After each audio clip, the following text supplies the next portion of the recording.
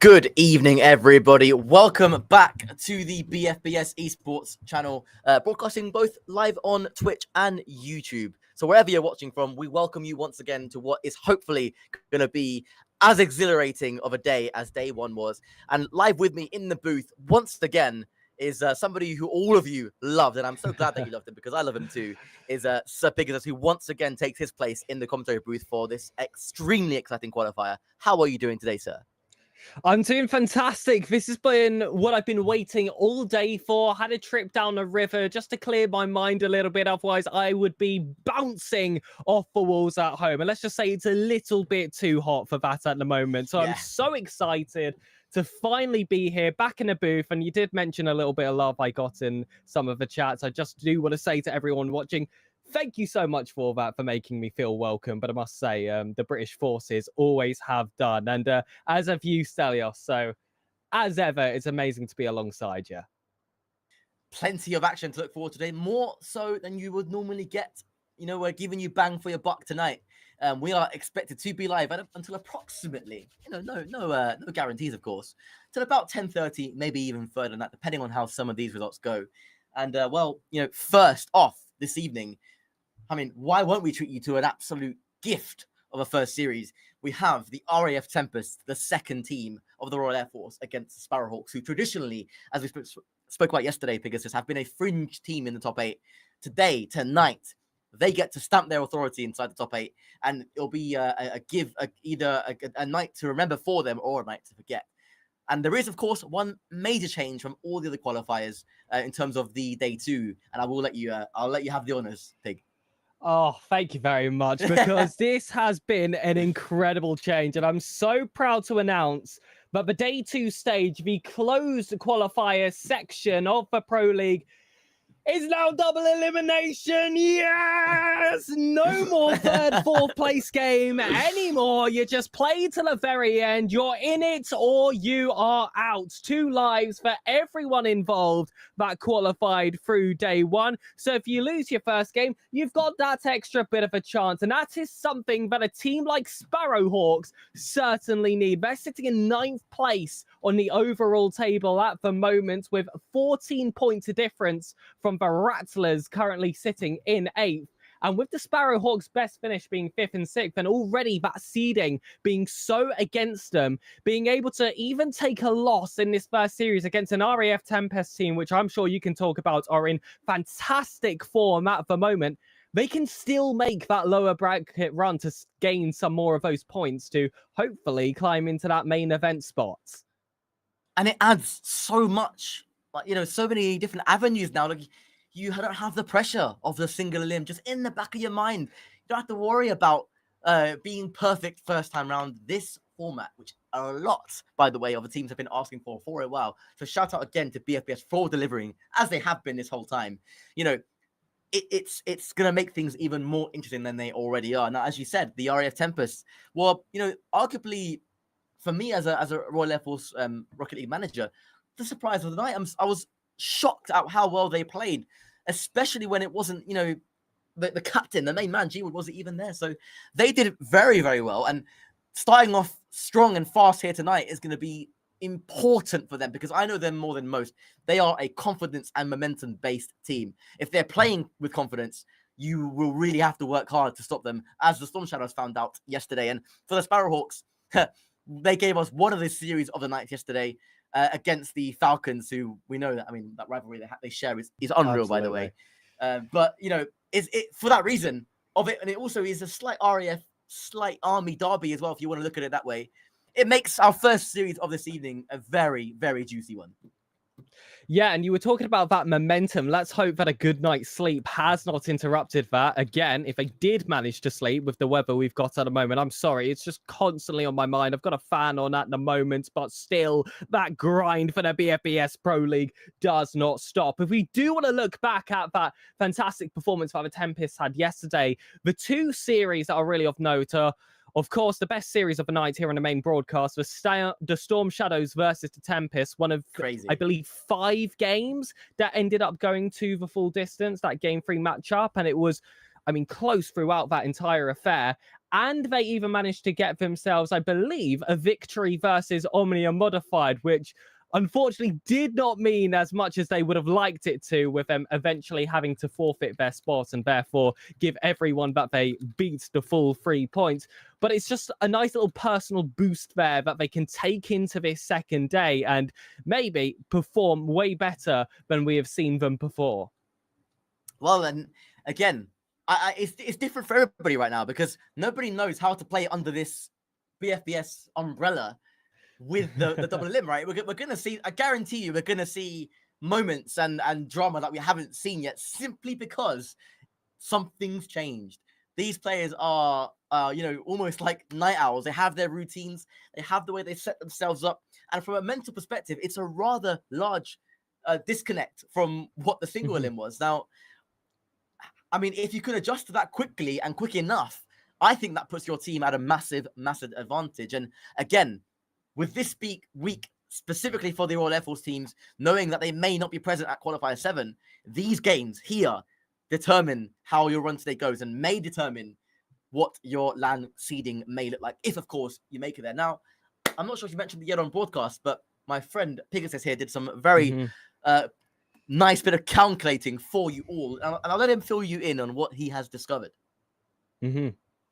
Well, like any good university mathematics student, I saw numbers, I had to get involved, got a bit lazy, and brought up, the old chat GPT. And it said that 59 points is what will guarantee an auto qualification by the 59. End of this qualifier. 59. Just a reminder, RAF Storm Shadows are currently on 48 points. Falcons are currently on 44 points, and they are the only teams that have qualified for this top 8 today that have the opportunity to guarantee themselves that LAN spot. For the Storm Shadows, it would just require an appearance in the grand finals. For the Falcons, it would have to be a victory in that grand finals. But it's a long road ahead. Storm Shadows, of course, being one of those focuses after such a close game versus the Tempest just yesterday before. And of course, Sparrowhawks and Falcons having all those games against each other as well. I'll be interested to see if they'll be backing some of those small rivalries or if they'll be looking to steal those higher seeds a little bit later. But ladies and gentlemen, the wait is finally over. A new format, a new day, and the 6th qualifier out of 8 ready to come close to an end. It's a rivalry across the 2 groups, arguably one within the army. Tempest versus Sparrowhawks. Here we go then. It's Pasta immediately up left-hand side, looking to cause some damage on the Tempest net. Asher with a nice half flip. Fezzy follows up. And immediately, it's all action in front of the Tempest net. Samez onto the backboard, well read by Fezzy, who gives Sparrowhawks time to breathe and push onto their counterparts on the opposite end of the pitch to start this evening off. It's going to be a good one. Absolutely, and you can see at the top of your screens many more blocks than we were seeing in those before. It is a best of 5 format, regular Rocket League here, and an opportunity to qualify yourself for the upper semi-finals. Asher wanting to open up the scoring there with that inside pass. Tokyo Tears does well for that clearance. Demo's coming across there onto Subi. Will help weaken some of those offenses against them, but Asher smart enough to recycle this one back. They manage to keep on the possession. And in this first minute, it has been all Tempest front-footed, but Sparrowhawks, we've seen them play like this before. So good at soaking up the pressure. It's the counter-attacks we're going to have to look out. Yeah, they are lethal on the counter-offensive, and they very nearly made the Tempest pay there. Even when they're the ones that got the demo on Padsta, they found themselves squared up against Fezzy up front. As Tokyo Tears, it's a bit of a miscommunication and early signs of nerves here for the Sparrowhawks, but they survived temporarily. That challenge from Subi was a good one. Asher onto the bar, pandemonium on the Sparrowhawks net, but they're going up the other end. Exactly the Merino style that we described yesterday. But the Tempest survived that particular scare. And ball back on over. Asher wants to send it right back onto Subi. That first touch doesn't land, so it's going to be a chase for that loose ball. However, no boost for Padsta. Is going to see that one concede out. There's someone looming on that back ball. It's Asher back to Samez. But the target is not discovered. Closing on 2 minutes to go in this first game. And we are yet to see that opening blow. Exactly the type of game you would expect to see in a knockout day. Cagey, just wary of each other, sparring almost like a boxing match in the first couple of rounds, where they're just dancing around each other, getting to know each other's quirks and little traits and what kind of tells they have. And so far, it's been both sides' core rotations and defense that have trumped them. And this is dangerous. Those passes are against his own post, and Tokyo Tears manages to scrape it by. That was a close one, and now here he goes up the other end. Limited boost, has to just let Sam try and bait him in, but Sam doesn't bite, and the subsequent touch fell to Subi, who tried to clear. Guards up, light jabs being made, but eventually someone's going to take that risk. Tokyo Tears wanted to get it over that back wall. There was no real options inside, and Subi had positioned well to catch it, but now he's going to be required at that back post, at intercept. I'm not sure if it was the right choice, but they were able to get away with it. Some of those double commits, those mistakes, are not how you want to concede your first goal of the series. It's a bit more well worked from Tempest, although Tokyo Tears, again, back to the corner. This is a little bit of deja vu playing in the back of my head. Subi leaves that one for Sam. Fezzi with limited boost will just beat Asher to it. It's good play by Fezzi. The more damage you can do with limited boost, the better chance your teams are going to have to make space. If you can commit the guy with no boost and he does something positive, well, it just opens up space for your team who should have boost to make a play. But Sammers all of a sudden has an open net, and it was Subi with the assist. I'm not quite sure how that actually worked out. Let's have a look. It was Fezzi and Padster combining and double committing, and just like that, big assist. We say it time and time again, one lapse in concentration, and you pay the price. Rotation is a heartbeat, and if you stray away, you're going to have a heart attack. That's exactly what we saw there. Tokyo Tears going wide for that big boost and not communicating it well with his teammates. That's why you saw that overextension and that completely open space in the center. Like I said before, not how you want to concede your first, but this is certainly recoverable. And I'm talking within the next 60 seconds. OT is still very much an idea. Fezzi wants to make it happen. The main man gets that double tap off the ground. Bottom right faked, bottom left was that real target. The Tempest do draw blood, and both teams now well warmed up into the series. Yeah, I think Asher was expecting that one to roll high, and he prepared with the squishy save, but it just had a flat bounce off the wall. And Fezzi, to his credit, read it so well. Was on it like a flash, and it meant he had an open net to step home into. And Sparrowhawks showing their might, showing their strength, flexing their muscles for the first time this evening. They've shown that they can be a threat, out of nowhere. And sure, the Tempest goal came out of nowhere as well. It might be that kind of first game. And the first game in a best of 5, sure, it won't win you the series, but it certainly sets you down the correct path. Asher with some important defending there. Subi will rise high to see that one past Tokyo Tears as we enter the final 30 seconds, and it is still anybody's game. It's too tough to call when that final goal will happen, but surely it's one more left on those cards. Asher challenged there by Padster. That will drop dangerously into that midfield. You've got to make a few quick decisions. They found that little pocket of space just to go for that overlapping run.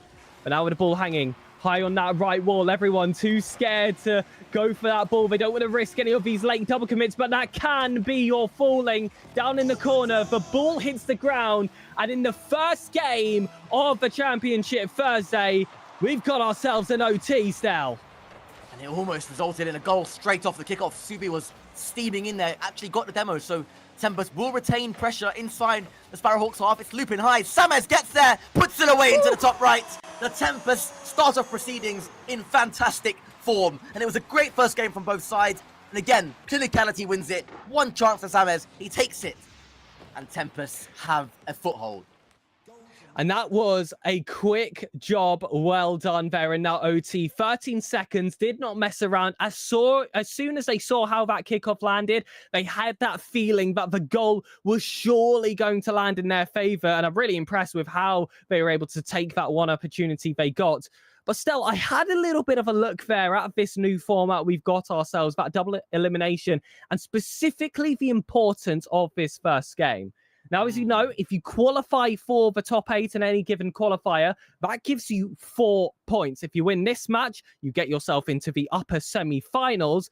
that immediately doubles your points from this day 2. The absolute minimum you can get after winning your first round of the day is going 8 in that, we'll call it the lowest finals kind of spot. So it's a fantastic position for them to find themselves in, but with a best of 5, it's not like yesterday. The job certainly nowhere near close to done yet.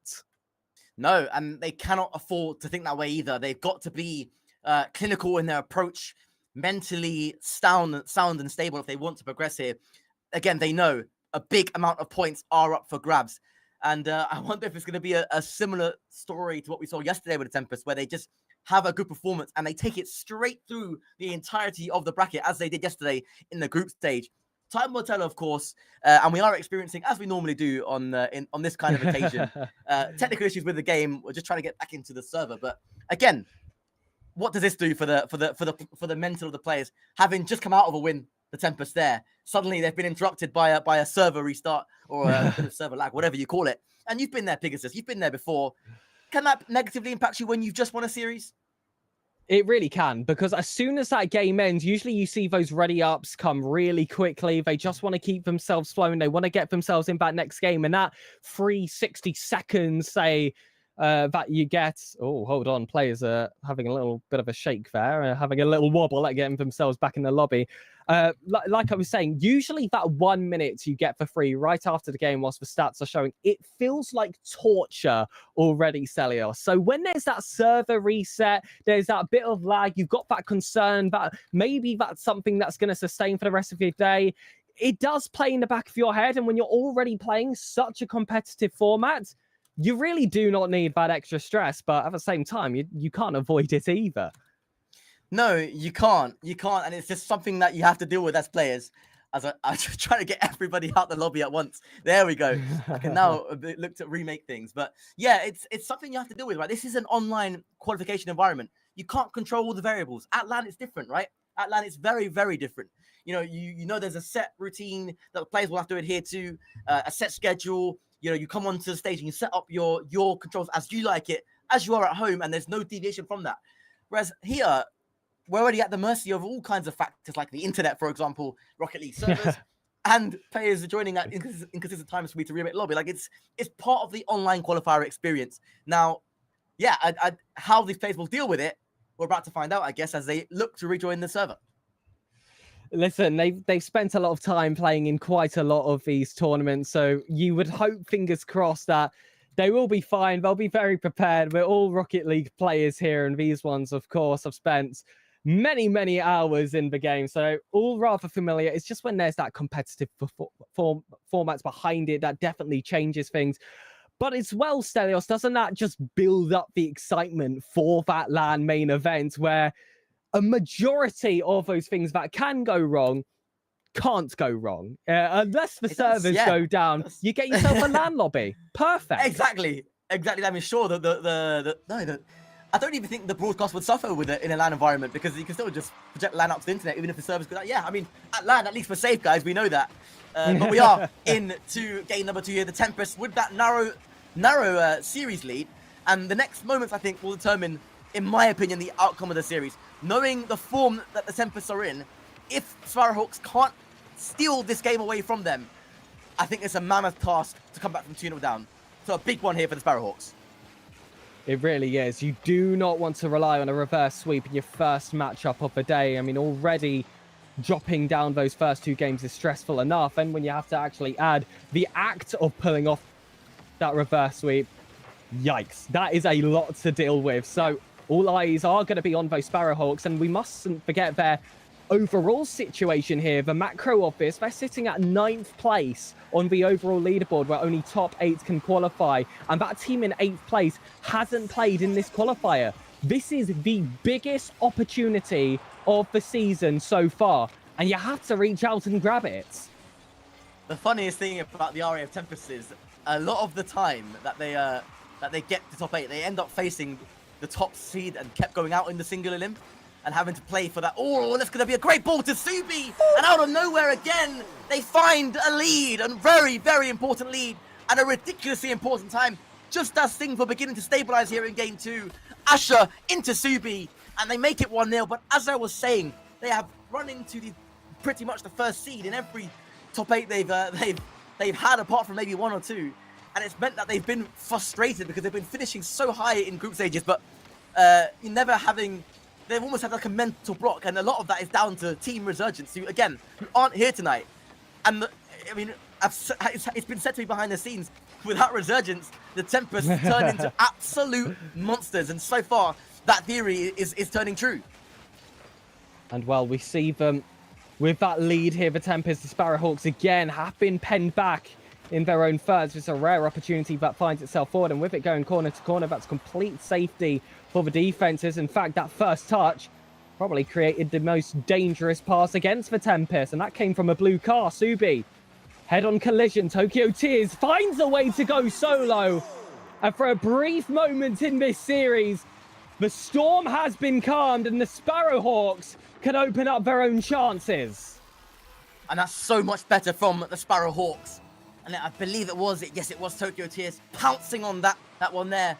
The touch initially that ricocheted off the Subi's car, sealing and down. Those are so hard to defend against. But if you're on the attacking end of those, you're just gonna throw yourself at it and just kumbaya, as you said quite rightly yesterday, Pegasus. And that's exactly what Tokyo Tears did. And he beat Asher to it, and it meant Sparrowhawks were able to level. And again now, we're just creeping over the halfway mark. More important moments ahead. That's a nice clear by Tokyo Tears.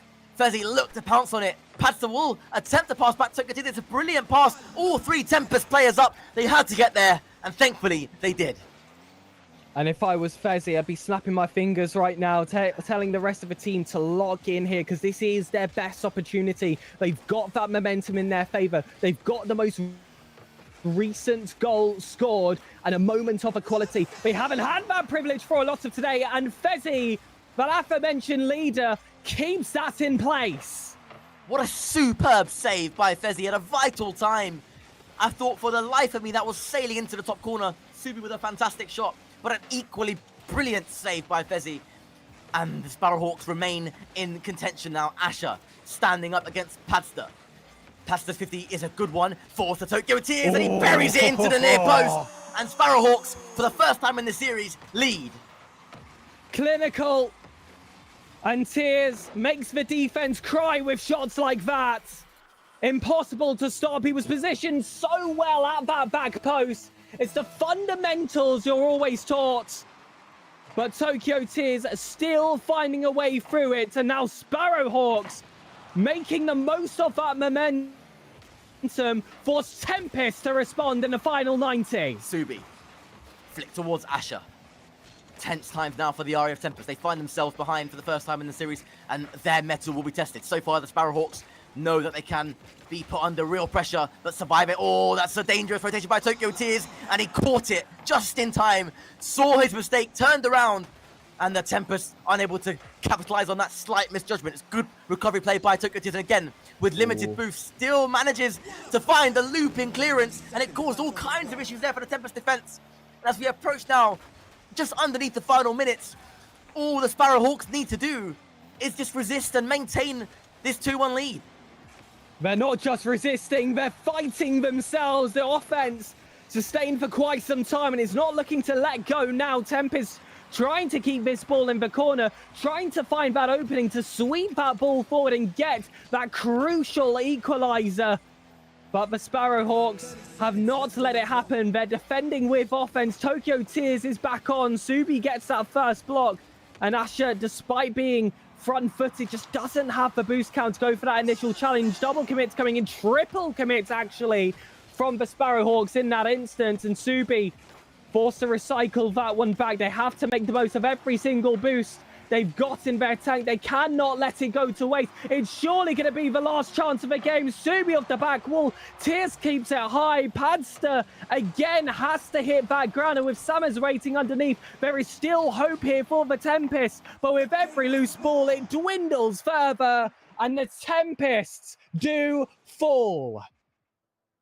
Beautifully done by the Sparrowhawks. They really, really bided their time. They could have easily let that one go and have a mental defeat once the Tempest went 1-0 up, and they didn't. They stayed firm. They stayed relaxed and controlled, composed, all the buzzwords you can think of.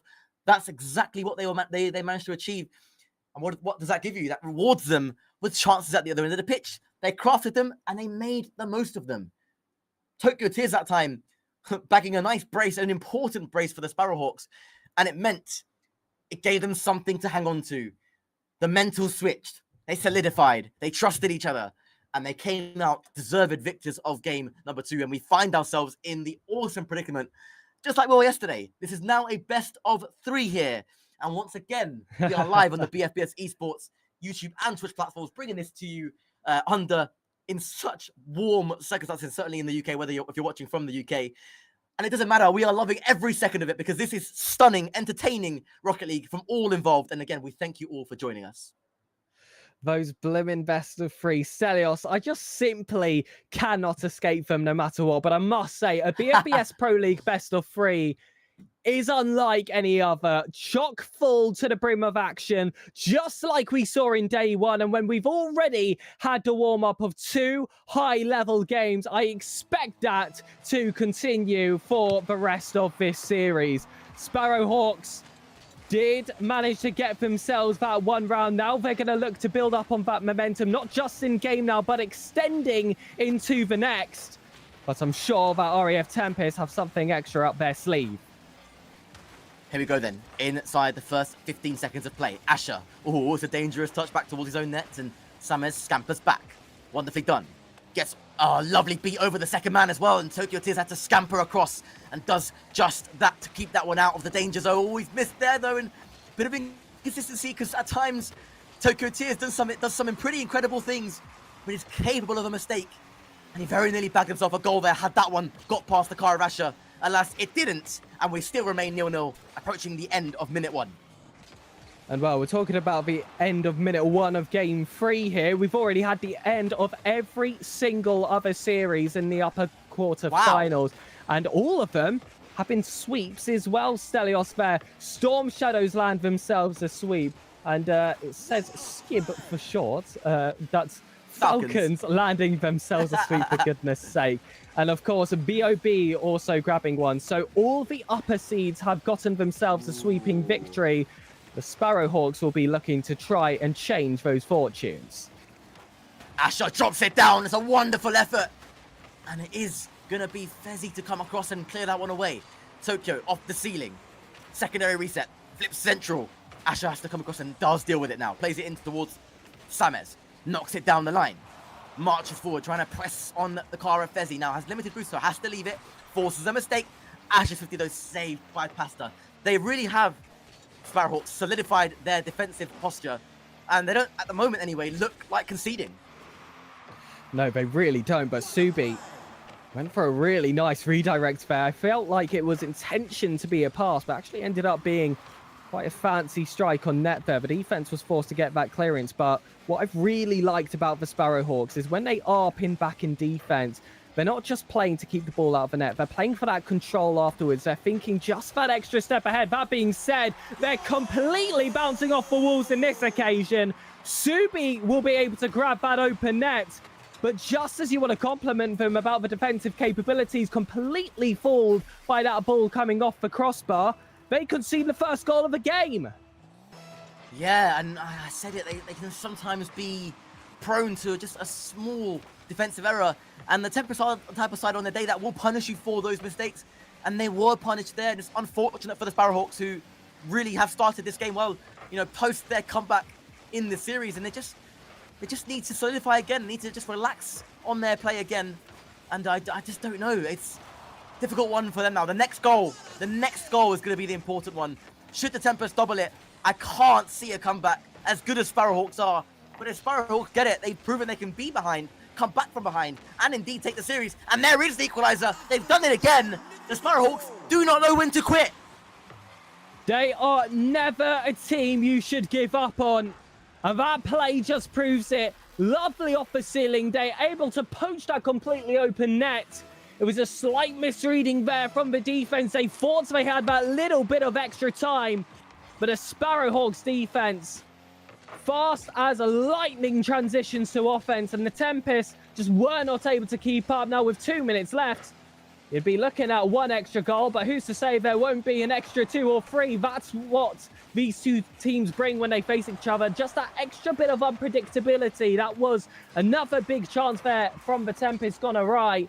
And Sparrowhawks had to put in that extra bit of effort to find it back forward. 0 Boostfo, 0 problems. They do have that space in the final third, but some ping-pong Rocket Leaguers, Tempest and Sparrowhawks, just having to boom it back and forth for the time being.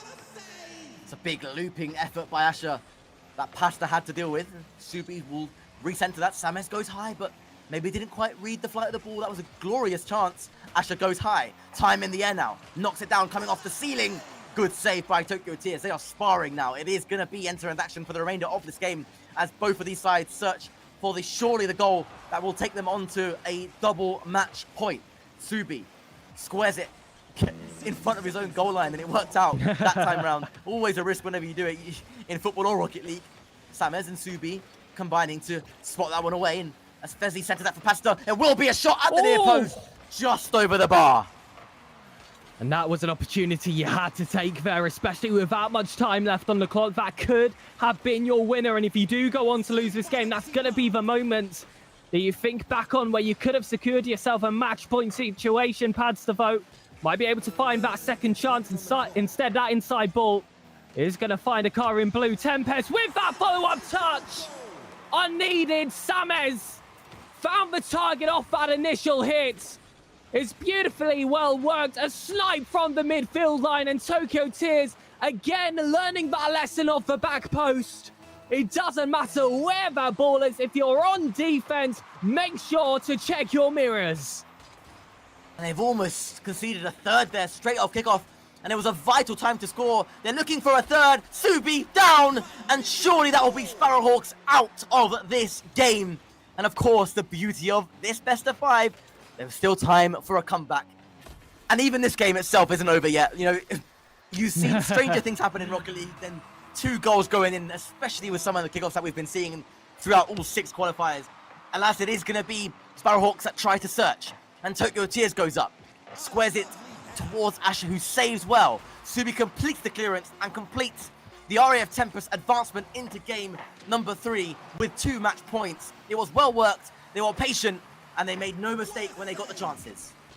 But I like, with 15 seconds left there and a kickoff being played, that Stelios, I'm sure with Danny being your co-caster for most of the Pro League, you're used to being the optimist in the booth. I must say, I was more in his role there. I didn't see it happening, and only because goals are so hard to come by in this fashion of series.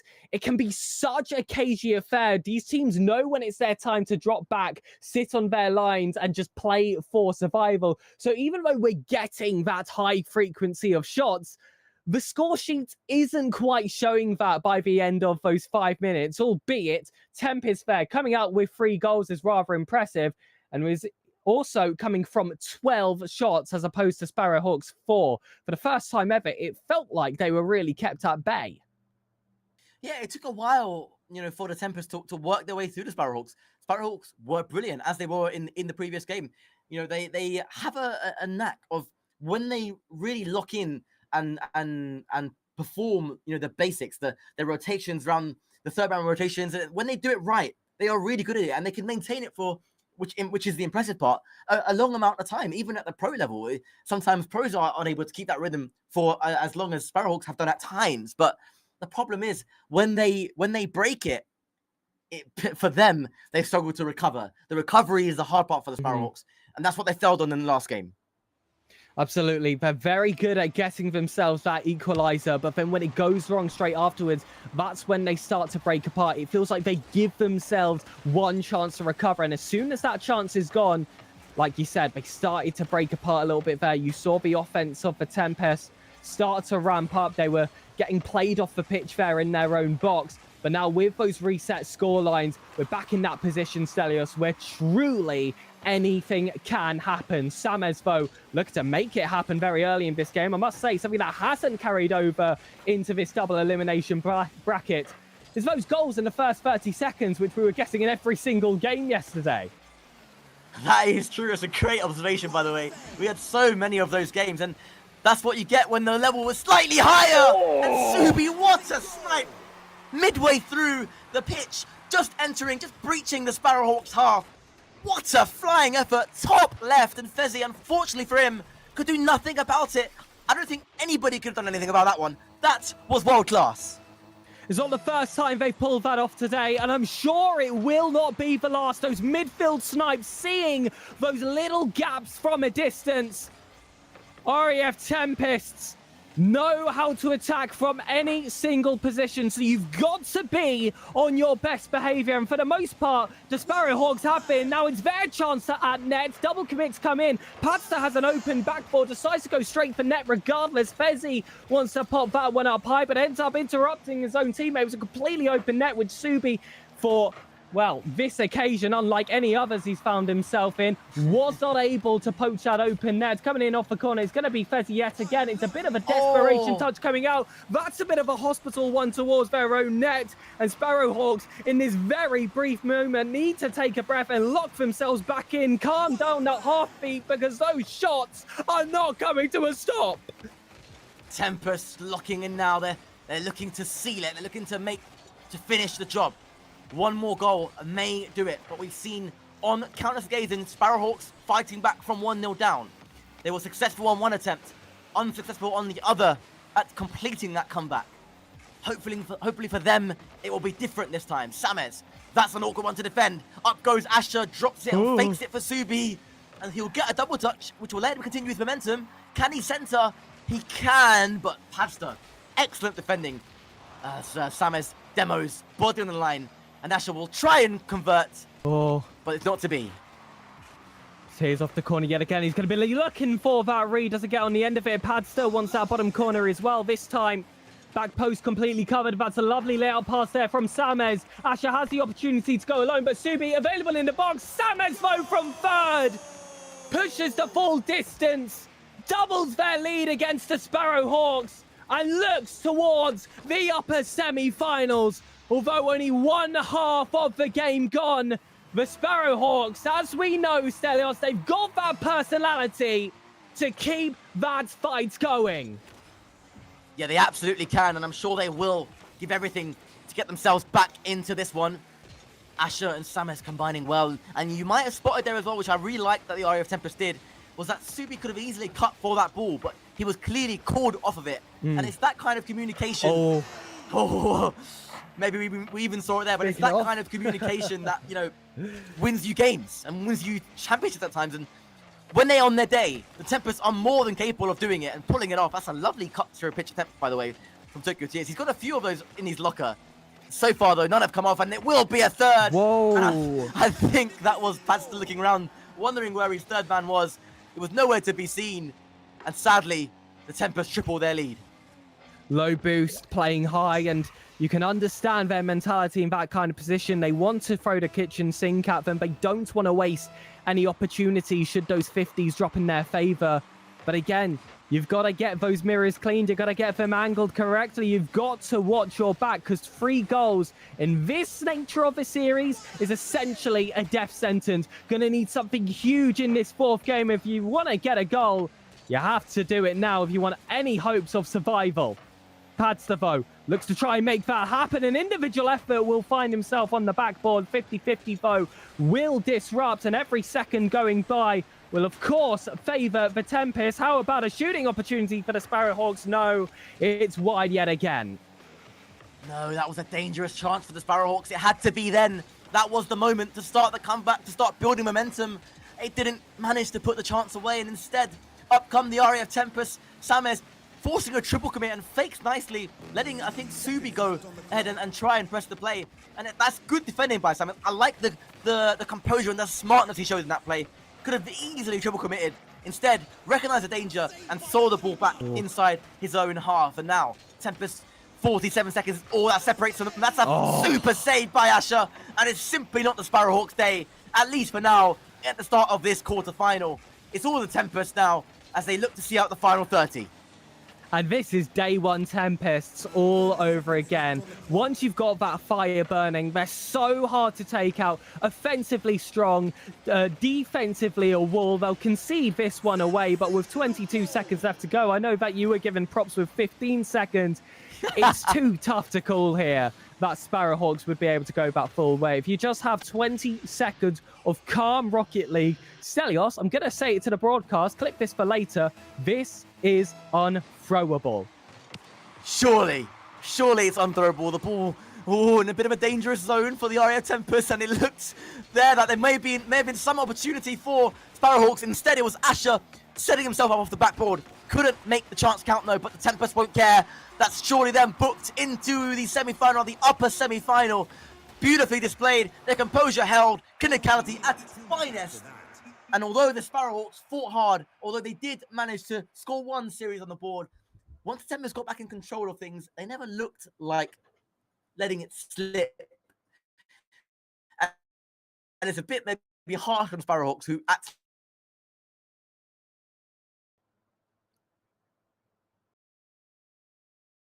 and Stelios has turned off all the lights, but the lights haven't gone out for the Sparrowhawks. They do have a lower bracket to keep themselves going. This is a double elimination. If it was single elim, Stel, we'd be saying 4 points go home by this point, but now they've got that second opportunity, and they will be playing against another RAF roster. So one will be guaranteed to drop in that lower stage.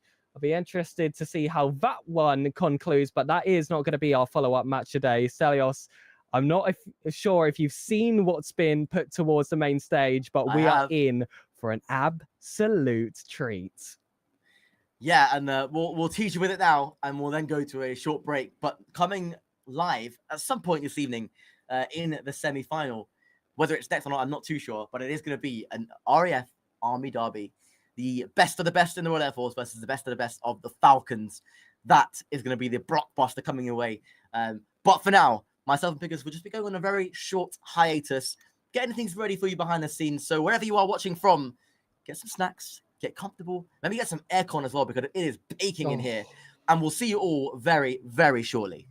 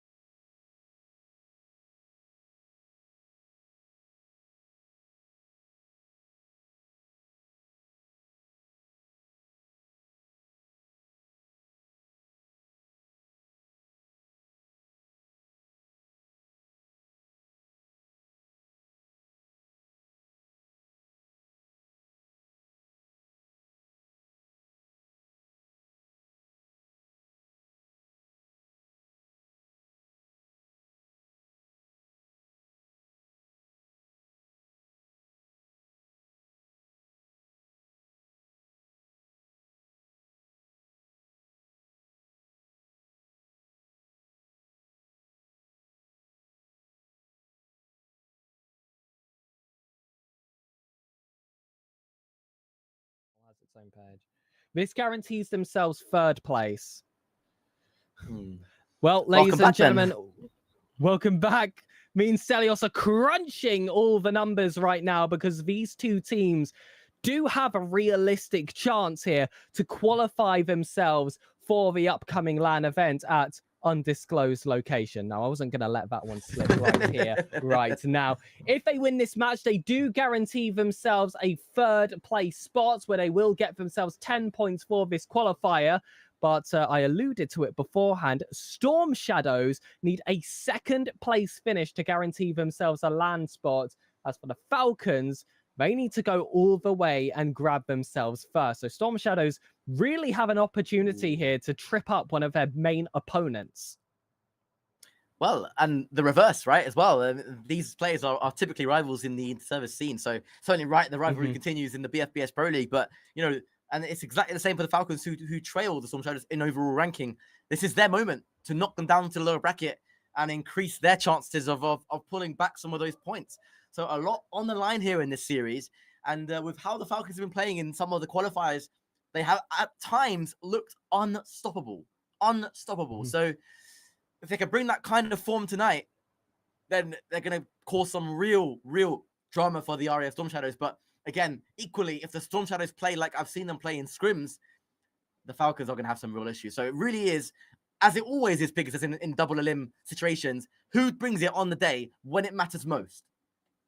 This feels like one of those matches that could repeat itself in the grand finals. It's the two top seeded teams that entered this qualifier, and it's the second and the third in overall standings. That first seed Resurgence, of course, are not actually active in this qualifier. However, what else is quite interesting here, Stel, is Storm Shadows. With that opening sweep they were able to land themselves, they get themselves on 56 points, equal with Resurgence. So they are technically sharing that top spot now, and Falcons really do have a team to beat here.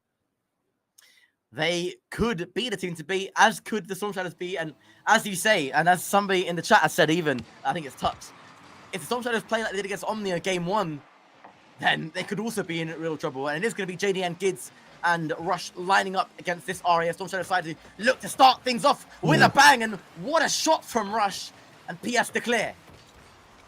Well, that's a way to get us straight into the action. Already seeing those chances fly themselves forward. P gonna have to try and hold down the fort in that halfway point. MB sends it right over, and these are two very attacking teams when the position finds itself in their favor. So it's gonna be plenty of action. We're gonna have to have some moments to catch our breath as well, Stelios, I'm sure, throughout this best of 5. First goal goes in, and it's just shy of that 40-second mark. Discovery Rush opens it up for Falcons. And it's all the work of JDN down the left-hand side. Beautiful double tap. Squares it for Rush, and he makes no mistake from there. And he certainly won't. I mean, it was so well worked. It was on a plate for him, and the Falcons starting strongly, as they always seem to do. Envy coming off the ceiling, goes underneath one, almost gets the bump on Rush. Rush avoiding and getting the clear now. Cedric rises. Can he get a shot on there? He can. It's off the post. Envy flies in, and we're all square here again. And this is exactly what I said before. High attacking, potentially high scoring, and already we reap those rewards in the first minute. Falcons and RAF Storm Shadows, they have broken the bottle on the boat, and we can see this series truly set sail from this point. And what a voyage it is hyped up to be. They're just getting started here. These players know each other so well. This game will mean so much to both sets of players and communities. P flicks it goalwards. Rush has to get there, and he does. Envy's quick enough to not let the ball sail past him. Gids.exe, a lovely fake on Cedric. He bought that one. P's touch will just loop it home, and it is a double commit where there shouldn't have been. For the Falcons there, they had a lot more time than they thought, and as a result, there's a chance for the Storm Shadows, but Rush able to intervene at the nick of time.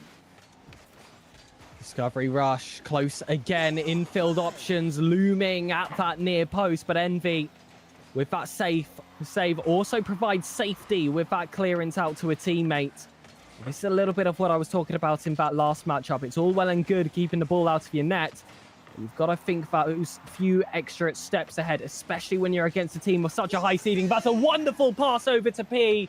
And the top right corner was waiting to be stamped there. Blocked off by JDN yet again on that follow-up opportunity. But Pierce will have his second chance. The crossbar will be the one to deny. All 4 defenders of Falcons getting themselves involved. The Storm Shadows brutally wait back. Yeah, they fought back well, and it was all Storm Shadow's pressure in that final minute. But I have to credit the Falcons. They resisted, and they found boosts. They found ways out in defense, and that's beautifully done by them. That could have easily resulted in a couple of goals, but they held their nerve importantly, and the scoreline at the top of your screens remains 1-1. And Rush now will have a chance, a shot at goal, and Cedric tips it wide to where his teammate Envy was waiting now, who has time. And this man with time spells danger, commits skids. It's a great centre, but nobody there for the Storm Shadows. P got demoed, and the Falcons survive. Oh, hold on a minute. That one finds the back of the net. And in a moment where you thought it was safe to blink, you open your eyes and feel that explosion behind your neck. The second goal comes in here.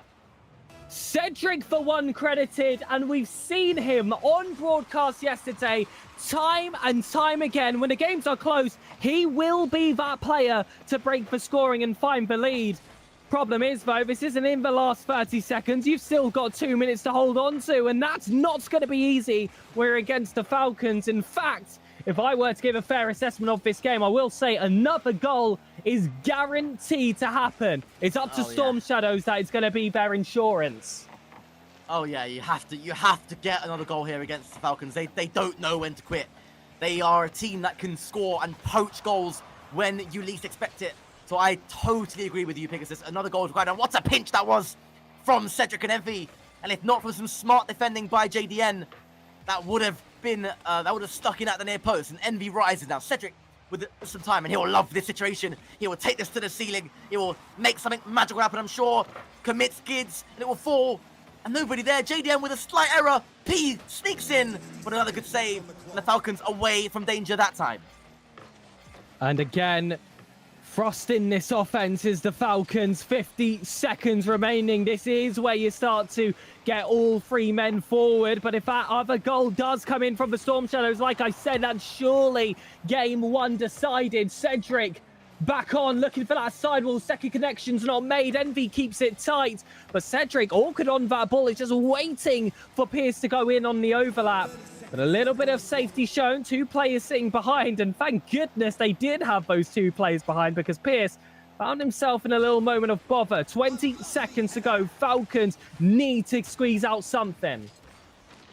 It's a bit of a miss, and Cedric gets the bum, and it will free with an open net, and he goes high and wide.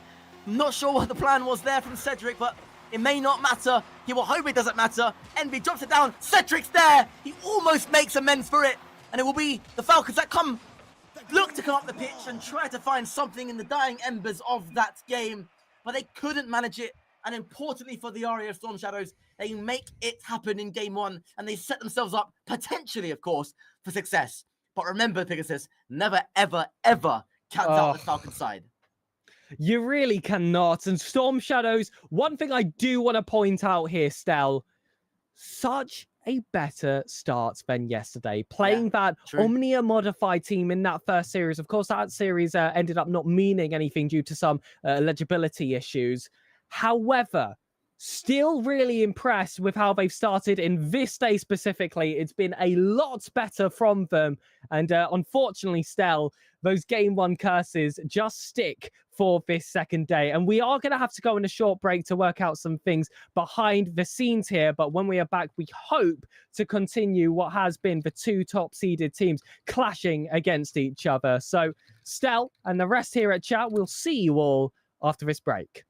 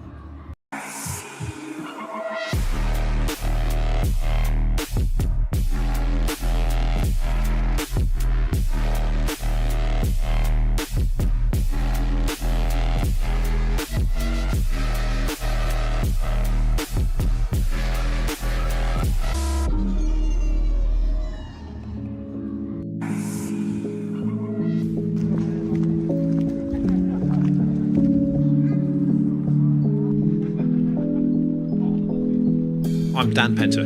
My name is Mark Langton. I'm Peter. My name is Staff Sergeant Richie Rees.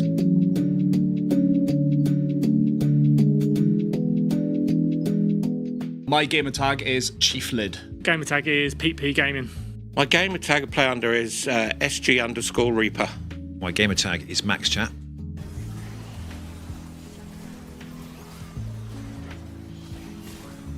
I think the thing I'm looking forward to most as part of the UVG is actually meeting new people. There's a lot of veterans out there who haven't been connected to gaming.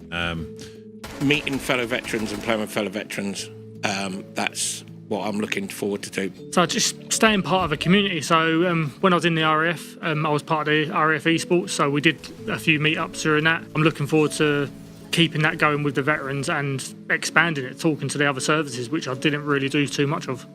We've started with a core of about 60 people that some of us knew, and as it grows every week, new people turn up, and I love meeting new people and getting to know them and gaming with them. The thing with veterans is we understand each other. I'm looking forward to being part of the UVG because for me, as a still serving in the British Army at the moment, is setting that stepping stone for individuals who do eventually leave the services. And looking forward to what UVG can offer them as a gamer, if they are a gamer, or even if they're not a gamer. It's just the community that is offered to them from UVG, where, you know, as a serving soldier who, you know, taking that transition into civilian street is quite hard. So for them, having that community where you got ex-servicemen, ex-service women, for them, they can then look at those communities, and it'll be the only tri-service esports league for the armed forces, featuring Rocket League. The league is open to the whole armed forces community, including their families, civilian staff, and cadets. Compete against players of all abilities and play to win a share of the £15,000 prize pool. Sign up now to BFBS Pro League. See you in the arena.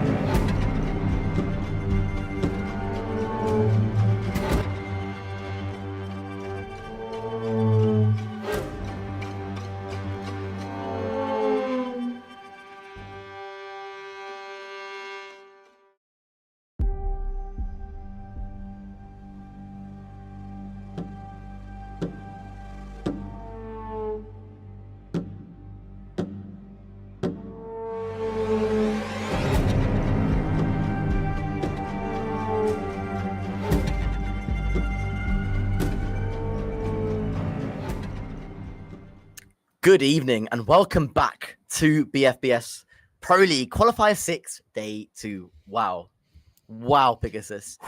The drama, the theatre of this league continues to deliver.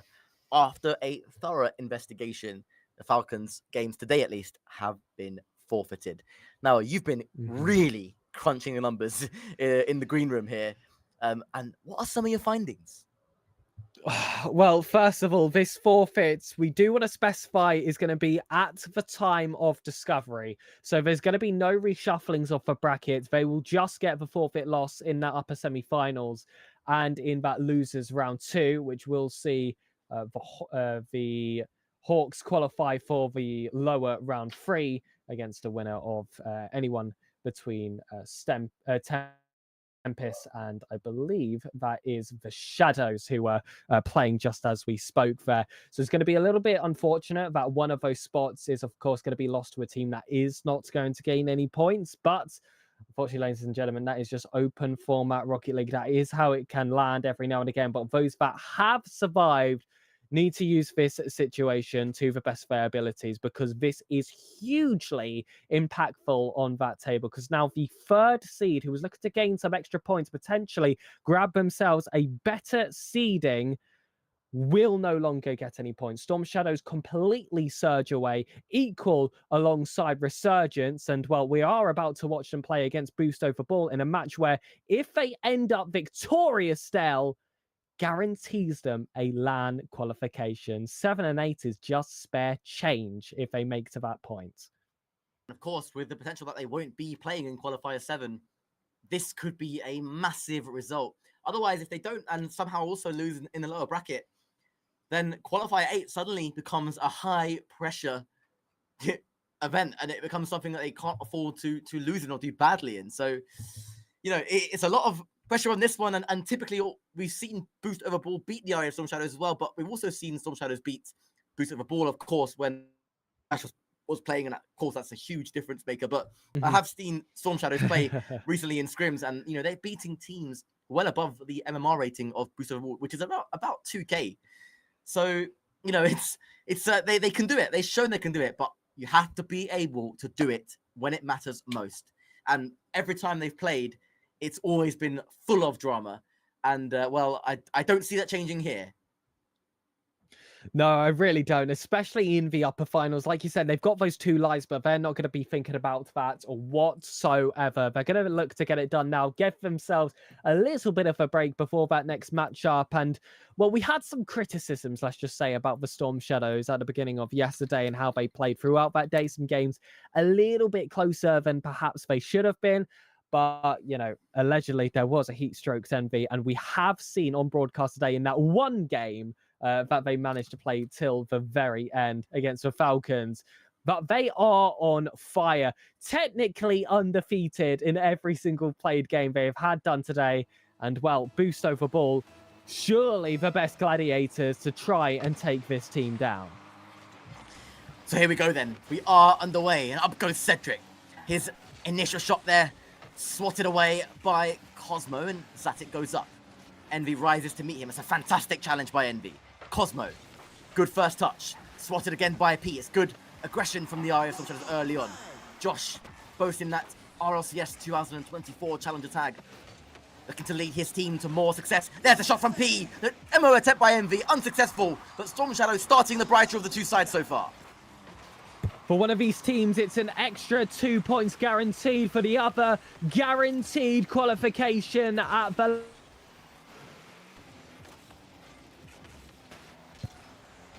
We may be having a few issues for Pegasus here. We'll be back as soon as he possibly can. I'll guide you through the next few moments. And Envy bags the opening goal for the RAF Storm Shadows.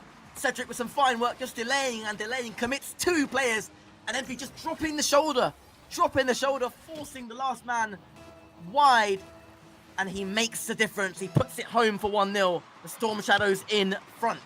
And we're off and running again.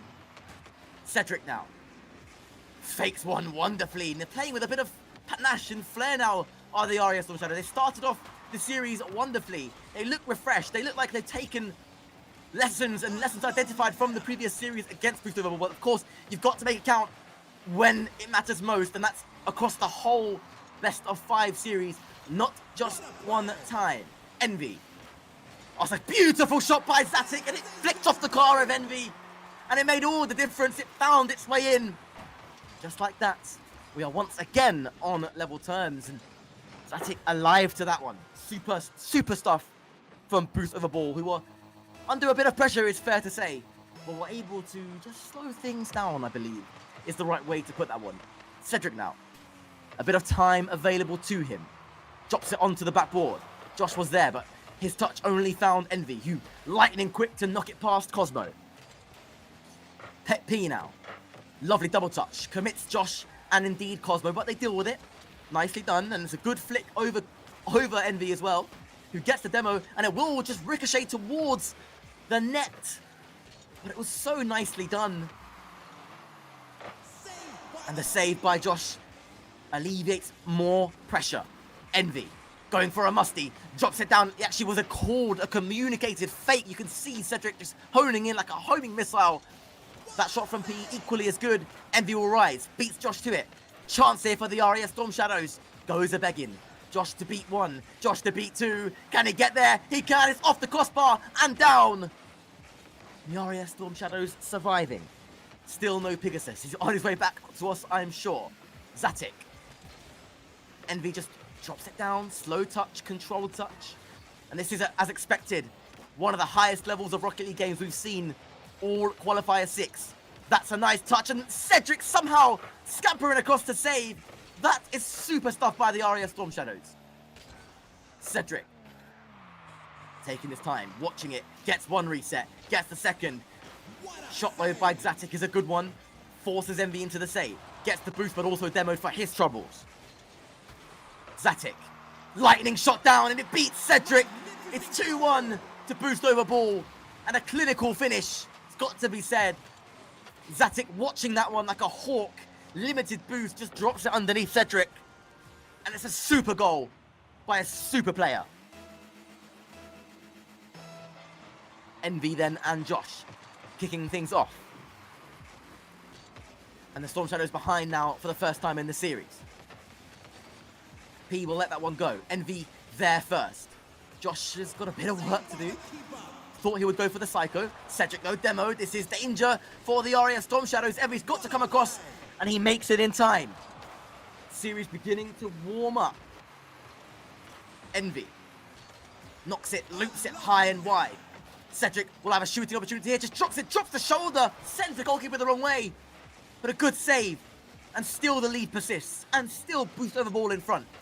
Zatic with a flick. Cedric, double touch. And the 50 as well. P will rise for this. Envy looking to center that one. Cedric will rise again. Zatic searching for the demo. It drops horrendously under the Storm Shadows crossbar, but they survive. That is super defending. Zatic, good first touch. Gets the reset. Couldn't quite land it. Envy, it will be an open net. Can they convert? Josh somehow saving, and P couldn't convert. And just like that, they're at the other end. Zatic with a flick, and Envy with a save. It's defense after defensive sequence. What a first game. And what a treat this is turning out to be. Zatic going 1-on-1 with Envy. Josh, P will get there first. Cedric now. Cosmo with the interception, and he will go up the left-hand side wall and just buy his team time. That's all they need to do now to see this one through. Envy, bit of a miss. Zatic's touch is a good one, and P has to just clear it as best as he can. Cedric flies in, but Cosmo was there, and with 15 seconds to play, surely it will be Boost Over Ball taking the lead here in the upper final. Remember, this is for a place in the grand final, so a lot at stake. And Boost Over Ball doing enough there to make things happen. P now kicking us off alongside Cosmo, and it will be the final couple of plays of this game. Surely this is an unthrowable lead, as the great Sir Pegasus once said. Cedric will be the one to drop it. It will be Boost Over Ball to take the 1-0 lead. And I've got to say, They did play very, very well, and it looked as if there was a moment. I mean, to be fair, I thought the Storm Shadows had a lot of pressure in that first half of the game, especially. But once Boost Overball were able to get themselves back in and recontrol things and find that all-important second goal, they were able to defend it for a large period of time before eventually the Storm Shadows came through and applied as much pressure as they could, and they turned it round, and to their advantage did Boost Overball, finding the all-important third goal after a series of goal line clearances. The Storm Shadows really pressed hard. They couldn't make that pressure count, and that is what you have to do. You have to make pressure count. If you can't, you're going to get punished. We've said it on many occasions on this broadcast, and the Storm Shadows fell victim to it there. And as we get things going for game number 2 then. Pearson Zatic kicking us off. Cedric will have a free backboard here. Lands it as well. But Josh positioned correctly. And they're pressing now for the opening goal. Envy was there. Limited boost, but just manages to get enough to put off the attacker. I think it was Cosmo that time. Up goes Cedric. Fakes, and the rest of the Storm Shadows plays a little bit too behind here. P fakes that one down. Cedric will come across and look for P. Josh. Central. Zatic flicks high. This will be danger here for the RAF Storm Shadows. If they can't clear this one away, it's a good first touch. Capitalized on by Cosmo. And Boost Overball. Right place, right time. Composure at its peak by Cosmo. And he makes it count.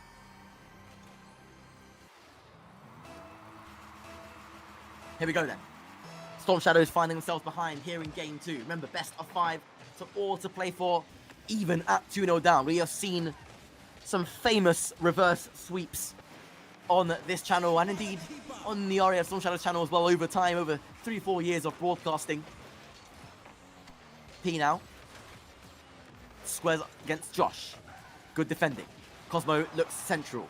Josh able to clear out Cedric, and Cosmo just keeping possession now nicely for Boost Overball in their own corner where they've got full control of what happens. It's smart play. P.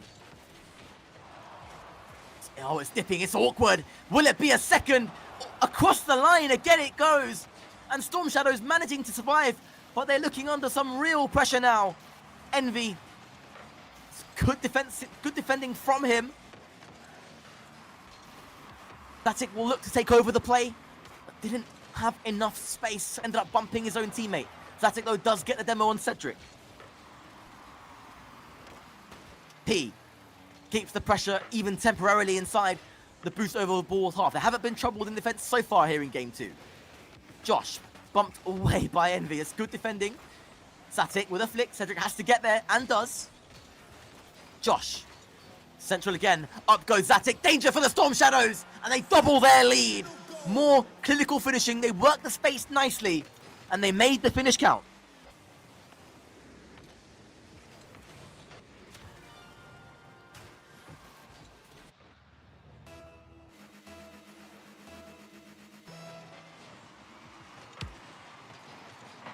Cedric.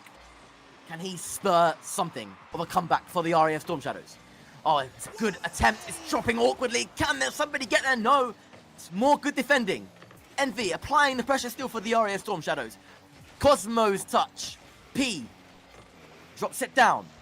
Storm Shadows just unable to really get a foothold back into this game. And I do believe that we are welcoming the legend of Sophixius back into the commentary booth with me. And you haven't missed much, only a clinical display from Boost Overball, who continue to press forward to their route to the grand final. Tap, is this thing on, ladies and gentlemen? It's an absolute pleasure to be back with the action. And of course, hearing Stelios's wonderful voice. And it looks like a 2-0 lead here for Boost Overball. I thought the Storm Shadows were supposed to be the favourites, the former champions, but their one weakness faces them yet again. Stelios, what is it about this team that the Storm Shadows consistently cannot handle? One little opportunity to draw blood there, and still they couldn't take it. Well, it was a dramatic first encounter between these two sides in game 1. Storm Shadows were in the lead, and they looked convincing for a large period of time. But as soon as Boost Overball got those 2 goals to go in front, the series changed, and they looked convincing and didn't look like conceding anymore. And they've continued that game and that form boost over ball into this second game. That's a nice shot from Cedric. Cosmo does still get there. And they've been a rock. And I think the defense, the ruthlessness of the boost over ball defense has been the difference so far. And Storm Shadow's defense has been also excellent, but they've made a couple of mistakes and they've been punished. Whereas so far, there's been no hole since that first goal in game 1 in the defense of boost over ball. They've been a rock solid wall.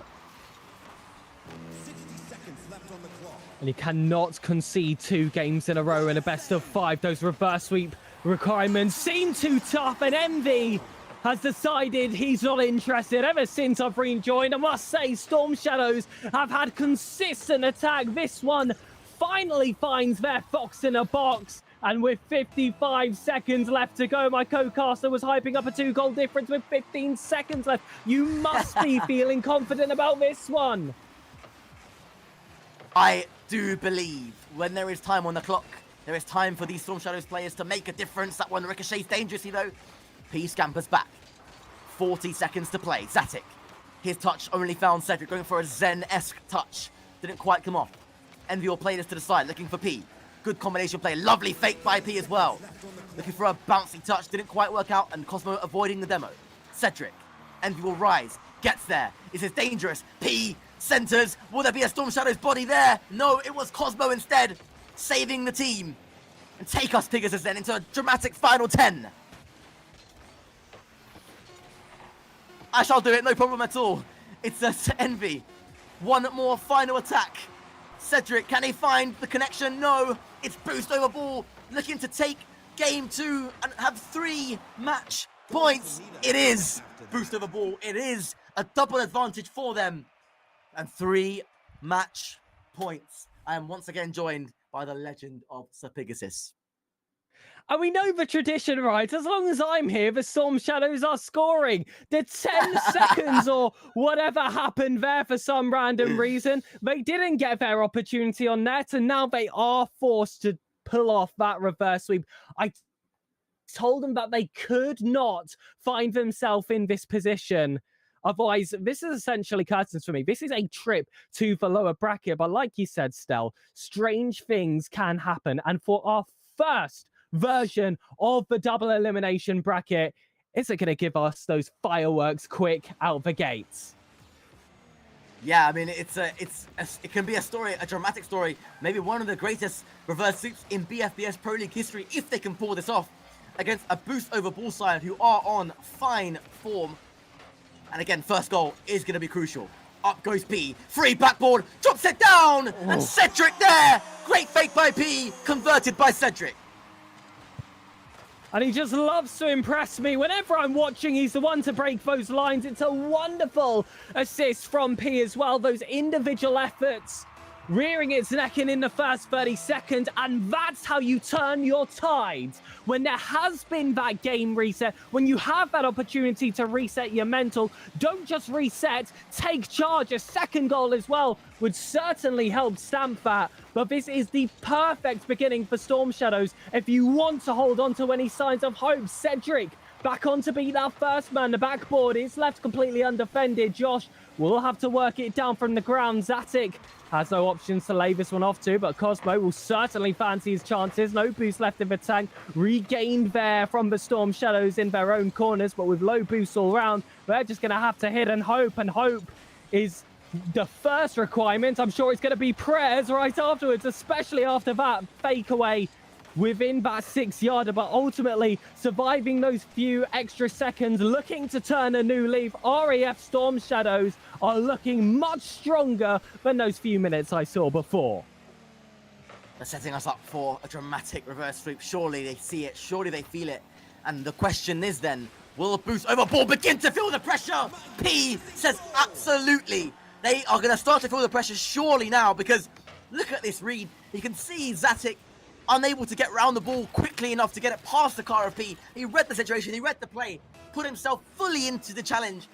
And sometimes you get that luck, you get that little bounce that you need. And he made the luck there. Fantastic from P.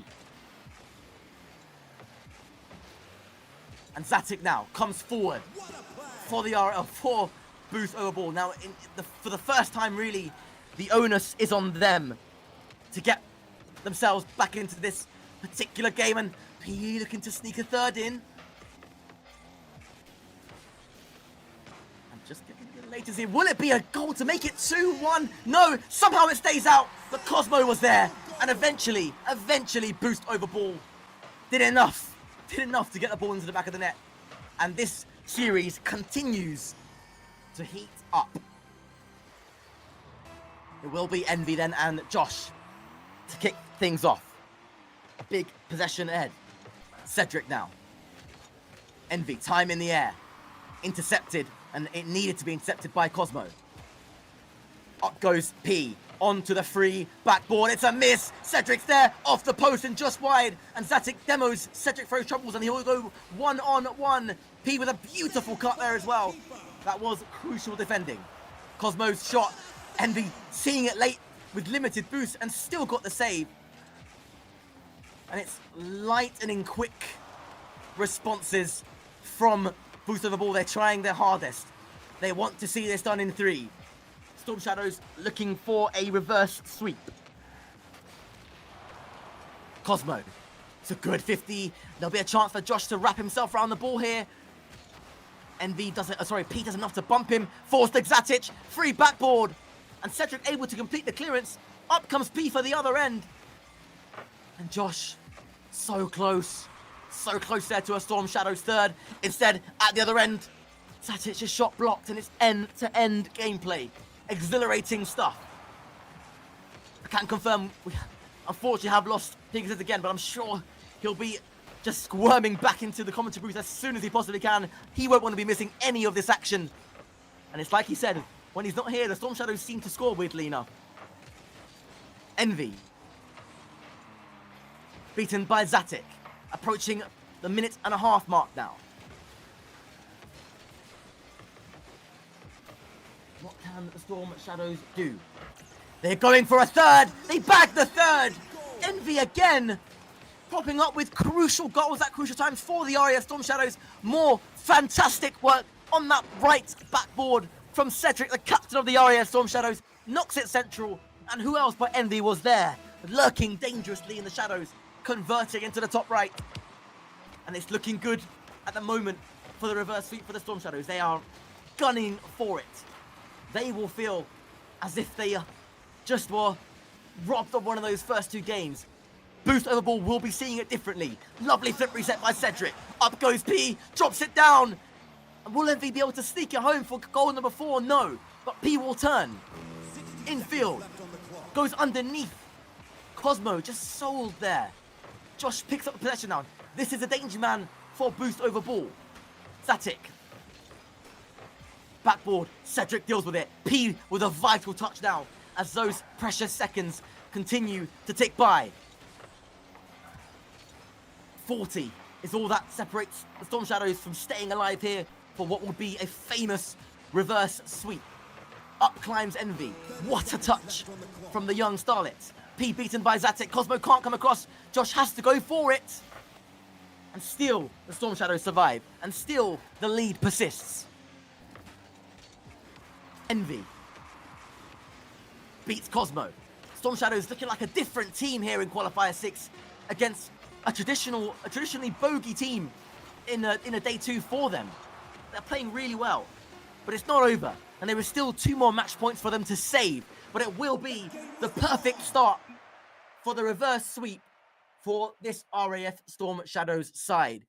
A fast start by, I think it was P with the first goal in that right-hand side corner, challenging the car of Zatic, I believe it was, for the opening goal. And it was a crucial moment in this game. It allowed the Storm Shadows to settle. It allowed them to regain and refocus after going 2 games down. Then goals followed up quickly by Cedric and Envy meant they were able to power through. And you can't see it off your screens, but Boost over ball taking every second of this minute break. They are maybe looking to do some reframing of their own and taking their time. And it's good. It's good gamesmanship. I like it. I like what they're doing. And it's all about the effect. Will it have an effect on their performance going into the 4th game? Storm Shadows now have the upper hand, have momentum going in their favor, but can they make it count? Plenty of time still in this one as we look to get our 4th game underway. It will be P and Cosmo, the 2 players kicking us off in game number 4. Hello, Josh. hello. Is this thing on? It is, and you are back in the booth. Oh my goodness. Oh my goodness. Let me tell you, ladies and gentlemen, after this, I'm going to be sending a very wordy email to the network providers because I do not want to miss out on any of this action. I see Storm Shadows back with a vengeance. I got to watch on data on my phone, seeing that the Storm Shadows were not only able to put themselves off to a springboard start, they were building off the back of it. They were looking way stronger towards the end of that, and for a second, you felt like the colours had switched from those first 2 games. Now they're the ones providing the pressure. Boost over Ball have to be the ones sitting back, looking to try and respond, and Cosmo looking to try and turn those tides yet again. They want those ebbs and flows back in their favour, and that is a tidal wave for the first goal of Game 4. Yep, Cosmo, great work down the right. Beats 2 RAF Storm Shadows players, squares it to Josh, and a man of that quality isn't going to be missing the ball from that kind of range. Zatic and Cedric now kicking us off. The following 50 results in favour of Envy, and he will use all the boost to get there. Cedric will rise. Zatic also rises. Great flick touch by Zatic. P looking awkward, but deals with it very well. Clever placement of the ball. Cosmo looks infield. No boost overall player there though to make the most of it, and Josh will tip that one to his left-hand side. And there was a lot of effort there on that last man position. They can't afford to concede here, yet they will from Envy yet again. There's just something about him and these far post shots that are so tough for the boost over ball defense to hold on to. Constantly finds himself in that right wing position, and when that left pocket is left open, he's picking it every single time. Quick response, back and forth action, a spot at LAN on the line, forcing the very best out of the Storm Shadows. Zatic now looking to pinch off that left-hand side ball. Josh takes over the play. Up goes P. P has been sensational tonight. All the Storm Shadows have been absolutely electric, but P, I mean, I've watched his improvement in these last few months. What a player he is turning out to be for the Storm Shadows, and Cosmo will look to jump this one down, leaving it for Josh. P again is there, challenging every ball, giving them zero respect, zero time. Exactly how we need to play, and Cedric following suit. P goes up, beaten by Cosmo. Envy will try to rotate close. His 50 is a good one. P will look for Cedric. He's going to be there. The shot saved by Josh. And it really is ebbing and flowing either way here. It was a nice little bump there from Cedric as well. Some space had opened up, but the follow-ups just were not there to match, and it's going to be a big boom and ball wide for Cosmo to try and catch. That first touch, however, is all he can settle for. Envy's not going to get a touch himself either, so Storm Shadows pushed high, have boost over ball, way better position, in possession as well. Off the backboard was a chance. That's a fantastic save off the goal line. Storm Shadows keep it equal. Not out the woods yet, but Envy, the hero in offense, does some own work between his very own sticks as well. This is relentless pressure. This is really relentless pressure from all of the boost over ball players. Cosmo beating Cedric and looking to beat Envy as well, but didn't quite happen. Oh, it's an awkward reset in the net from Cedric. He will be slow back. Josh will beat 1. P maintaining his calm though and beating 2 again, but only as far as Cosmo. Looking for a shot. Cedric's there. The 50 favors the Storm Shadows. It's looking dangerous. This is where you start to get a little bit nervous for either side, especially the Storm Shadows with that next goal opportunity looming, but top left corner is not going to be enough. A little bit too deep towards those posts. They've still got themselves a fair bit of possession. You can see the boost counts going higher and lower for those Storm Shadows plays. They've had to play aggressive for those big boosts if they want anything sustained, but boost over ball, so resourceful, even when they're out of favour, have managed to regain stuff for themselves. Off the corner again, Cosmo's had to dodge, dives underneath the ball, and Storm Shadows from their own half. We've seen those snipes all day, but this one not going to find the back in the net. It's not going to be easy when you've got teams of these higher seedings. Envy down the right now. 1 minute remaining. Next goal, vital. Vital for both of these sides. You feel if Boost Overball can sneak it, it will be their series to lose. And then for the Storm Shadows, a goal here to take us to a Game 5. And what a dramatic Game 5 it will be if they can get it. Would surely swing the tide further in their favour. P centres. Zatic looking awkward, but deals with it well. Envy drops it high for Josh. Josh will take over and look for Zatic. Promising now for Boost Overball. Can he find the double? P there to clear things away. And well, I alluded to it before about matchups that could potentially rematch themselves in the grand finals, and I must say, if that is the case later, it's going to be an absolute treat, because these games have reached a point where they feel like a coin flip. You're waiting for that one mistake, that short opening at the back post, especially Storm Shadows that have been sniping them consistently, or is it an overcommit with 10 seconds left to completely give up the possession? Now the high press of Boost over ball, there's zero risk with them flying forward. That 50-50 will go down quick, however, and it's going to be an OT. It will be golden for Storm Shadows, platinum for Boost over ball. Envy gets a fine reset. Josh, Cedric off the backboard, and he gets there for the rebound. And what a beautiful effort. The Storm Shadows take us to Game 5. They never gave up. They continue to do the right thing. And Cedric, the captain, doing what he does best, double tapping home. And the brooms have been snatched away from Boost over ball. Potential for a reverse in these final 5 minutes. What a turnaround from the Storm Shadows. We've spoken about slow starts. It didn't feel like that was the case today. Boost over ball, they were just those extra gears higher, and Storm Shadows have been there to match and more. And still, pressure has been the word of the day, especially so deep in this bracket, especially so deep in the Pro League overall. Boost over ball have had that first place finish, although they've had Storm Shadows, the highest seeded team on paper's number. Could that change now? Potentially. I mean, it's something we just haven't seen whenever these two teams play. Usually it's one-way traffic either way, which has been the case when Storm Shadows have won, and indeed the case where Boost over ball has won as well. So it's a tough one to tell, but I mean, what a game. And this is one of the first deciding games I've been really looking forward to in a while. Will it be a historic reverse sweep, or can Boost over ball maintain their composure? Again, you can't see it off your screens, but they have taken the full length of this break as we look to get things underway again for a Game 5. And what a moment it's going to be for both of these two sides. And I think there is some, they are going to wait maybe. I'm not sure what's happening, but maybe some mind games going on as we are going to get things underway for Game 5. Who is your money on, chat? Storm Shadows or Boost over ball? And like I said, numbers looking to be hung up on here by the Storm Shadows. Boost over ball have dominated them in every single matchup they've had so far, but one opportunity, a reverse sweep, you called it before, Celios, potentially the greatest game of the BFBS Pro League so far, waiting to reach its conclusion. How's your bottle? Control your hearts, take a deep breath, and keep those comms flowing. Game 5 is underway. And I would like as well to see, I would love to see a reverse sweep.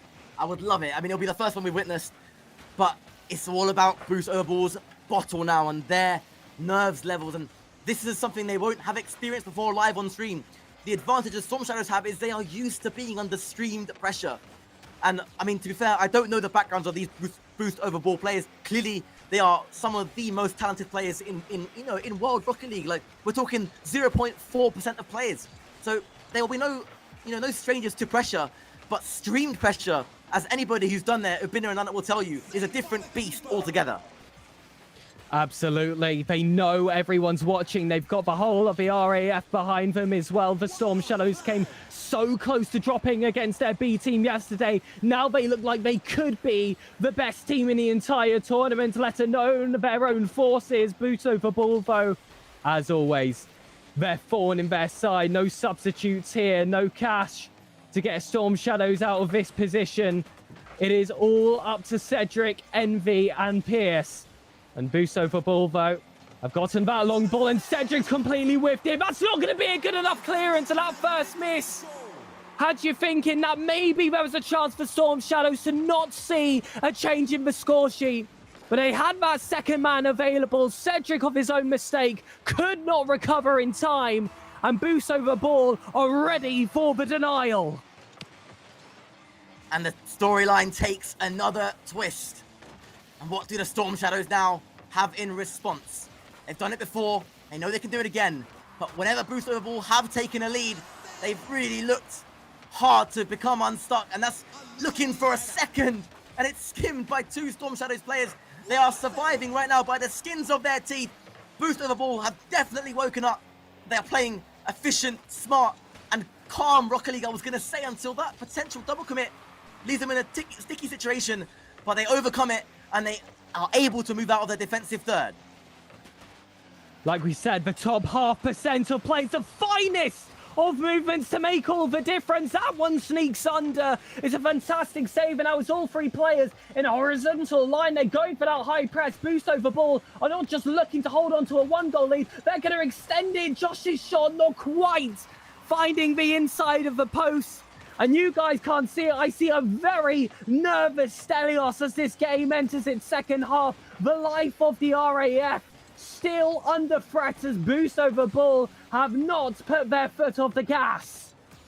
I mean, you said it earlier yourself, by the way. It is absolutely a grand final type of game, grand final type of vibe. And hats off to both of these 2 sides. They may come through again, and they couldn't get a convincing enough touch. And surely that's going to be the Storm Shadows dead and buried, unless they can come up with a response.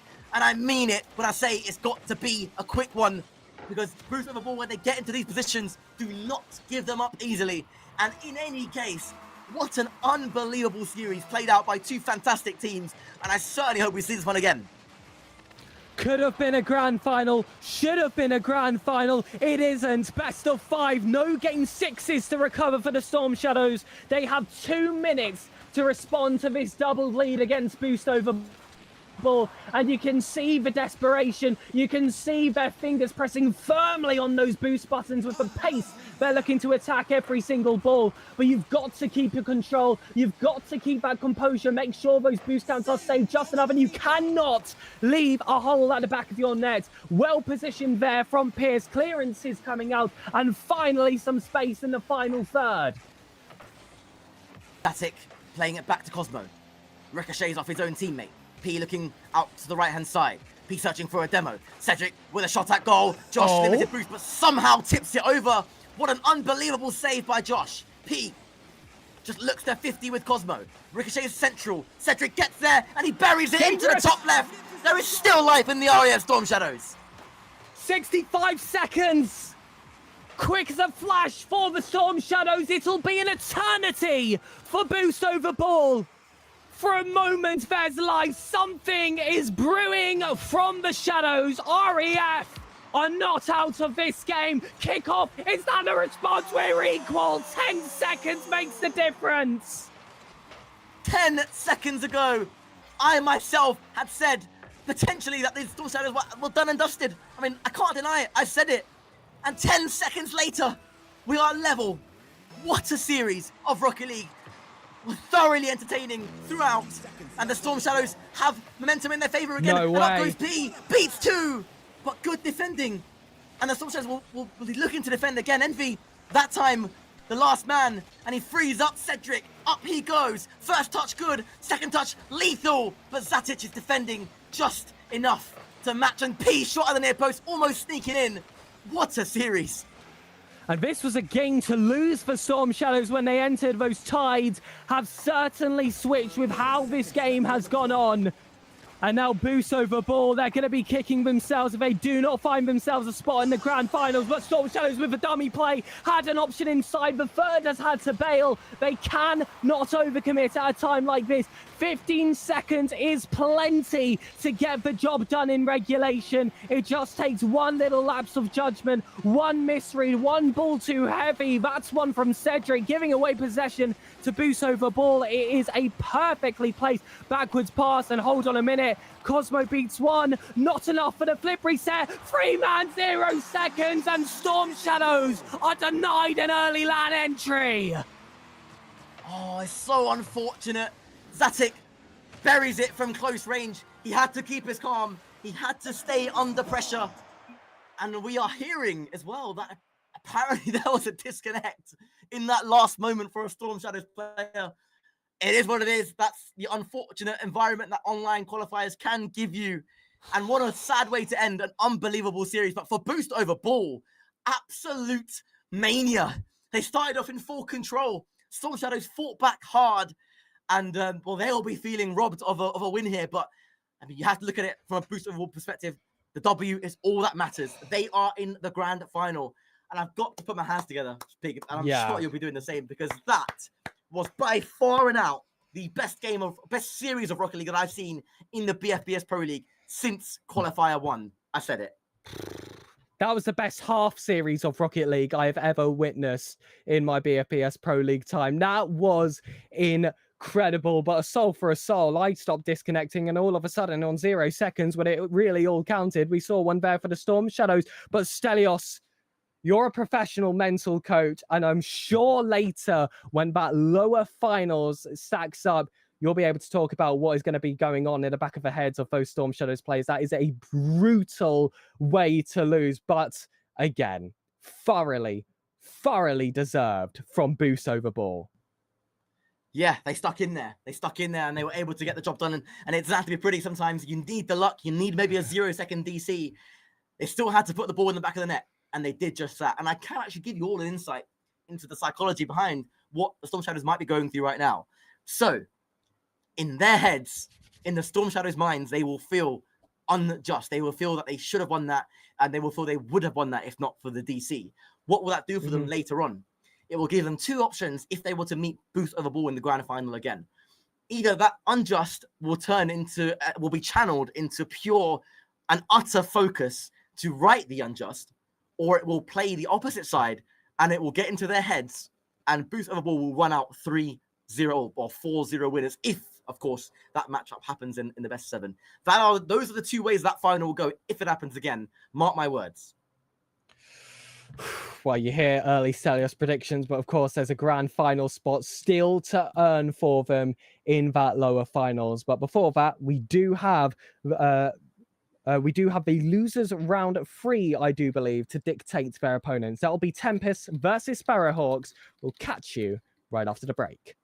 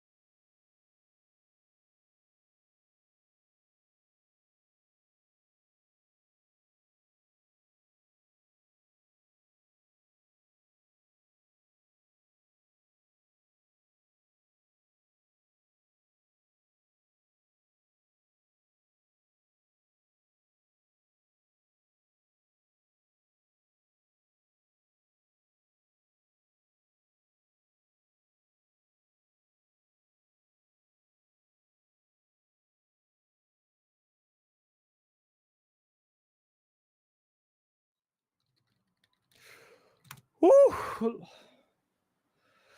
Ladies and gentlemen, I hope you've taken a few deep breaths. I hope that you picked yourself up some water, maybe some snacks, something after that upper finals. That was some insane Rocket League, and we said that's potentially the greatest game of the BFBS Pro League. And what's an introduction to the double elimination format as well. That means we will see the Storm Shadows play again a little bit later. But for now, to find out who their opponents will be in that lower final, we've got ourselves RAF Tempests versus the Sparrowhawks, two teams who on paper I'm very huge fans of here, Stel. No, it is going to be a fantastic, I guess, is this kind of a semi-final, would you say, Pig? Of sorts? It's a lower semi-final. For me, it's like a little bit of a quarter-final, I guess you could say. There's still 2 more wins required to get yourself in that grand final spot. But who's really counting? Just win the games that are ahead of you, ladies and gentlemen. It doesn't matter who those opponents are. To beat the best, you've got to beat the best, and you've got to do it consistently. That's why there are 8 full qualifiers. We want the very best qualifying for that LAN a little bit later down the line. And with the standings at the moment as they are, these are wins that both of these teams are actually in crucial need of if they want to stick themselves into that top 8. Absolutely. Yeah, absolutely. This is vital for both sides. More so, I would say, for Sparrowhawks, because their top 8 appearances have been few and far between. Not for the for the want of trying, because they've always been there and thereabouts. So tonight they've already scored some good points, but maybe good points just won't be enough. They've really got to win this one, and they can. They're more than capable against an in-form RAF Tempest side. It'll be interesting to see how this one fares compared to the last series that we just saw as well. It's got potential to match in terms of rivalry and passion and twists and turns. Will it deliver? We got 3.5 minutes to find out, to see if game 1 is on even a similar line of scoring. Absolutely. It is going to be a big clearance there towards that right wall already. We're seeing players just charge to every single opportunity that lies up in front of them. You feel like this is going to be one of those more scrappy lower bracket affairs. It is actually our first lower bracket matchup we have seen on stream today. So someone we witness is going to be eliminated out of this call. And can it be Subi? Certainly not if he's scoring like that. What a shot! Asha's drive challenge there was a bit, I think that was overlooked. That's a good drive challenge. It forced the defender to make a move. And the finish from Subi, clinical. This man, at times, does some ridiculous thing with a controller in his hands. He's so good. And, underlined by the likes of Asher and Sames, who are some of the most consistent players that you might see. It's no wonder this team has gelled so well. And Tokyo Tears, it's a good bump as well. Where's my super? Rises high! Tempest survived that particular onslaught. And it is going to be focused back down in that middle third of the pitch. I feel like that's where you're going to have to control it for the rest of this series if you want to find yourself in that lower finals. Where's my super? Gets that dummy play to the man inside. Does the pre-jump as well for the dunk. Doesn't quite land on his car, but still the threat was there. It prevented the Tempest from taking a touch, although they have found a little bit of pocket of space for the pinch. Doesn't pull off. Again, demos come out, and when those embers start to draw, it's Sparrowhawks on the attack with a free backball, but a read not quite there for Tokyo Tears. Sames, good 50 on Fezzi. Danger here. Sames looking to flick, didn't quite work his way. Subi with a dangerous touch. Where's my super? Rises. Fantastic defending from him, and the composure and presence of mind to 50 with Asher. But Asher's 50 in return, it was a really good effort actually. Beats 2 players, and in the end went a little bit too far. For me, it's a lot of eyes on Fezzi in this kind of series. As a leader, how do you bring your team up when you're in that lower brackets, when you are fighting to get yourself in the top 8? Like I said, currently sitting in 9th on the overall standings. They're as close as you can be without making it to that final location. Getting as many points as possible in this matchup is going to be crucial. Tokyo Tears doesn't get that first touch. That's not how you're going to find success. Instead, completely given away. They could be punished immediately. Tempests get that follow-up touch from Subi. This one, though, contested. We've learnt now that you can't leave Subi with space. Sparrowhawks, though, are going to be there to match on that occasion.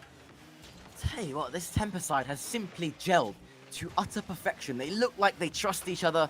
They turn into monsters, and shout out again to Rob and the head of esports at BFBS behind the scenes, explaining that when Resurgence aren't here, the Tempest just turn up. They just become machines. And the theory I cannot argue with. Nasha, 50s, oh, this will be dangerous. Subi has to rise. And what a bit of defending that was. Absolutely critical defending. Executed wonderfully by Subi. And now Samez will rise.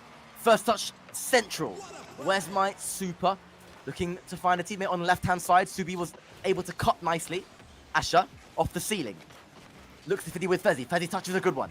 Samez locks it high, and it's dangerous here. It's off the post. It's missed. It's saved onto the crossbar by Tokyo Tears. What a save. Converted on the rebound, though, by Subi. Tempest take game 1, in my opinion. And it just shows the power of the Tempest. You play your absolute best. You make a crucial save.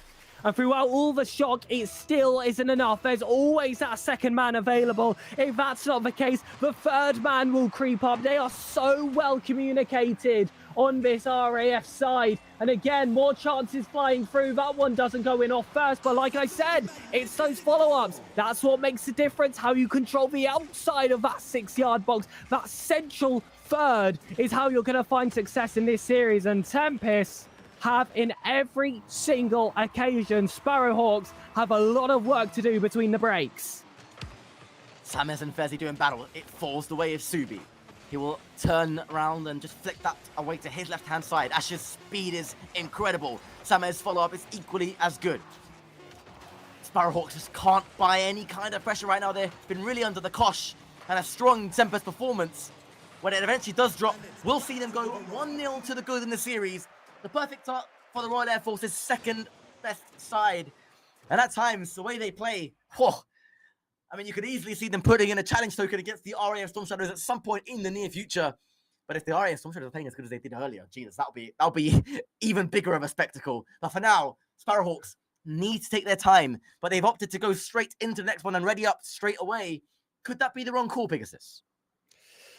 It's tough to say, because at the same time, you just want to shake off that last game as well. They feel warmed up. You could tell there that at least the mechanics were certainly in line. It was more the mental side of the game there, knowing to take control of that center, being a little bit braver with some of these challenges. It's just what was missing in that second game. Hopefully they'll be able to recover themselves now and throw themselves in with a little bit better of a chance. Quick out the gates, though. It's Tempest yet again. Subi looking for the first goal. The RAF Tempest pressing early on here. Samez looks inside. This will be dangerous if the Sparrowhawks get a shot off, and Fezzi does crack the shot. A little bit too weak, though. Asher. Up he goes down left-hand side. It's good play, it's good speedy play, but the 50 from the Sparrowhawks was excellent. Now Fezzi looking to apply pressure on the Tempest net for the first time, or the first few times here in game number 2. Samez demoed. Good demo by Where My Super. Tokyo Tears drops it down. It's a lovely fake by Tokyo. Subi will be there just to flick it wide. Looking for his teammate Asher. Subi chooses just to bypass him. Fezzi. A bit of time now for the Sparrowhawks captain. Tokyo Tears drops it down. And I've maybe just leaked my LCQ name. Maybe so, maybe so. You'll have to look out for that a little bit later down the line. But for now, it's Sparrowhawks stepping up. It's going to be their first goal of this game. Where's my super? Certainly the superhero for this follow-up. They need to recover themselves against Tempest. And I said it before, I'll say it again. You cannot afford to lose the first 2 games in the series. Try as you'd like, even Storm Shadows couldn't make a comeback when that was the case. Yeah, where's my super? May not know where his super is, whoever that may be, but he certainly knew where the back of the net was, as does his teammate Tokyo Tears. And just like that, momentum shifts yet again. And now, the Sparrowhawks look in full control of this game. Might not be a tiger, but the Tempest can certainly feel the claws. They have come quick out the gates in this second game. They have felt unstoppable at times, and those criticisms we were giving them in the opener have seemingly all gone away. You see that little bit more bravery chasing the ball. You see a few double demo attempts as well throw themselves in. They're not just looking to dive on back. They're not just looking to defend their own lines. This isn't a team looking to survive. This is a team looking to dominate. And now Tempest are completely caught off guard. They've been thrown a completely different game plan, and that can be whiplash for any team, even one of this caliber. Yeah, and now the Tempest are the ones that have to answer questions about their credibility in this series. It was a good start from them, but Sparrowhawks were able to bring it back, and they were able to, I mean, maybe you were right, the fact that they didn't take the 1 minute break favored them. They clearly did want to shake things off and get into the next game as quickly as humanly possible, and it's worked out in their favor. Racing into a 2-goal lead here, they're in the best position to bring themselves back on level terms in this series. But never say never for the likes of the RAF Tempest. They have sprung some insane results in their history as a team, both internationally, both as a service team.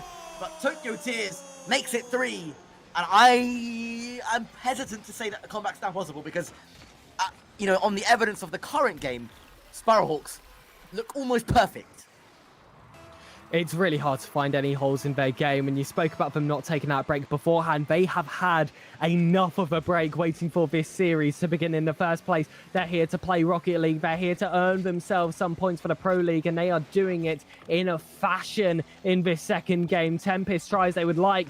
Sent all 3 men forward on this chance, but Sparrowhawks, despite facing all that pressure, have felt like they're in control off the ball being siphoned to the corner in every single opportunity. They haven't had any real scary challenges on net, although that space might have just opened up with that initial whiff coming through. However, corner to corner, happy to take it over. Well defended there by the Sparrowhawks, and through the fire, through the flames off the demo, and a sidewall attempt as well. The Sparrowhawks have regained themselves, grabbed some boost as well, and I'm sure a counter-attack is looming.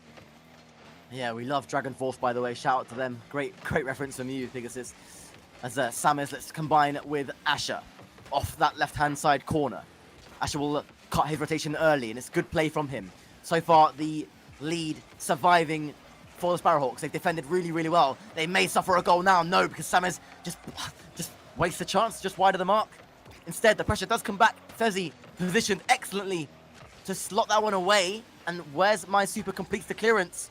And all kinds of pandemonium here unfolding in Game 2. The Sparrowhawks, 3 goals to the good, and it's the dream response for them. Are they going to find the 4th? No, because Asher will 50 with Tokyo Tears and does enough to buy the Tempest time. Super though at the near post, and 51 seconds on the clock. Game, set, but not quite match. It will be 1-1. That's poor communication, completely caught out of position there. You've got to know whether that third man is available or not. He ran off for the boost. We've seen boost over ball already. We have had enough. Tempest need to settle those nerves if they want any chances at advancing in this bracket, because they've actually started to get a little bit more shaky as this game's progressed. Whether that's a drop in belief or them feeling that they are completely overpowered, or they're just waiting for this game to come to an end to reset in Game 3. I'm not sure, but I tell you what, Stelios, I do not like it. You've got to complete a game as you intend to move on. It doesn't matter if it's 6-0, 7-1, you're facing Brazil's score lines. When that clock is back reset to 5 minutes, you've got to already be in that mindset. Right now, it's got to be 0-0 in the heads of Tempests. Yeah, absolutely. They've already got to be switching their heads, as you say, to the next game. Can't afford to let it affect them, much like the Sparrowhawks have done. And they've recovered beautifully. It's the A1 response to falling behind in a series in the convincing manner that they did in Game 1. And they've done exactly what professional teams do, which is be unaffected by taking the damage of being beaten heavily. Now, the same question is being asked of the RAF Tempest. Beaten heavily here in Game 2.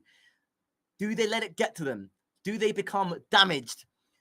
And are they able to recover? Time will tell.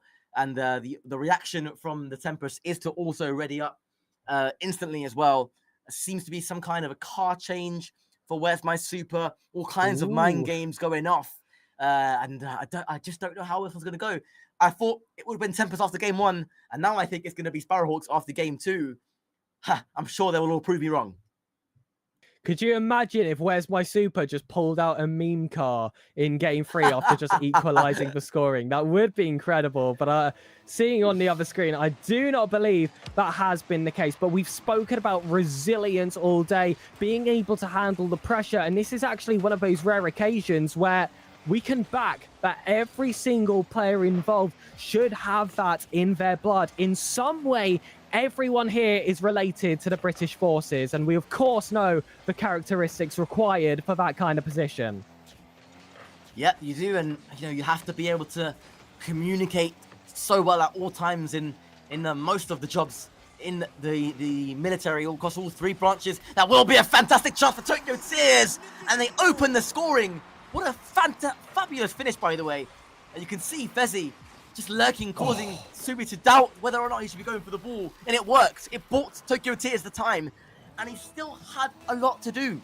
By no means was that an easy finish. But he made the most of the space, picked his spot in the top right, and made it happen. And some love to the pass as well there from Super. That was a really awkward angle to find and essentially redirected it off the backboard to his teammate in completely open space. That's a pull pass if I've ever seen one. Asher looking for a play of his own. RAF Tempest immediately looking to just throw in those counter punches. They've had enough of getting passed around here by the Sparrowhawks. 4-0 is not going to be a record they want to see ever again, but Super going to be the one to create it. Whatever he did when he left that lobby, he's come back with a vengeance. Something's telling me he's even stronger than he was before. There's just the way he's moving his car right now that just exuberates confidence, and Tempest definitely going to have a very different dynamic of match to deal with. They do now, and again, they must answer the questions presented to them by the Sparrowhawks, who once again start off the game in excellent form. And so far, when they've gone 1-0 up, they haven't looked like conceding. And maybe they'll go 2 in front here, but Samez sneaks in a save at a vital time. Fezzi will look to beat Asher to it and square it. Asher with a wonderful first touch off his own backboard. That stopped Super from having a shot at goal. And now, we see the first sign of a miscommunication for the Sparrowhawks, but they get away with it. And Asher will continue and press down the right-hand side, but he couldn't find the pass into the box. And the Tempest will continue their press. Super, it's a lovely infield pass attempt and is lured in 2 players as well. It would have been a fantastic position to find themselves in if they got that further 50. Instead, it's just accelerated the offense here from Tokyo Tears, and the rest of the team.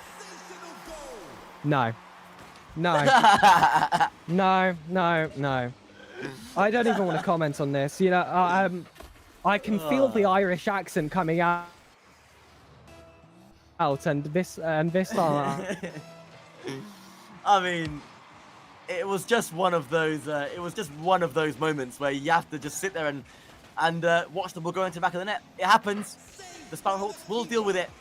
I'm sure they will come back, and it'll be over to the RAF Tempest to once again see if they can extend this equalizer to a 1-goal lead. The next goal in this one is a vital one, and we have of course seen the Tempest, when they have come back from a goal down, be ruthless with it and be they have the ability to match their opponent's ability to come back as well. But it's all about doing it now, when we're 1-1, when there's 2 minutes to go. That's when it's the most important time to do it. Absolutely, and RAF Tempest have definitely had a fair few of those opportunities. And listen, if those chances are going to sneak their way through, you'll take that every single day of the week. You sometimes need some divine intervention to turn around the course of a game, and they've certainly had that in their favour now. Tempest offense, huge there in the 6-yarder, but with all 3 Sparrowhawks players available, there were not enough pockets there to see themselves through. That's a lovely hit off that backboard. It will give away possession. It will delay what looks like the inevitable attack from the Sparrowhawks. But again, it's wasteful. Whiffs coming out from crucial opportunities. And with 90 seconds left, Neutro Demo's on the pitch here. There's going to be so many chances you're going to look back on if you do not end up victorious by the end of this game. Yeah, both teams could have easily have won it. Super with a touch away to his left. It's centered nicely. Samez will center as well. Forced to Super. Limited boost on the cards of the Sparrowhawks. Can Tempest capitalize on that information? Asher Off the ceiling, Sames reads it nicely, puts a shot on net, and tipped away to the left-hand side by Fezzi as we approach now the final minute of Game 3. And remember, the winner of this one will have 2 match points to work with. And you really want to get yourself in that position, especially when you are on your final life in a double elimination bracket. There's still a long ways to go. And again, both of these teams desperate for points for qualification, especially the likes of the Sparrowhawks. We've got 30 seconds left of regulation. We've seen what can happen on 0 seconds. It's a mystical time. It's a little bit of Rocket League limbo, and you do not want to fall victim to it. So stay composed. Make sure that Ethernet cable is jammed into the PC. Lock in and keep those comms flowing. Asher high yet again, having to sit on deep here because he's surely given away possession, though heavy touches are waiting to be reclaimed by the Tempest players inside. 0 seconds. It couldn't happen again. It doesn't. Ground hit. A chance wasted yet again. This time it's the Tempest. Asher must be heartbroken that looked destined for the back of the net, and instead up come the Sparrowhawks, looking to find what would be a winning goal. It's a lovely touch by Asher, though, in field. Committed Tokyo Tears, who will be there to flick. Sames will read it, though, and take the boost. Lines up Fezzi in his sights. Cuts the play, looks to center. Tokyo Tears away. Asher squares it to Subi. It's good play between the two of them. They're linking up nicely all evening long. Sames has a chance here, into the back of the net. Oh! 2 goals to 1. The RAF Tempest with 2 match points. Can they get the job done? That's the next question. You cannot celebrate too early. We've seen it time and time again. Already today, the match is not over till that final whistle in that final game, and that final block under your name is highlighted. The Sparrowhawks, they kept that close, but there were those few spilled opportunities by both sides that they cannot afford to waste in these final few games, because again, it is backs against the wall. The Sparrowhawks do have 1 foot in hell, and Tempests are just looking to do a little bit of a Lion King reference here and call.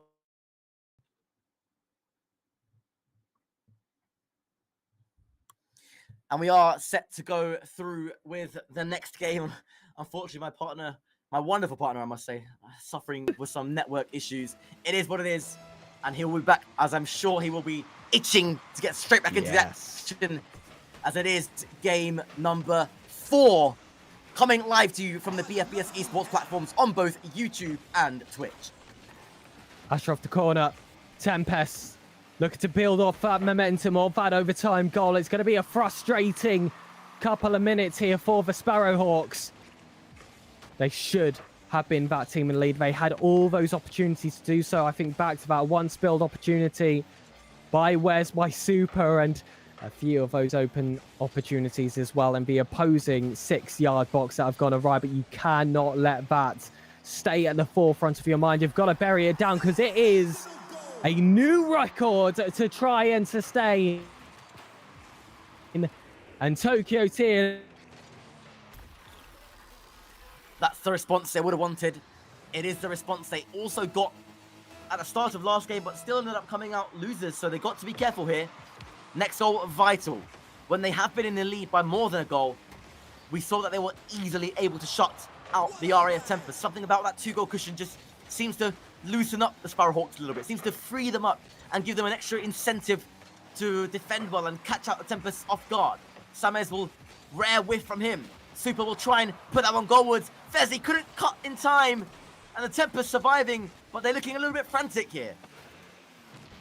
Absolutely, and we've seen it throughout this entire series. Those few nervy moments have definitely crept up in their play. We didn't see that in the upper finals, but albeit those weren't 2 teams on their final lives. Those second chances still awaiting that dunk from Fezzi. Not enough.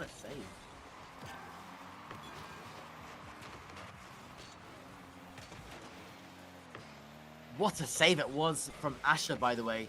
Absolutely incredible from the dunk, by the way, which was a smart play. An absolute smart play from Fezzi. And yeah, the Tempest still searching for a way back in. And we've seen a few little clever clearances here. And, well, this is the time where you've got to be defensively sound. Sparrowhawks looking to fight through. We've seen some ambitious here with the dunks and those free jumps coming in from either one of those sides. Weirdly enough, this is a more confident nervy affair. They'll go for the ball, but then they'll be not sure in the back of their minds if that is quite the right decision.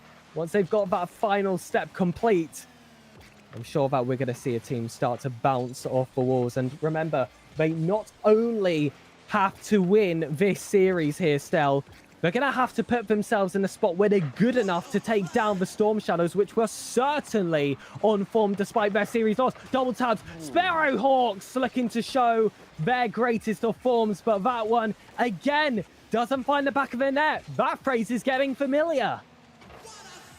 Asher with another world-level save. That was truly incredible. Subi demoed, and it will give Tokyo Tears a 1 versus 1.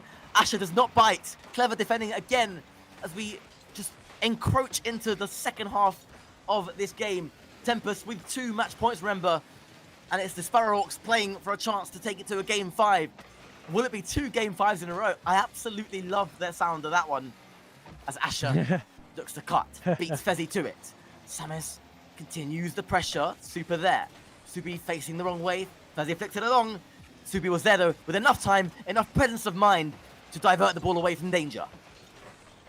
And Tempest now, they had that little bit of space to make it work from their own thirds. And again, they found that spot, but instead it's a boom ball decided to hit Subi. What a redirect, it's on target! What's an equalizer? To try and get it done in 4, there were questions to be asked whether that was going to be the correct decision in first place. Asher with acres in front, but Subi, prolific as ever, makes it worth it for the Tempest time. And just when they needed it, just when they needed something special, who else but Subi to deliver? Fine team play from the Tempest. Oh, and it's a miss by Subi. Oh. Hero in one moment, villain in the next. The drama, the theatre that is Rocket League, the theatre that is the BFBS Pro League, here in Qualifier 6, continues to deliver. And this is just the start. Plenty more action to come tonight. And I'm just going to throw this down here. In my opinion, Subi is top 3 most prolific, most efficient attackers in the BFBS Pro League. But in defense, what's going on? It's holes everywhere. Sparrowhawks have just been gifted 2 completely. This time it's Sames who can't get the read off the backboard. And I can see here from Stelios, he's got a face of a bit of concern here after those last 2 plays. You want to run us through what's going on in your mind right now, watching the B team all of a sudden crumble after a heroic passage of play?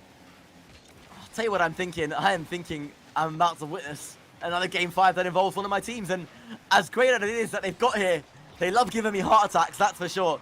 And again, full credit to the Sparrowhawks. What a performance from them. Definitely deserved winners here inside game number 4. Not over yet, of course. Time for a dramatic twist in the tail, but with shots like that from Fezzi, you just can't see it. You just can't see a Tempest comeback right now. And they have gifted the Sparrowhawks 2 goals, sure. But Sparrowhawks still had to put themselves in their positions to get those goals. They've been the beneficiaries, and they will be looking forward now to a game 5 with momentum in their way. Now, we saw Storm Shadows coming back and then failing to do it when it mattered most. Of course, they will say DC, and yes, the DC was a big help, but the Tempests now find themselves in the opposite position. Not quite a reverse sweep per se, but they have the Sparrowhawks breathing down their necks, and it's the Sparrowhawks series to lose if we count momentum. How will the Tempests deal with it? We shall find out.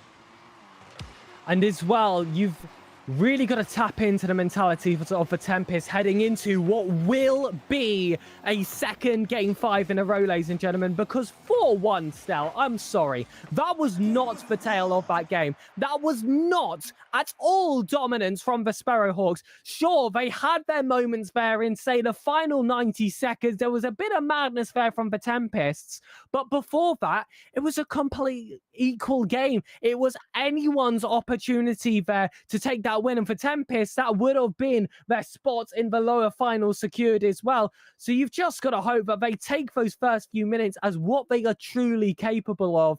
and again, shake off those mistakes, which, by the way, Sparrowhawks have also had their moments of in this series. Yeah, the phrase "it's a game of two halves" has never ever been more prevalent than it is right now. The first half of that, as you said, looked like it was all going to be Tempest, and the Sparrowhawks to manage your time in games. They don't know when they're beat. They don't know how to say, yeah, we're just gonna chill now and lay down. No, that's not what they do. Fezzy, Where's My Super, and Tokyo Tears, I mean, they have deservedly put themselves in a position to go through here to face the RAF Storm Shadows, place in the grand final. And for me anyway, it's Tokyo Tears, the star man for Sparrowhawks. If he can find his shooting boots again in this game, I'm going to say the Tempest will struggle. Oof, it's a huge call here. Tempests are looking for that rematch as well against the RAF A team. They did play each other actually on broadcast for the final series of the day, of day one of Qualifier 6. And that was an absolute classic. It went to that third game, the only series to do so. And we've had, again, a little bit of a shake-up heading into that final game, but it's just given us more time here for those tensions to truly increase, because not only is it last life for the series, Stel, it is last life for the tournament. Yeah, and this is the beauty of Double Elim. Both teams have worked overtime to get here. Both teams will not want to lose to the other, especially with some of the history and the rivalry of both these two sides. Of course, all in good spirits. And can confirm the lobby is remade. And if you had to guess Pegasus, if you had to put it, and I would be offended, by the way, if you say Sparrowhawks. If you were a betting man, I'm going to do it to you. I've got to do it to you. Tell me, who takes this one? Ladies and gentlemen, it is going to be a win for the Tempest. Sparrowhawks, they're sitting in that 9th place spot. They need to get themselves in the top 8. There is quite the distance between themselves and 8th. So when every single point counts, and a win here would give you an extra 2, I believe that they have to step up. And here's an added bonus. The winning goal is going to be in someone's own net. Why not? Oh, some prediction. And Asher gives the Tempest the ultimate start, challenging Where's My Super so aggressively. And it's just the start to Doctor Order for the RAF Tempest. Will they be able to follow up with a goal of their own? Will they be able to double the lead and give themselves a bit of breathing space? Or will the Sparrowhawks do what they've been doing all night long, which is staying alive, not knowing when they're beaten, and scoring worldy goals from nowhere?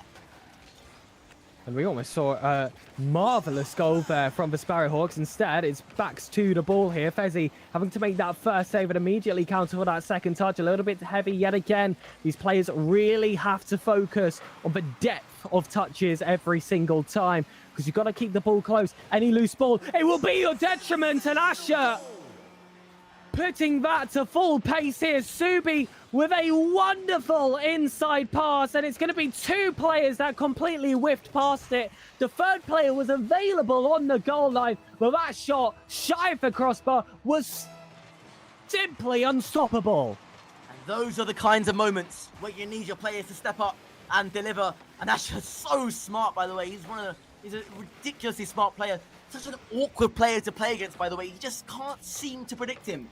Seems to be everywhere and nowhere at the same time. One of the hallmarks of his game, and he's putting it into full use here. The Tempest in a commanding position as we cross the 4-minute mark to play. The Tempest will be counting that clock down, willing it down. The Sparrowhawks have it all to do. And Sparrowhawks, oh my goodness, another whiff in play. Tempest gonna easily clean that one up, however, and these counterattacks. Said it before, we've had to say it again, that time is just such an important factor when it comes to a series like this, where goals have been so hard to grab. You've got to get one quickly. It's a great save there from Fezzy. 3-goal deficit. Again, just it feels like that bit too much. There's such a huge gulf between 2 and 3, it feels like, in Rocket League. It's just that mental effect, what it's got onto you. Again, it's that big clearance going forward. Tempest were able to profit off it before. Sparrowhawks can't do so in this occasion. Double commits in the midfield. Sees a player chasing themselves back quickly. Fezzy's just going to have to go alone. Or with that second and third a little bit lower on boost than they'd like to be. They've got to make the most of the position. That strikes wide. Follow-up vote for Tokyo Tears. We'll see them start to claw themselves back. Game 5 still with a lot more to offer. Yeah, that's exactly what Sparrowhawks needed. A goal, an answer. They've put themselves back in contention. The breathing space for the RAF Tempest suddenly gone. They'll be breathing a little bit heavier. Pulses running, and they've got another chance here, and just like that, Rocket League strikes again. Momentum shifts. Sparrowhawks with the upper hand. Fine finish by Tokyo Tears. And this series delivering on the last series as well. 2 back-to-back Game 5s that have been full of drama. And the Tempest and Sparrowhawks, well, they're playing their hearts out. And whoever goes through here, you can only say that both teams deserve it. They've been excellent all night long. They've worked hard to get here, and they're providing us with a show-stopping Game 5. And if you haven't already, socials are all listed below, because how could you want to miss any of this action? It's happened time and time again. Those 2-goal deficits gone in seconds. Kickoffs gone awry. Little openings sneaking their way through. And just when you think a game or a series is over, a team is ready to pack up and go home, all of a sudden, a different team is sent back into the airport. Sparrowhawks, again on defense, get that clearance out. Asher's been waiting beautifully. He's got himself 2 goals out of 2 shots so far in this 5th game. They have been on fire. Could he be the hat-trick hero? Subi's looking to find him. But it's a big clearance from the Sparrowhawks. A huge commit from the Tempest as well. They're going to have to try and buy as much time as possible. But that boost is certainly not on the Sparrowhawks' favour. Openings come through. The greater verticality favouring the team with the boost economy. And the Tempest are able to live those few seconds longer. Subi, however, certainly disrupted with that demo off the pitch. However, as long as it stays in that safe corner, away from those dangerous middle thirds, just like Fezzi has been trying to snipe the entire passage of play, the Tempest will survive. Just about. Fezzi looking to capitalize on a couple of mistakes there.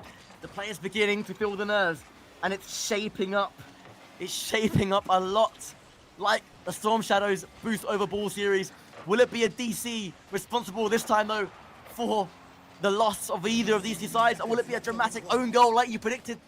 Who knows? But for now, all both of these sides can do is continue to search for what will be a dramatic late winner. Asher, really good flick. Subi, it will center again. Fezzi looking awkward. Samus with a touch and away. Only as far as Asher.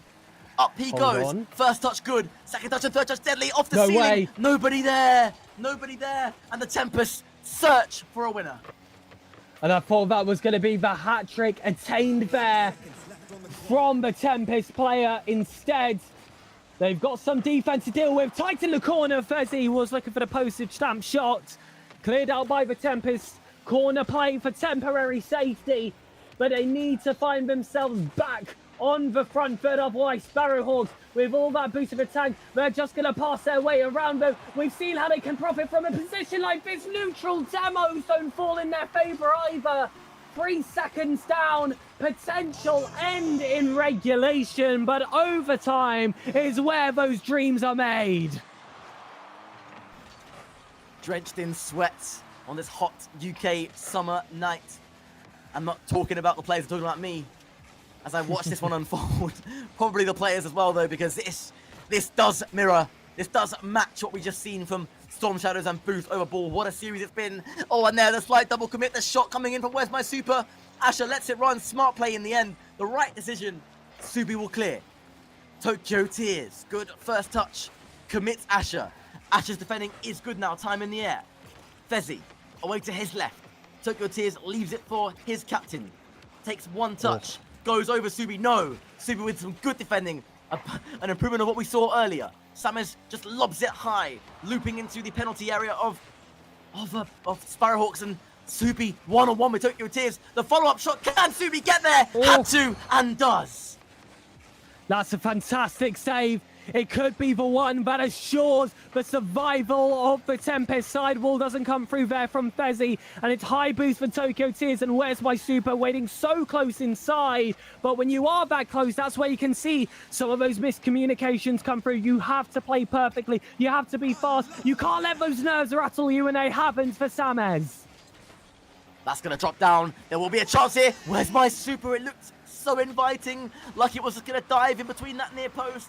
Up comes Tokyo Tears still. Asher just dismisses Samez, and it's good play by Asher now. He's got a bit of time to work with. Limited boost. Looking for a flick only as far as Samez. Samez's touch is good. Again with no boost. Asher looks infield to Subi. The touch is a good one. The layoff is better. And now Asher will rise again. Shot on goal. It's dangerous. It's off the crossbar and down. Fezzy flicks away. And Sparrowhawks surviving. And I've never wanted a prediction to be wrong so badly. These two teams deserve a moment of magic to end what has been such an excellent lower semi-finals. Tempest trying to find some space yet again. It has to come from that midfield line, but that's wasteful into the corner. They've got to make up for it with some kind of high press. They've got to have the confidence. You've seen that demo. You know there's going to be someone back. Tokyo Tears looking for the Doomsday. It's not enough. The dish isn't there. And despite all the misplays there on the goal line, Tempest, with their C or their D plan, somehow live longer. The game increases by an extra 50%. We are chock full of action, but it has to come to an end. It won't be now. Maybe on the second play. The third does not await. Tempest still trying to calm their own storm. The Sparrowhawks stay soaring, but if you need someone to master the air, why not call the RAF? It's the Sparrowhawks right now, though. They're applying every inch of pressure onto this Tempest net, and somehow yet the Tempest are surviving. An incredible story unfolding here. Tempest and Sparrowhawks had control of the series respectively, and it continued to ebb and flow. There's the shot from Asher. Will it waterfall down? No. Up goes Subi, beaten to it by Where's My Super. And Samez will be forced to do some more defensive work. Central for Tokyo Tears. Shot on net. Scored a free backboard. And away by Subi, and still the storyline continues, and still there is no beneficiary, there's no tap-in, there's no easy goal, there's no DC. Samez clears. Fezzy will turn on this one. Shot though is a weak one. The touch, the interception was very strong. Chance for the shot here, and that's a save. My gosh. And still the story unfolds. And it's still Sparrowhawks in that final third. Tempests have had no field domination in that opposite side. It's getting nervy. Hands start to shake, and that's going to favour the offensive team. A mistake coming from Sparrowhawks just sends them to the defence. A mistake from Tempest will send them home. 4 minutes gone. Tempest still realistically looking for their first opportunity in the overtime, but they only need one touch of pure class. And when you have players like Asher looking for their hat-trick, Subi, who's consistently prolific, and the little moments of magic we know all the RAF teams can bring, Sparrowhawks have got to keep that focus going, but that's a spilled touch again. Asher's had to hang in the air. Tokyo Tears had that ball eventually find its way back down, widened by the Tempest defender yet again. That moment of danger neutralized temporarily. The demo comes out as well. 2v3, no problems for the Tempest, because the crossbar will fill in that spot. The following shot from Asher is on to the backboard. Subi centers, Samez rises high, but good defending by Tokyo Tears, and Where's My Super? Ash will take possession. Samez leaves it for Subi. They are really locked in into our 5th minute of overtime. I can barely catch my breath. This is an incredible series of Rocket League. There's the shot by Fezzy. It will ricochet off the crossbar. Asher, his clearance has been read. Subi with limited boost. Surely now, surely the goal for Sparrowhawks. It's been all their pressure, but somehow the Tempest resist. And you cannot afford to get frustrated. You still cannot afford to overcommit. Sparrowhawks have got to keep their cool. It's been such a frustrating 5 minutes and 40 seconds for them, where it has been all them in favour, and they haven't had the reward for it. Tempest on, flip reset, the defenders flipped wrong, and the RAF Tempest have earned their rematch with their first shot of a 5 minutes and 48 seconds OT. I cannot believe what I've just seen. What an unbelievable series of Rocket League. I have to take my hats off to both sides. That surely looked like Sparrowhawks had it in the bag. They were pressing and pressing and pressing for goals. Somehow the Tempest resisted. And a moment of magic from Samez, claiming the flip reset over the last man. Right when you need a hero to step up, Samez was the man, and the Tempest advanced to the lower final. But I got to take my hats off to both teams playing out. I mean, I didn't think the first series between Storm Shadows and Boost of War could be beaten, but I think they've done just that. 2 back-to-back historic series as we progress to the lower final. And oh my God, where do we even begin, Pegasus, to break that one down? Truly magic. I need a break. I need a break. I need water. I need something. I need a new voice box, a new microphone. And we're going to see these very same teams play again in that next matchup. The beauty of the double elimination bracket, ladies and gentlemen. Still a spot in the grand finals await for Tempest, and it's their very own RAFA team that will stand in front of them. Get yourself some water. Take a few deep breaths. Stelios to Pegasus, back after the break.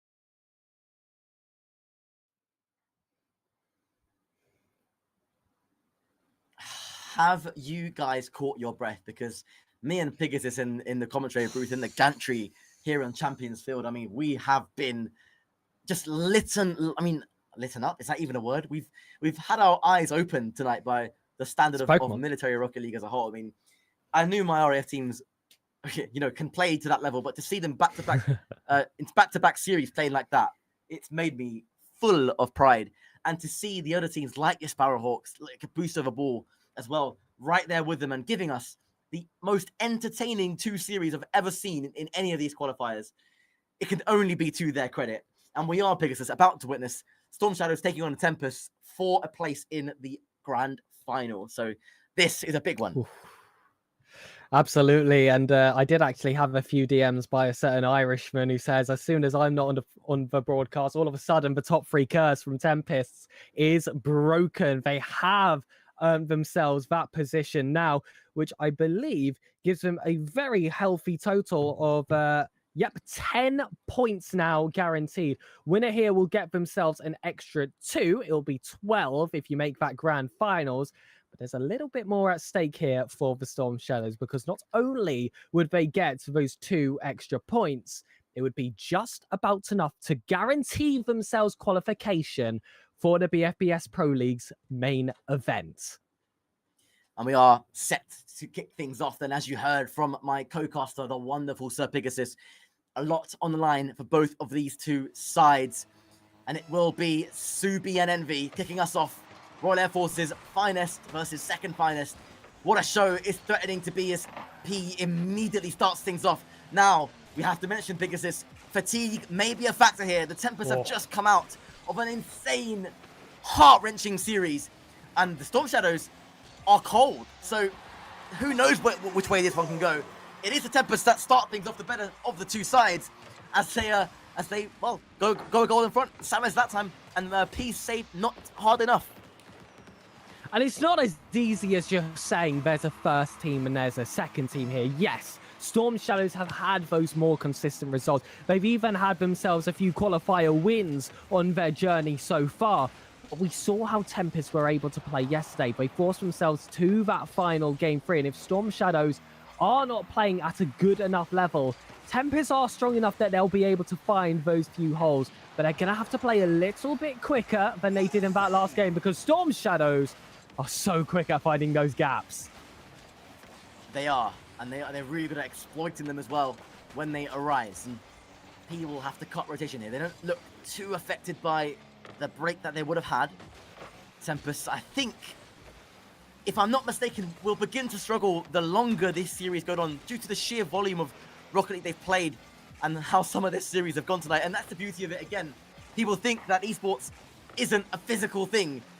Ask any of these players right now if they are feeling fresh, physically, mentally, or any of it, and the answer you get is, I assure you, won't be a positive one.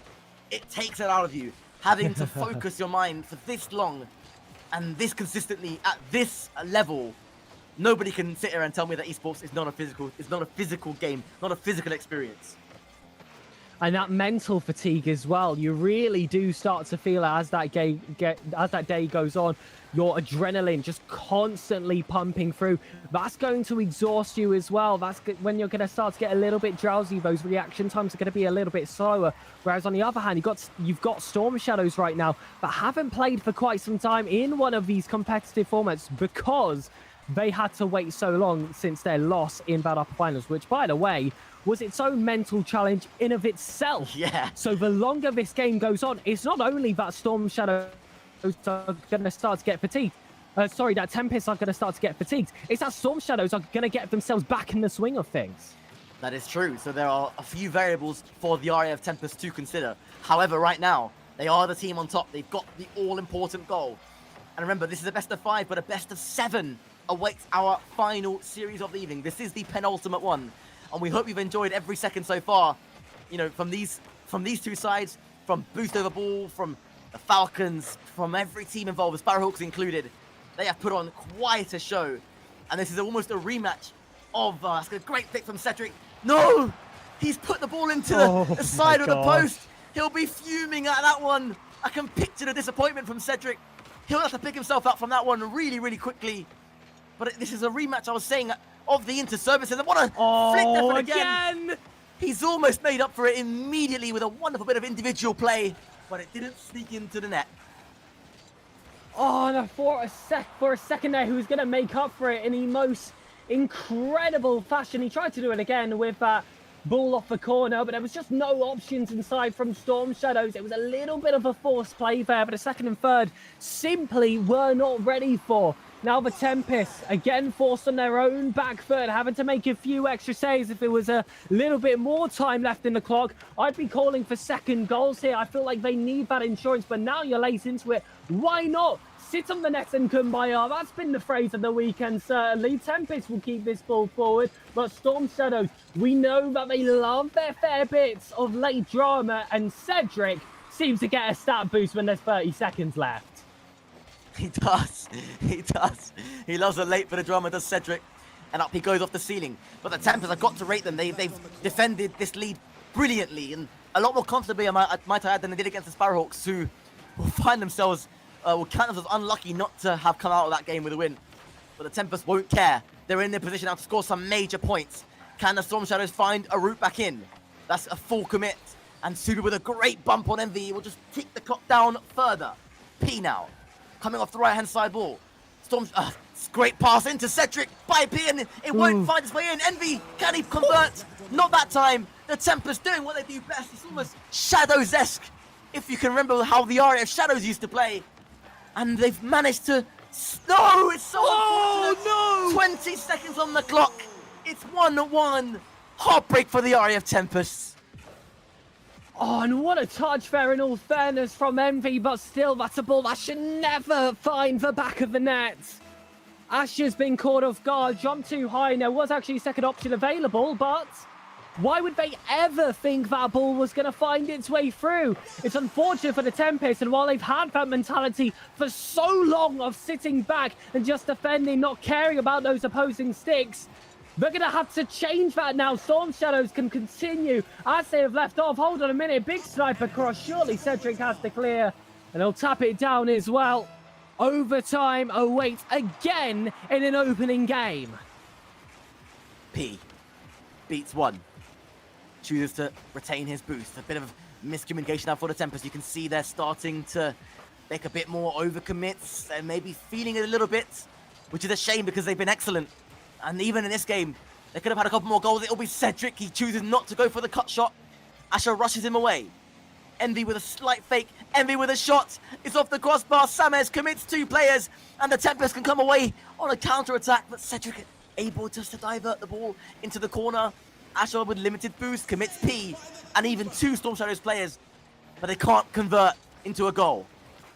Oh, hold on. Option for a bump. Goes for the touch instead. Samez ultimately does get that clearance, and it's going to be back on from P. Off that back wall. No one again waiting inside. It's about those long balls where Storm Shadows, they're happy to sit deep and wait for them to happen. They're going to rely on Tempest having a few of these panic touches to give themselves that bit of deeper set space. You know that they have the mechanics that if they do find the ball in the open area, or well, Tempest are certainly going to have their work cut out for them, but now they're the ones in possession, played in from the corner. First blocks come in. Asher off the ceiling, doesn't get that bump again. You've seen quite a few of these opportunities start to unfold, but as we approach the 90-second mark of this overtime, we have not yet found that golden goal.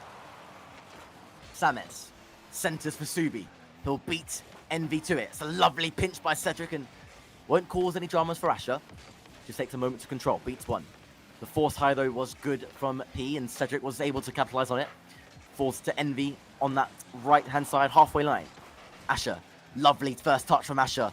Freed himself up for a flip reset. Chooses to fake. Cedric doesn't bite. Stays composed. Samez takes the boost. Smart play. Starving P, who's able just to be annoying. And it will be there for Cedric, who gets the flip reset. Can't quite do anything with it, though. The Tempest again, just surviving, finding ways to repel Storm Shadow's attacks. And that one opened up temporarily for Asher. And Cedric 50 away to Samez's left. Storm Shadows now, they've had a few of those opportunities where it's just been straight at the goalkeeper. Placement's not quite been there, but Tempest have done well at shutting down the space a little bit more than they have done for the rest of this game. Still, though, not able to hold possession. They'll face another strike. Storm Shadows with a bounce that's going to fall dangerously off the ceiling towards the target. Thrown out wide yet again, and with Asher on the back foot, that was an ample opportunity for Storm Shadows to take that one home. Asher keeps it out that time in a ball which was a little less convincing than those before. Absolutely insane save. And this match already delivering in game one. That's a good shot by Envy. Another save. P's there. Converts from close range. And the RAF Storm Shadows, after being a goal behind for the majority of the game, equalized late on. And 3 minutes deep into overtime, P, so much composure to slot that into the bottom right. So much easier to miss those in those kind of scenarios. But you know you've got to find a small portion of the net. 3 minutes into overtime, but he makes it happen. And the Storm Shadows can breathe. And for the Tempest, it'll be disappointment because they will feel that game should have been theirs. And it felt like my concerns for the Tempest there truly came true, but in the quickest fashion possible. I said that as this series progressed, Storm Shadows were going to find themselves a bit more in the swing of things. Their rotations would start to fix up a bit more and get that bit tighter, and we'd see struggles from Tempest to keep up. That all happened within one game. No moments left to breathe now. Storm Shadows are up to pace. They're back to peak performance. Now it's up to Tempest to shift up those gears themselves and try and take down what is supposed to be the A team of the RAF. Subi will... Oh, it's a wonderful effort by Cedric, and he's so dangerous from that kind of area. I've seen him score a few of those today in some ranked threes I'll play with him at lunchtime. And Asher, it's a good shot on net. Cedric scampers across. Envy will be beaten to it there by Subi. Tempest will know they've been in similar scenarios before against this exact RAF Storm Shadows roster at the inter-service LAN, and where they were you may remember it, Pegasus, they were 1.5 minutes away from becoming the inter-service champions of 2024, but for a late comeback again by the RAF Storm Shadows. Cedric was the spearhead of that comeback on that particular day. Can he do it again on an equally big stage? Absolutely, it's best of 5 as well, so you'd say that theoretically Tempests have more time to work with, but again, reverse sweeps, we've come close, but we haven't got there yet when it has been qualifier 6, and I'm sure Storm Shadows will not quite enjoy that reminder. Cedric though, lip reset, it's rare we've seen him with a position like this, going for the breezy and the dunk as well. But the flick not quite having the scoop he would like, and the dunk not quite being able to work as that B plan either. Tempest again get away with a position where a little bit more clinicality from Storm Shadows, they would have had no chance of keeping it out. And you ask yourself, in these kinds of scenarios, why do professionals train under such high intensity in sports like football? Because the first thing that goes when you are fatigued, when you are tired, is your technique. Cedric drops it down from a ridiculous angle, and the Storm Shadows take the lead again inside 2 minutes. Samus couldn't do enough to scamper back and clear that one. It was a pretty impossible scenario from him. The fatigue, I believe, is what I'm seeing for the Tempest now, who have been immense tonight and can be proud of their efforts. They won't give up just yet. There will still be, whilst there's time on the clock, the Tempest will still fight. Plenty of series left to play as well, even if this one does not end in the Tempest's favour. But hold on a minute, an option for 2. I thought we were going to see a reading there off the backboard. Instead, play opening up is going to happen yet again here for a Storm Shadows attacker. Tempest desperately looking for that open opportunity, and at this point it's not really about them getting those wins necessarily. It's about making that first step as well, because they really haven't had much sign of an attack. It has been all them defending, looking for a fair few counters, which they haven't quite been able to bring together. And when you're going to face offense after offense after offense, we've mentioned a few numbers today. This one's all probabilities. A mistake bound to happen eventually. And it did. And finally, there is some remnants of these players not being robots, not being just tied into this insane games. It's Envy getting a double reset. He's beginning to show his mechanical skill a lot more recently in the Pro League, which I really like about him. That waterfall down, Asher reads it well. Sames now for the Tempest. They need to spark something. They need to trouble the Storm Shadows as much as they possibly can. Because if they let the Storm Shadows run away with it, I just don't see a reverse sweep. I can't. I want to, because I want to see more from both of these two sides. But it becomes difficult to envision at the level the Storm Shadows are playing right now. The Tempest will feel there is something in this for them. They just got to find a spark from somewhere. You just need to find some intention in a lot of these touches as well. Their best plays have come when they've played between each other. They've cleared those balls into the correct positions. They're not just playing whatever is ahead of them. They've had that full communication.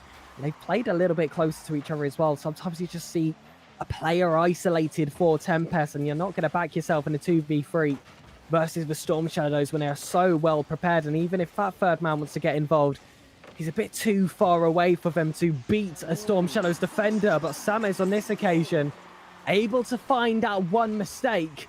And well, when there's blood in the water, you do have to just be a shark in these kinds of series. And hopefully that can be the kick of confidence that the Tempest have needed for what has felt like 7 in-game minutes now. Yeah, that's about right. If you include the first series, that's a great stat, by the way. Oh, P gets a reset as well, and Subi's equal to the save. The mechanics on display in this qualifier have been immense by any standard. P there with the latest example. And I want to credit as well Sames for the last goal, and created it all by himself and put it away. And it's given his team lifeline, and they may just convert. It's Subi into the roof of the net. And I told you all, when there is time on the clock, the Tempest will feel there's something in this game for them. They've come back, they've back to within 2-2, and there is something about late goals between these two sides that they both truly love. And there's something about that 2-0 record as well. Guaranteed to go back to 2-2 within 15 seconds. Day 1, of course, that was the case the entire day. Day 2, of course, seemingly not tucking itself to bed for the double elimination.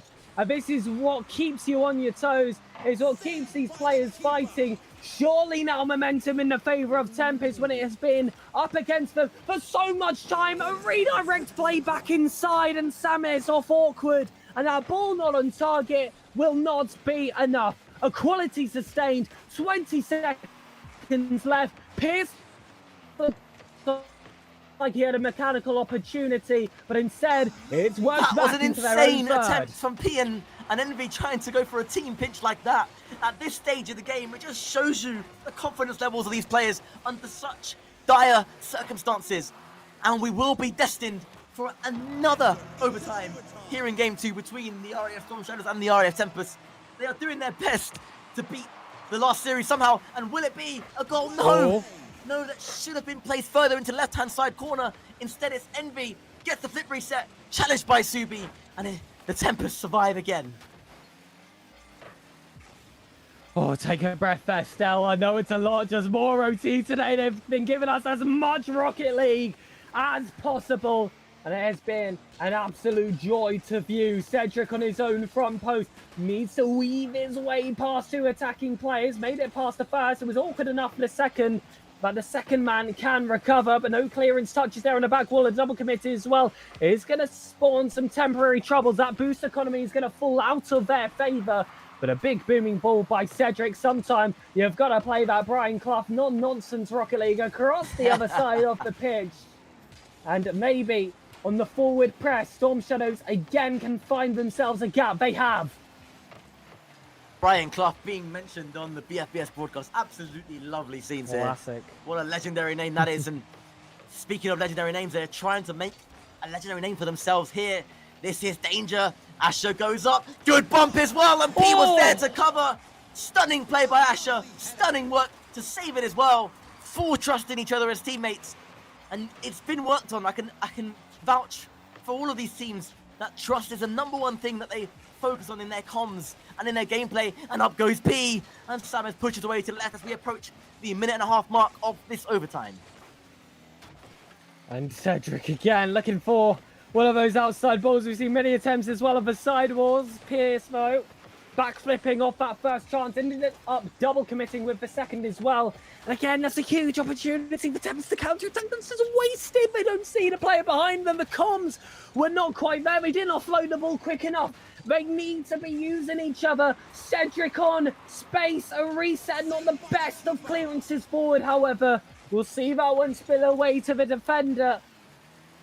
But it's heavy touches all round. Who'll be the first team to take control? It's certainly not going to be Tempest with balls like that. Storm Shadows clamped down here in this 6-yard box. But Samus finds it out. Front on, backboard again. Oh my goodness, how has this game not come to an end? This truly has been the double elim of overtime games. Coming off that backboard, Tempest player surely getting there first. He does, but it's not enough to escape danger. Cosmo's prediction is Asher at the 3-minute 11 mark. Will it come true? Not according to the current pressure that's happening in this game. It's all the RAF Storm Shadows right now. Cedric with a fine touch. Up goes P. Subi again. He's been a defensive wall. He's very much improved in the short term. And Envy into Cedric. Looks to snipe the top right. P drops it down. Will it be a Tempest player there? It's Asher to complete the clearance. And still, the story goes on. And still, Tempest survive. Still, Storm Shadows await for a double, triple match point. There's a shot from Envy. Will it find the net? Subi reaching heights I never thought was possible in this game. A defensive masterpiece. And they're playing like this is a best of 3. Tempest playing like their series life is on the line here. It's another dangerously spilled ball, but again, just happens to find its way out of danger. Listen, I don't believe in luck in Rocket League, but something certainly interrupted the play there in the favor of the Storm Shadows. P back again. Player waiting third. What did I say before? Do not give them space. That's why you see the quick shutdown by the first man of Tempest. Second man sneaks it under. Third pouncing right on. The team plays that I've been calling for the entirety of this series. This is only game 2, by the way. And that's the showstopper from Samez. What an unreal effort from a combination of Asher and Samez. They worked hard to craft the opportunity. They saw it. And in these scenarios, you get clutch plays like that. The RAF Tempest and the RAF Storm Shadows playing out our third instant classic of the evening. And what a goal it was to finish it off. Isn't this just the... Yes, it is, Pegasus. It is. Whatever you were trying to say, it is absolutely that. And I'll tell you what it is from my perspective. Pure and utter theatre. How on earth do you catch your breath in this one? Where do you go for your Storm Shadows from here? They should have had that, they should have had that one clear within the first couple of minutes. They didn't. And Tempests, they don't know when to quit. They are so effective at staying in the game. They showed it against the Sparrowhawks, and they're showing it against the RAF's finest roster. And immediately, the Storm Shadows look to come on the offensive. Asher again. It's a good shot. Almost surprised Cedric. He'll collect the boost. Things calm down even for a split second. It's awkward. And then V had to deal with it and did. Subi. First touch was a good one, sorry. Cedric. Tipped wide by Subash. He misses, and Asher with a good bump.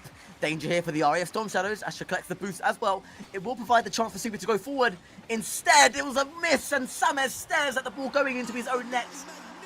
Exposed there in a bit of no man's land after Subi couldn't quite pre-flip onto the shot.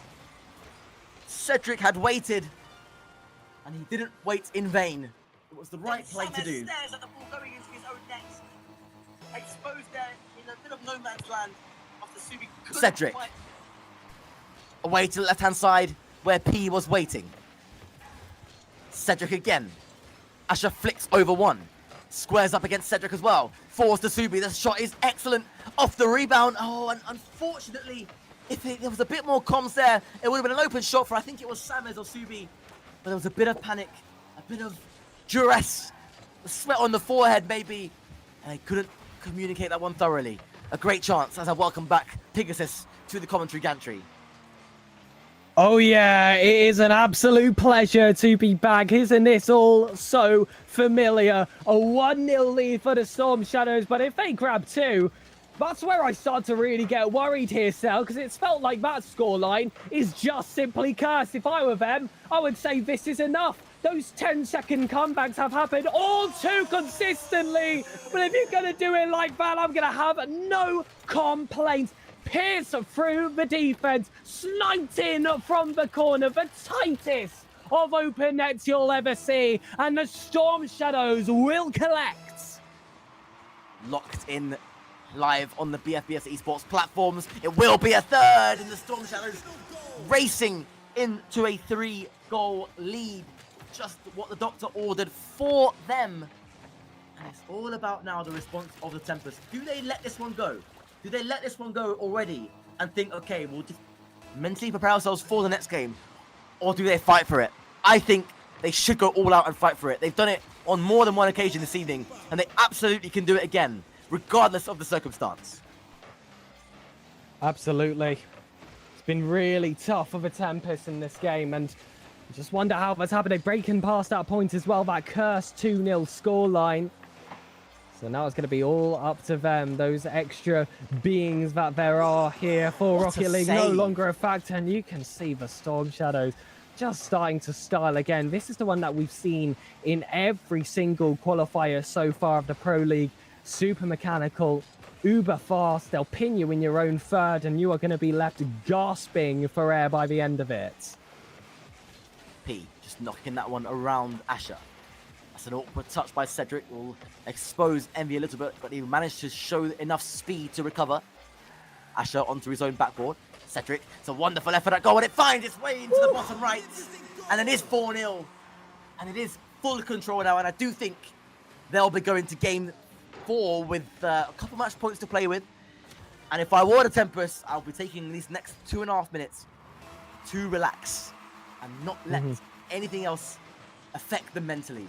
That's what I'll be instructing to them. Whether or not they think that way and still want to try and fight, I would say it's commendable. But in these moments when fatigue is a real factor, you gotta pick your fights. Absolutely, and it's going to be one of those games as well where it's going to be hard to assess whether this is at a fault of the Tempest or if this is just simply the Storm Shadows locking in and being much stronger. It can certainly be a bit of both, especially with shots like that from Envy. He was looking for that Zen Classic ceiling double tap. Doesn't quite come through, so instead, Pierce will happily take that clear open net. And I'd love to hear your opinion on that point before Celios. Is this Storm Shadow stepping up? Is this Tempest potentially with their foot off the gas, a little bit too nervous for their own good, unrecovered from that last game? I just got to hear it. I got to hear it. Well, in my opinion, I've got to say it's a little bit of both, right? The Storm Shadows are they are as locked in as they're going to be. They want to get to the final. They want to right the wrongs of the boost of a ball with that dramatic DC at 0 seconds, and that's their mission. You can see it. They're playing that way. I don't think, from a Tempest perspective, that they've been too nervous or bad in any way. They've been excellent this series, and they've really pushed the RAF Storm Shadows. And I do think the 5-0 scoreline flatters the Storm Shadows a little bit. What I do think that's happened is the fatigue levels. It's hit the Tempest now, and I don't mind that they've taken their foot off the gas here a little bit in this game. It's gone. It's got to be left, and if they are going to give it one more push, it's going to be in the next game. And they just can't take too much damage from this one. It's a really important thing that I've been drilling into all of our teams. The less damage you can take in these kinds of games mentally, the more chance you stand of initiating a comeback. But to summarize, I don't think it's been Tempest being nervous. I think they've hit a wall and starting to fatigue against a talented Storm Shadow side that are somehow just getting into their stride. I have to agree with you. It just feels like Storm Shadows do have those few extra gears. Tempest haven't exactly dropped, but when Storm Shadows are in the swing of things, they hit those max revs, they're able to shift themselves back up. They are such a tough team to keep up with, and they make it look so easy as well. Again, those frustrations will really become a part of a play. So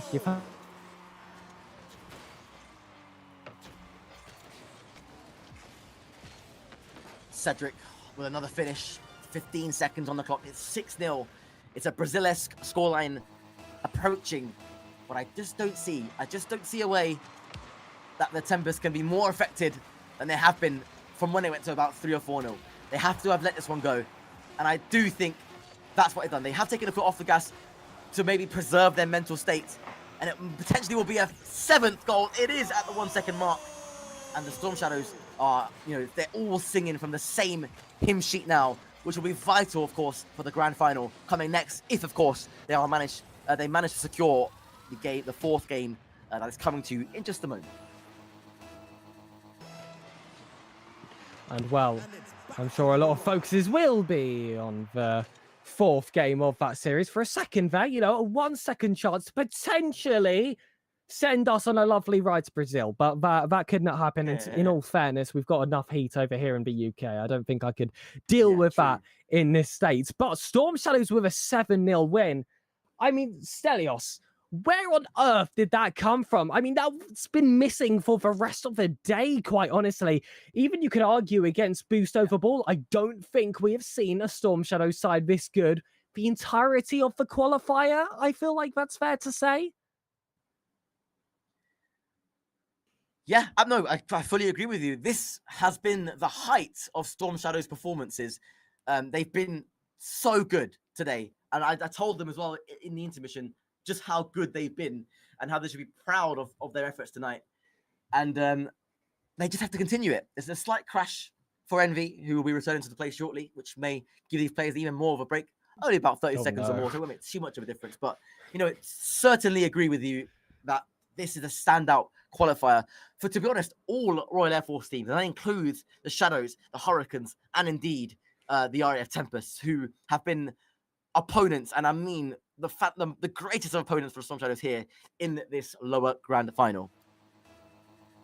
And remind us, Stel, what service are you a part of again? The Royal Air Force. Well, he's given them these ideas. A professional RLCS coach nowadays, paying dividends to the Storm Shadows. 5 seconds in, already grabbing themselves a goal, looking to pick up where they left off. And just a reminder of the stakes of this series.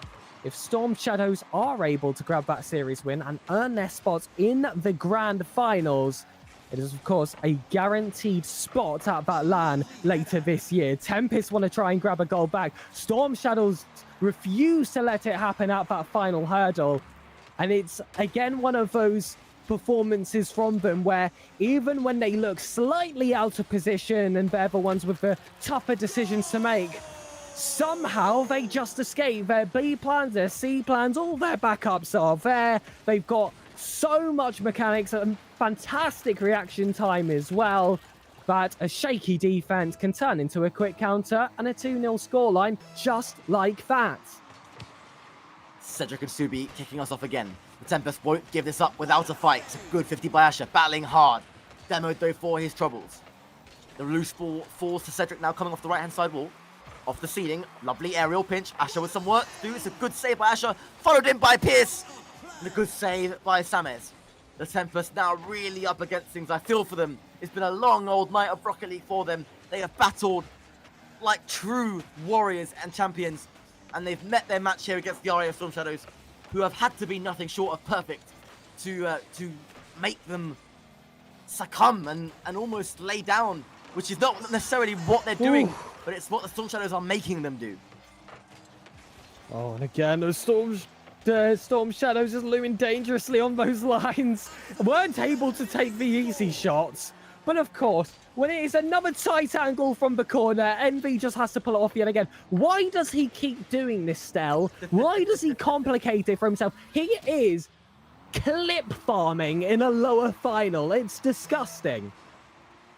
He is a mechie player, and he's clever with his play as well at times, and you're seeing that. Oh, saying that, he's just flicked it past his last man into the back of his own net. Subi, the beneficiary of that particular tap-in. But take a look here, Samez, his shot flicked away by Envy, and it just beats Cedric.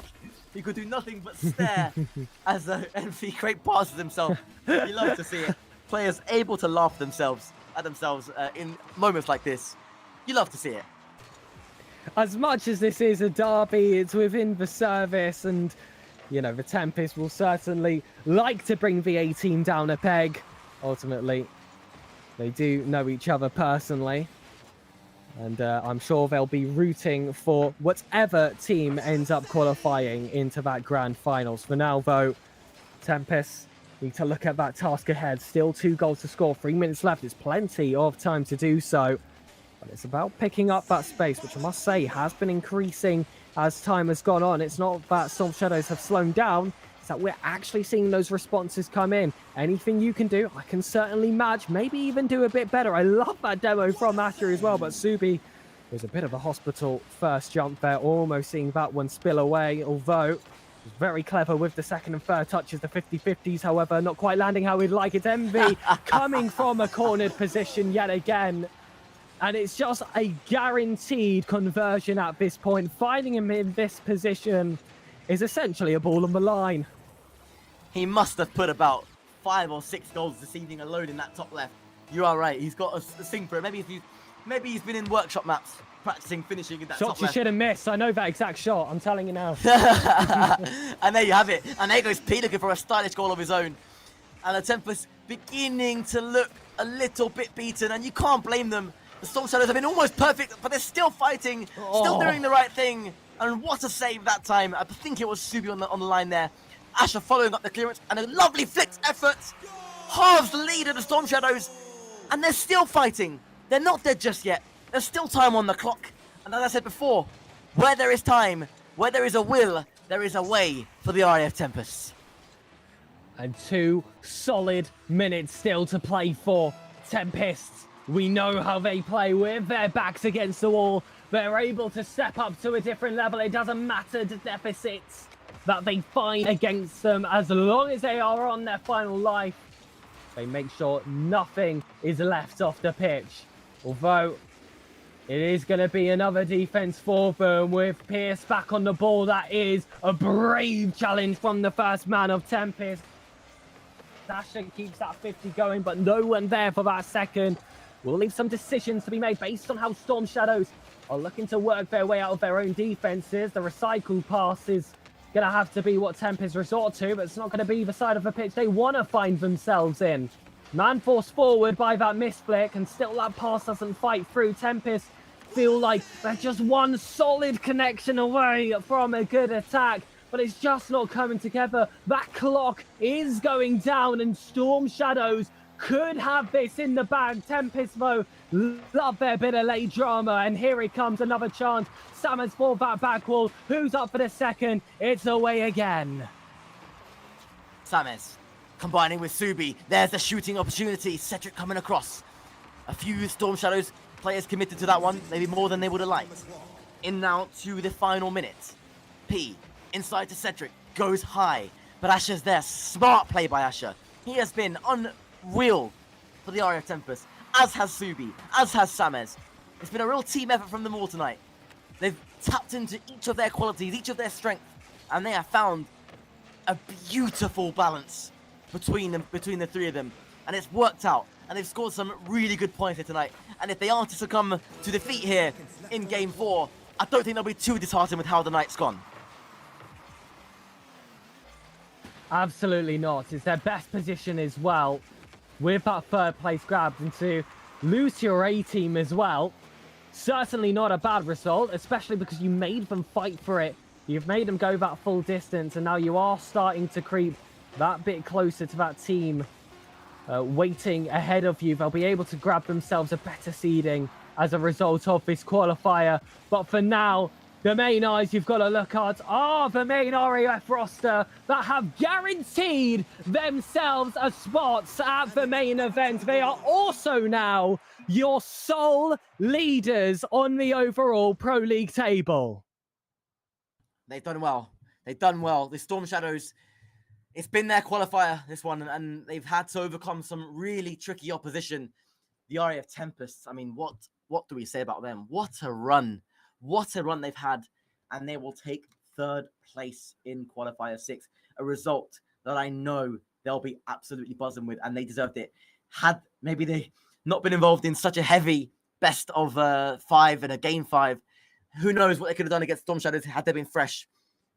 The Storm Shadows just had to beat who were in front of them, and they did just that. And I think, ladies and gents, that brings us to our final series of the night. It is a rematch. It is the RAF Storm Shadows against Boost Over Ball, who took it last time. And I'm so excited to see it. Don't go anywhere. We'll be right back with you in about 5 or 10 minutes.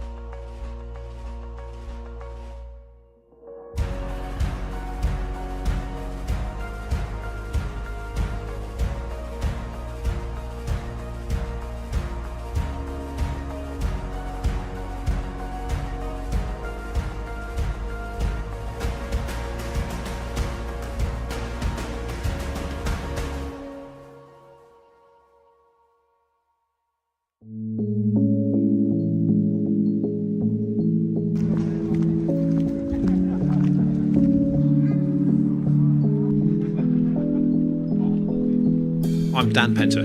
My name is Mark Langton. I'm Peter. My name is Staff Sergeant Richie Rees.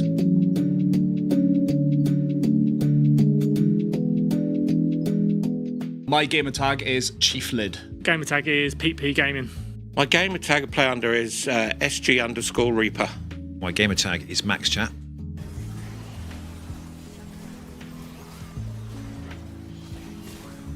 I think the thing I'm looking forward to most as part of the UVG is actually meeting new people.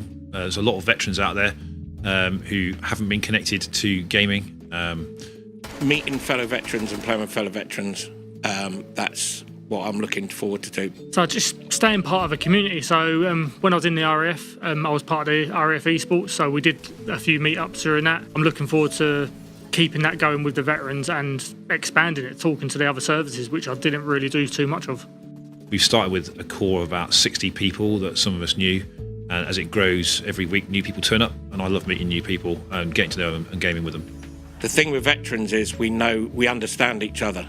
I'm looking forward to being part of the UVG because for me, as a still serving in the British Army at the moment, is setting that stepping stone for individuals who do eventually leave the services, and looking forward to what UVG can offer them as a gamer, if they are a gamer, or even if they're not a gamer. It's just the community that is offered to them from UVG, where, you know, as a serving soldier who, you know, taking that transition into civilian street is quite hard. So for them, having that community where you got ex-servicemen, ex-service women, for them, they can then look at those communities, and it'll be hopefully make that transition easier for them. I think the biggest thing that UVG will do for veterans gaming community is to connect veterans through gaming. Speaking with other veterans, that's the main thing veterans need to speak. We have a very thing that I am the big man and I can handle it, but we speak to each other. That's going to help our mental health. See, I think UVG can offer a lot for veteran gamers. But it's going to bring a lot of people who haven't really got that online social aspect. Through a lot of mental health stuff I've been through and done, and I think that's going to be a massive thing for a lot of people who don't have no one to talk to. It's not just all about bringing gamers together, it's the events that can go on. They can bring a lot of the veteran community together, which gives them opportunity not just to sit in their homes, they can come out, meet each other, you know, put a face to a name. Finding this group of people who can understand what they've gone through, understand how they talk, is going to be a massive thing. For anyone wanting to get involved in UVG, you can find us on Discord, UK Veterans GG, and if you look on any other social media, we're there on UK Veterans GG, be that TikTok or Instagram, Facebook, Twitter, you name it, we're there, and our links to Discord are in all those channels as well.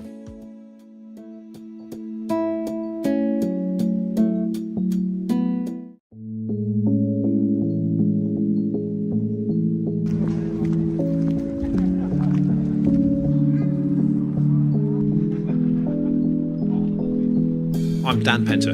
My name is Mark Langton. I'm Peter. My name is Staff Sergeant Richie Rees.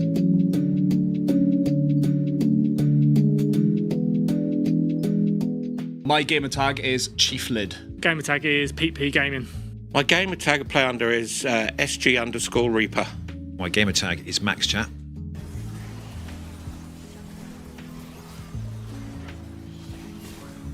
I think the thing I'm looking forward to most as part of the UVG is actually meeting new people. There's a lot of veterans out there who haven't been connected to gaming.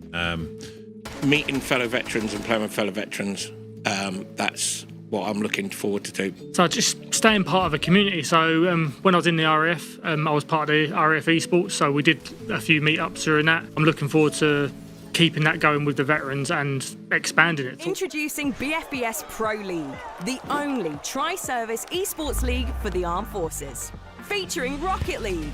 The league is open to the whole armed forces community, including their families, civilian staff and cadets.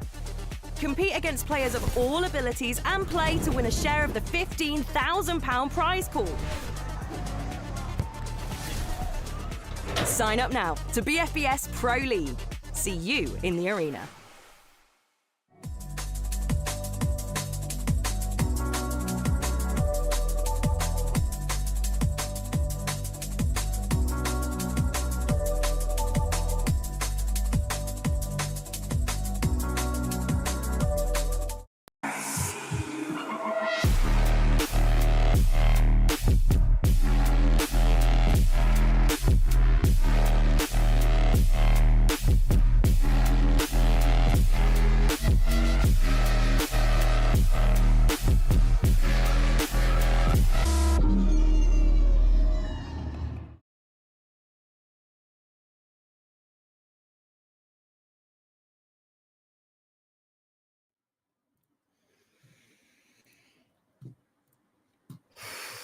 Ladies and gentlemen, welcome back to the BFBS Pro League Qualifier 6.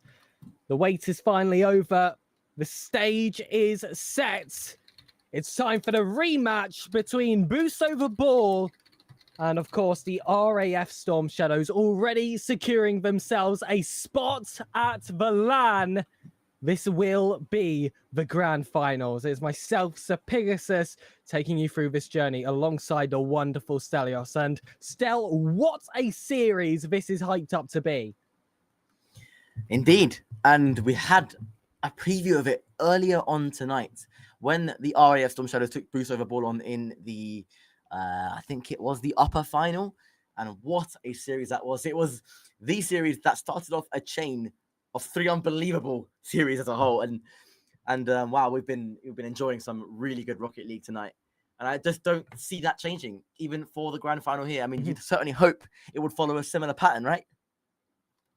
Yeah, absolutely. Especially this being a rematch, we've got a little bit of a taste of what to expect between these two teams, because not only was it a game 5 in that upper finals, when you actually take every game one by one, every single one of them was close. It was constantly shifting between who was the stronger team between the two of them. And despite those reverse sweep hopes looking realistic for the Storm Shadows, ultimately it was just that final push that went the full distance. But I can imagine if the upper finals was a best of 7 like this grand finals will be, ladies and gentlemen, that could have been a result that went rather differently. And of course, with the new format changes, I do want to specify as well, but everything is refreshed completely.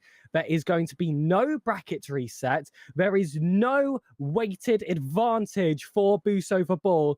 It's a straight up best of 7, winner takes all, no bells and whistles attached. The shootout. The absolute shootout here for Qualifier 6 champion. I mean, both teams already scoring really, really good points. And so the story goes on. One more last dance this evening. One more best of 7 this time round. And we go, hopefully, to a game 7. I mean, I would love it. I don't know. I'm sure you're all feeling it. I'm feeling the heat, but we got to have a game 7, surely, right? It's got to go that way. Oh, I'd love it too. And if there was any grand final to go for full 7, it would have to be these two guys after the performances, again, that they gave us in those uppers. Storm Shadows currently first place and clear of Resurgence with a guaranteed LAN spot. But that first seed is still very much a fort to defend. Boost Over Ball looking for another first place record to add to what has been a fantastic season for them so far. Truly Clash of the Titans, the 2 very best in this qualifier and potentially overall. And Josh gets us off to the perfect start. Welcome to the grand finals. Here we go then. It's Josh and Cosmo steaming the ball home. The perfect start for Boost Over Ball. Will it be a sweep type affair? Will it be a game 7 type affair? Wherever you are tuning in from, we hope you are ready for what's hoping to be, it should be a spectacle on paper, but if this early form is to be believed, maybe not. And I was about to go on a whole tangent, Stel, like we did in that series before about, one team is back after an extended break here. Maybe they'll need some time to, get those fingers warm again. Boost Over Ball have certainly not needed that whatsoever. Yeah. 2 goals. Yeah. We are straight into the thick of it, and RAF Storm Shadows have a lot of responsibility on their hands now to try and match what Boost Over Ball have brought them. It's almost a reverse. Like, it's almost a reverse of the situation that the Tempest had to face, having gone so far deep into that game 5 and then immediately having to play against the Storm Shadows. It's almost the reverse now. It's the Storm Shadows who've had to work hard and play a freshened up version of Boost Over Ball. But that's wonderful play, and they find not an equalizer. They halve the lead with a wonderful, well-worked bit of team play as this game begins to heat up. Let's not get too ahead of ourselves, but we know it's certainly possible, especially in the next 7 seconds. We've seen this too many times before. I've mentioned it all throughout the broadcast. Will it sustain for the grand final? No, Boost Over Ball do have the counter. It is the 6 players specifically, no external forces. Storm Shadows are going to have to earn their way back into the standings, and they will with inside passes like that. And what a shot as well from Pierce to top it off. What a gift. I mean, Envy doing all the hard work there, squaring it for P. He still had a lot to do with that finish. Had to really angle his car almost backwards. And he still managed to find the opposite corner. Insane. And now all of a sudden, the Storm Shadows have turned the tide in their favor. Yes, it's 2-2. Momentum surely goes their way now. And they're looking sharp once more. And the 2-2 scoreline keeps it close. All those early concerns that you were having earlier, Stelios, about this being a one-sided affair. Hopefully that has put that idea to bed for good. We're looking to go the full distance. It's been best of 5s all day. Let us use those extra, whether it's a game 6 or a game 7. You know what? I'm not even fussed if it doesn't go the full way. I just want to see 6 utilised. Boost over ball, however, with 2 clear-cut opportunities blocked by the woodwork. I can confirm that there is no bracket reset or advantage, as Lucas mentioned in the chat earlier, just for you, Cash. And it's a straight shootout. First best of 7. First team to win this best of 7 will become Qualifier 6 champions. And as we've stated before, the Storm Shadows now mathematically qualified for LAN, but it's about besting your seeding now.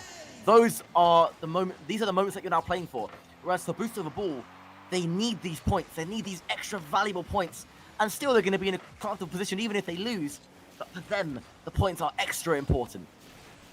And it's not to say that Boost Over Ball don't have importance there as well. They're currently sitting 6th in standings, although I can imagine they could have jumped a few spots with some of today's results. But with 8th place having 24 points, Boost Over Ball having 26 heading into today, you can see why they want to not only clear some distance, but like you mentioned, even grab some seeding for their troubles. And of course, there are prizes for those that win the individual qualifiers. So there's also a little thing extra there on the line for these 2 teams. Boost Over Ball looking to try and break this deadlock with that inside pass, but Storm Shadows, easy as you like, back onto the other end and blocked again by Boost Over Ball. It's just going to be one of those kind of affairs.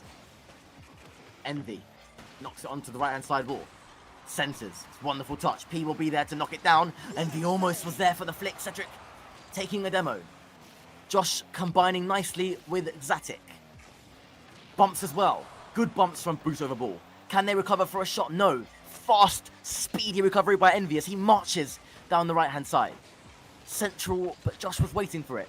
P's touch is a good one. Cedric rises, skims it down, and the chance goes begging. It was brilliantly crafted. And now at the other end, Cosmo looks to come forward.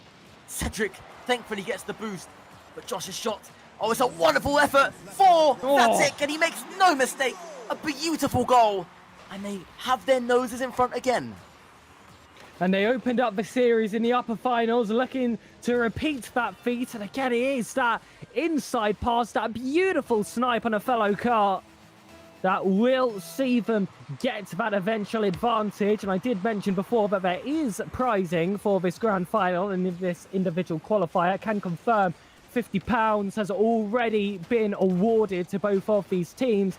If they want to over double that to £125, you're going to have to take that victory, and of course, the points that come with it. What's left then for the story of game 1? Cedric, Central, Josh away. Slight double commit though, but his recovering touch was an excellent one. P loops it high, forces Zatic into the air. Zatic's touch is a good one. Cedric pushes out towards P on the left-hand side. A bit of a missed touch though. And then we will pick up the ball here. Fakes one. Wonderfully done. But the challenge from Josh, again, it's the right decision. He's been making good decisions all night long. Cedric, they're not letting him have any kind of respect on the ball. They had to go all in. They did go all in, and they paid the price. It's Boost Over Ball taking game 1.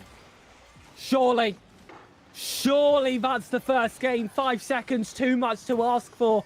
Even if a kickoff goal does go in your favour, you would hope that Boost over Ball have that mentality now where they know the only win condition for RAF Storm Shadows. They might even collect a fifth. That one actually ends up going down to a Storm Shadows player. Josh is looking for that sidewall, and it was mathematically guaranteed regardless. Boost over Ball will open up our scoring. And you can tell the game, as it went on, began to warm up. Hasn't quite been the spectacle of the last 3 series, but I mean, how can you expect that level to be a hit, for 4 series in a row? These players must be exhausted. I know I am. So to see the level that these guys are playing at is really inspiring and really motivating, and shows you the commitment levels, the standard of Rocket League in the armed forces community. It's a joy to watch as we get things underway here for game 2. I was just looking over at my monitor at a reminder of the journeys these 2 teams have had to reach this point. It's been the 2 top seeds. They've done fantastic in their own rights, in their own groups, but of course Storm Shadows had technically that one loss to Omnia, which ended up being a forfeit due to eligibility issues. They did look much weaker in that day before, and here coming out swinging, Boost over Ball as well, looking strong themselves. This has been an absolutely fantastic affair, and correct me if I'm wrong, Stel, with that upper final result, still Boost over Ball never lost to the RAF Storm Shadows despite their multiple meetings? It is true for this roster, but obviously when Cash has been playing, of course, he has proven to be the difference. But in this roster, yes, as it stands, I believe I could be wrong. They have scrimmed, I think, as well at 1 or 2 occasions, but there's a chance here for Envy. P takes over the play and they take the lead. Storm Shadows warming into it now. This roster looking to try and make a change to what is a really scary stat to look at for the nature of this grand finals. But nothing about today's games has suggested that this is going to be a walkover, that Boost over Ball have the Storm Shadows number. This has very much felt like 2 close to equal teams looking to edge it out with the finest of margins, and mechanics as well have been on a fantastic show against some of the, let's just say, lesser competition. But it's been all about that teamwork when it has come to this grand finals. A lot of those inside passes, a lot of those picked off plays, those really nice dummies as well, that have really made the distance from them. It just goes to show you that you need more than just raw mechanics, ladies and gentlemen. Work on those game sense as well. Get those books out, those YouTube videos, whatever you need, or just enjoy the show and take note, because these are 2 very, very valuable teams to learn from. Indeed, that's a lovely dinked ball across the face of goal. Cedric's touch is a good one, but it's saved by Cosmo. Xatix looks to intercept the pass that was aimed for P, and he did just that. The resultant flick centers, and it will be Cosmo and Xatix that rise high. P with no boost, somehow saving. What a vital clutch moment for P and the RAF Storm Shadows there as they once again venture forwards in search of a second. But right now, that was a dangerous moment that they've managed to overcome. Much like it's been the story of the evening, teams surviving by the skins of their teeth and then going on to win games. Absolutely. It's that counter-attacking Rocket League that can be so frustrating when you're on the other end of it, because you feel like you're deserving when you're that offensive side, when you spend so much time in those loose thirds. You feel like you're stronger, you feel like you're winning, you feel like you're better, but ultimately you have to put the ball in the back of the net. There's no congratulations for the possession trophy. It's score more goals for the other team. Boost over Ball are working closer towards it. Clinicality has been the difference between these 2 sides. To answer your question before, or to go back to your question before, when these sides have met without Cash, it hasn't looked this close. Not ever. Ooh. And it shows you the Storm Shadows have been grinding. And there goes Envy again to beat the first man at the near post and slot it into the bottom corner. It continues to warm, does this series, as do the Storm Shadows, who also continue to warm as they narrowly extend the lead to 2 goals to their 1. And there's been a lot of conversations around this Storm Shadows roster. Let's just say you mentioned some of the substitute stuff and the success they have found there. This series has to be their statement. They can feel it in the back of their minds that they do have something to prove as these three individuals coming together. However, Boost Over Ball are not going to let that statement come easy. Storm Shadows are going to be played, like I said before, probably until the 6th, 7th game if they want to see themselves a grand finals. Potentially, it's a lovely effort again from Envy, searching for the corner he's been finding all night long. P goes up, centers. Cedric waiting on Boost. Good challenge though. Falls as far as to Josh, and Cosmo can turn on this. This is dangerous. Shot by Cosmo. Falls to Josh. Skimmer. It's away by Cedric. In now to the final minute and a half of game number 2. Zatic looks to beat P, does, but the demo vital. P can cut here, looking to square it. Envy's there again, and he finds the bottom corner. It's 3-2, and we are getting dangerously close to being all square here. And when it is crunch time, you've got to take a bite, and Envy has been that player consistently for the Storm Shadows. If you feel the looming presence, if you feel darkness surrounding, it means Envy is waiting to pounce outside that box every single time. You cannot give him that space. No, absolutely not. He will make you pay 9 times out of 10. That's been his form tonight. And for the first time, I'm starting to see little cracks in Boost Over Ball's gameplay. Maybe they're beginning to feel the nerves. Maybe they're beginning to feel fatigued. I mean, they are an incredible lineup of players who have played at the very highest level. You know, we're talking top 0.4% in the world. Josh has finished top 49 in EU RLCS. That is obscenely difficult. The level in this lobby is insane. They're living up to it now in terms of a series, and the Storm Shadows threatening to level up here. And again, playing that midfield from Boost Over Ball, it feels like they find themselves in this position so much, but the Storm Shadows quick to shut down. They love to play that high press. It's the entire facet of their game which is able to crunch down a lot of these other opponents. Boost Over Ball are not quite to that same level. They've had to work that little bit harder, but they have thoroughly earned themselves an equal series scoreline. Game 3 will await. And Stelios, again, I'm sure you're going to be feeling nervous. Game 5 is now guaranteed between these two teams. And I'm so excited for a minimum of 3 games more of action. Well, it is going to be a best of 5 now. So it's as we were pretty much for all of this evening. And, well, it's all about mentality. And I've been drilling it into them. And I'm sure the guys in the call with them will also be drilling into them the importance of maintaining composure. And as Pluvo in the chat has alluded to, they need to not panic. This is their game to win. This is their series to win. They've opened up Boost Over Ball on many occasions here, and they've actually been clinical enough to take advantage of those chances and put away goals. If they cannot panic, stay composed, stay calm, it is their series to lose. That is my belief.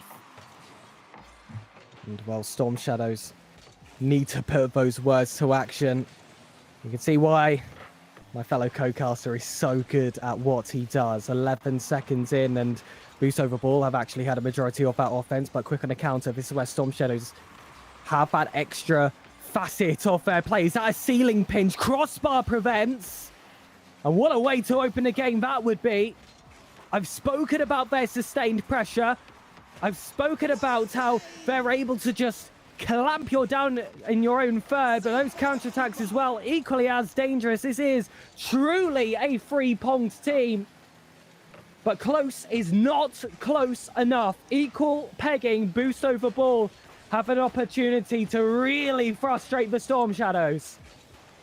You have to put those chances away. It was so unfortunate. Boost Over Ball now are the team that are hell-bent on surviving at all.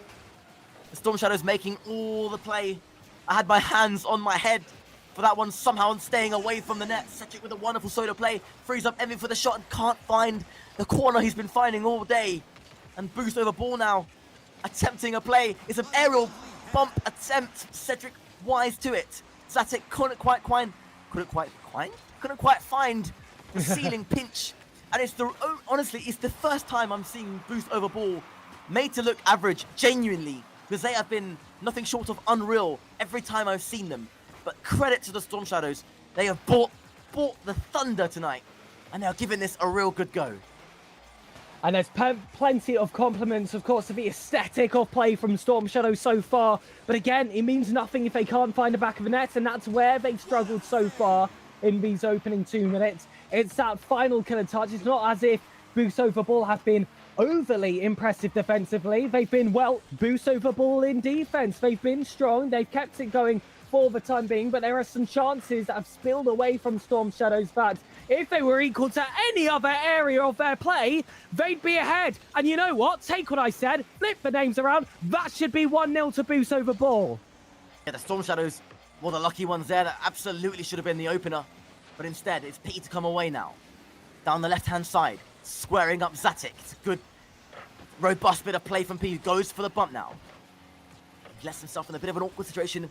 Will take a little bit to get by, and it's Zatic blocking his own players. Clearance there gives Cedric the opportunity to go up, and P will put it onto the sidewall. Gets the double as well. He has had an outrageous few series he has tonight, has P. And again, the series continues to hot up. P flicks forward. Josh, only as far as Envy. Rare whiff from him that time. P flicks goalwards. It's a wonderful flicked effort. And Cosmos controls as we just dip underneath the 2-minute mark. And that's a ball that you have to clear perfectly. Boost over Ball had a chance to throw that ball in a dangerous area, but it is very calm coming from the defense. Offense, so you've been made a completely open net with that demo, but he took that shot as if the defender was still there. He was trying to beat him shy of the crossbar. And that's when two ideas clashed between Boost over the Ball players. And this has been one of those games where it's been perfect, Rocket League. Other than when it comes to that final product, although in fairness for that play, that's excellent defending from Boost over Ball. Zatic off that backboard, no follow-ups himself. It's going to have to be a teammate coming in from a tight angles. Cosmo completely beaten by two Storm Shadows players, but those whiffs are starting to come in. Those final 60-second nerves are going to start to plant themselves in. You're not just trying to score a goal. You're trying to score the winner. There's surely no more afterwards. It's been a 2 KG, and these players are very aware of those dynamics. Oh, it's an awkward one for Cedric to deal with, and he did.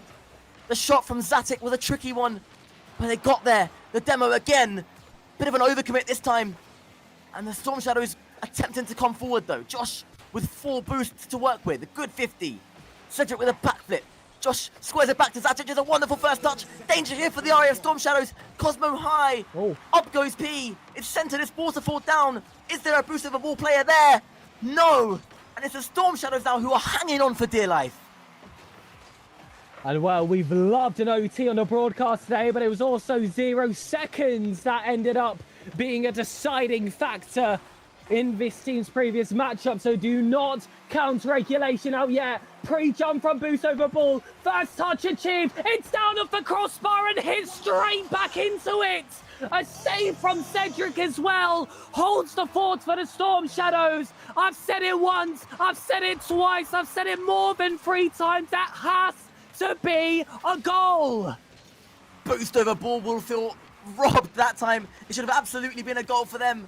Instead, we're into our probably umpteenth overtime of the series. The action continues to unfold live here on the BFBS Esports YouTube and Twitch platforms. Hope you have been enjoying the show so far. 40 of you currently tuned in, enjoying the magic, and P has a chance to take us to a game 3 with the Storm Shadows lead. But the crossbar saves the day. And it drops down yet again for Envy. And ooh, that was a hash play from the first Storm Shadows player. And he thought his backup would be available. Knocked off the pitch. That's got to be a goal for Boost over Ball. No questions about them. Unmissable opportunity for Josh. And I'd say he worked hard. It's hard to say who worked harder. But ultimately, it's about taking your chances. There were multiple for either side, but Boost over Ball are eventually credited with the series lead. Yeah, what a game again. I think every game that goes by is going to get more and more intense from these two sides. You can see how much both of these two teams want to win this, and they want the upper hand on their position going into, seeding-wise, going into the LAN. And it's been the spectacle we thought in the end. Maybe started off a little bit slower than we expected, but they got there in the end. And it's 2-1 to Boost over Ball, who definitely had the better of the opportunities overall in that game.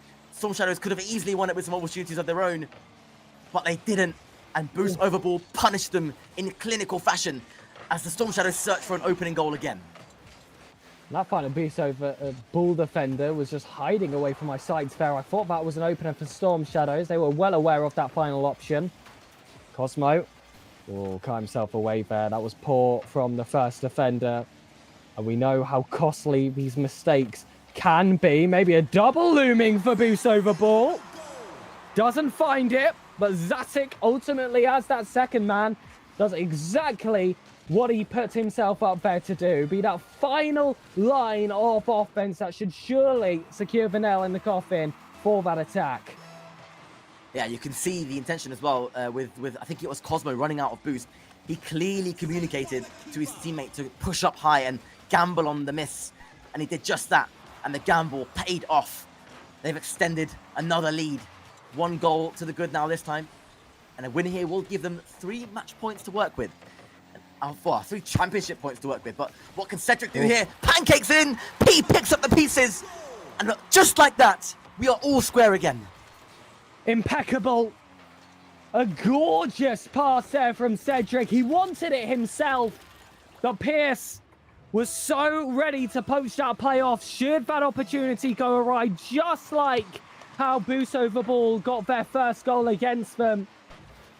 And this is what I mean about these two teams. It's toe-to-toe, crossbar again, crossbar again, crossbar for a third time. This broken record fixes. But the Storm Shadows offense certainly doesn't. Second goal not quite discovered. Envy didn't get the touch he'd like. Third man's been required and he's had to just hit it to safety. Though it's not safe when Zetic's available, and he actually did get a touch of that redirect. Still didn't have the height he would like. That's a double commit from the Storm Shadows as well. That is really ropey from them. The demo coming afterwards, and Stelios, it's happened a little bit too many times for me. Hold on a minute. No, that doesn't quite find it. There's been too many unresponded to demos here, where the first man, I felt like, has made the right decision. And whether it's not been called early enough or the second man is just not brave enough for it, too many have run away from Boost over Ball in this series. Yeah, they've tried, and they've been brilliant with it at times, but they haven't been able to capitalize on the aggression. And even so, though we are 1-1 here with 3 minutes to play, both teams could have easily been 2 or 3-1 to the good. Just haven't taken their chances, both teams. Who will pay for it, though? Come the end of this grand final, time will tell. But for now, it's Cedric scampering down the right, and he's taken out again. P, in field. It's confusion, and Envy looks to pounce. And Cedric will try to read. And Cosmo now, in a 1 versus 1 with P, flicks forward. Envy, vital pinch off the crossbar, as Cedric will complete the clearance out to his right-hand side. Fantastic save coming through, but Storm Shadows still have more work to do. It can't just be about this defense. You need to transition it into something yourself. Instead, again, scrambling off their own backboards, a little bit panicky in a lot of these areas, and it's what's led them to consistently just giving that possession right back to their opponents. A bit more control this time from Envy. The Arsenal reset keeps him in contention. That was Boost over Ball's turn to panic on their lines. This is just what can happen in the grand final. You've really got to work on that bottle. You've got to play your best Rocket League, and you might just find yourself in a higher seed land spot. That is cool from Cosmo. Zatic now beating Envy and P. Danger, can he get it past the car of Cedric? He almost did. But Cedric managing to get backhand to beat Josh as well. Searching now for demos. P's there. Had that gone past him, it would have been surely 2-1. But more good defending. Cedric searches for a moment of inspiration, a bit of individual magic. Didn't come that time. And the center, and P reads. Insane read by P. And he goes on to push Josh, who does well. The pinch though down in front of Boost over Ball's penalty area. It's water falling, it's awkward. Cosmo now. Good first touch. Bounces down. P will have no boost for this. Will call Cedric onto the ball. Does just that. Cedric's touch is just a bit too wide though. And we're into the final minute of action now, and it's still a stalemate. It's still a dramatically poised here inside game number 4. And it really is anybody's game. And it feels like that all these boys are just hearing sirens in the back of their heads. They've got to lock in. They've got to get those communications back on. There's been too many opportunities, just like that one, where it is so close to conceding a clear-cut opportunity. That's a lovely dunk by the first Storm Shadows player. But boost over ball, ultimately able to pass that one out. This is well placed. That's intention in your touches. That's what boost over ball need. Off the corner, well spoken, but Zatic will be required once more. And you're starting to feel boost over ball are closing down those gaps. RF Storm Shadows need to stop them. And they'll do so by ending the game. Absolute insanity again from Ethan that time. Sorry, from Ethan? From P that time. Absolutely beautiful work. I don't know how on earth he's finding these victory sets. I've been playing keyboard and mouse for X amount of hours, by the way. 6,000, 7,000. And I just don't know how he's doing it. I don't know how he's doing it. But will it be a Storm Shadows win to take us to a 2-2 series? It is. It is. And they get there. They make it there. They slow the game down enough where they were able to pick apart Boost over ball's defense, who sometimes tried to go a little bit too fast, a little bit too aggressive. They overextend, and Storm Shadows, in that moment, caught them out and made them pay. It's 2-2, back to square one, and now, Pegasus, it's a best of 3. That familiar position again. Like I said earlier today, I just cannot escape these best of 3s. My goodness. But what we have definitely achieved here is a game 6 later down the line. We've used those extra games we've been given from the best of 7, and it has been a fantastic series so far. Storm Shadows got that one done in the final 60 seconds there, Stelios, and it was a nervy affair from both. And I must say, if you had asked me before that goal had gone in who I was favouring to take the victory there, I would have gone boost over ball every single day of the week. I felt like they did look like that stronger side, especially coming off the back of that play in the corner where the follow-up was there. And it wasn't any discredit to them. It was just that the Storm Shadows were able to match. It felt like we've had a few opportunities in this series where a goal has been decided by a small drop of quality. Not that time. That was completely different. And I'm majorly impressed by that recovery from Storm Shadows. Well, here we go then. Back to it. Game number 5. A crucial game that should swing momentum in favor of whoever the victor is. Cosmo flying in. It was dangerous already. Boost over ball. Going at it now. Envy will wave dash into this one. Zatek, his touch is good. P is an awkward 1-2 read, and it's so... How on earth has he got that scheme? And Envy follows up! Huh? And they are combining wonderfully here. And they take the lead again.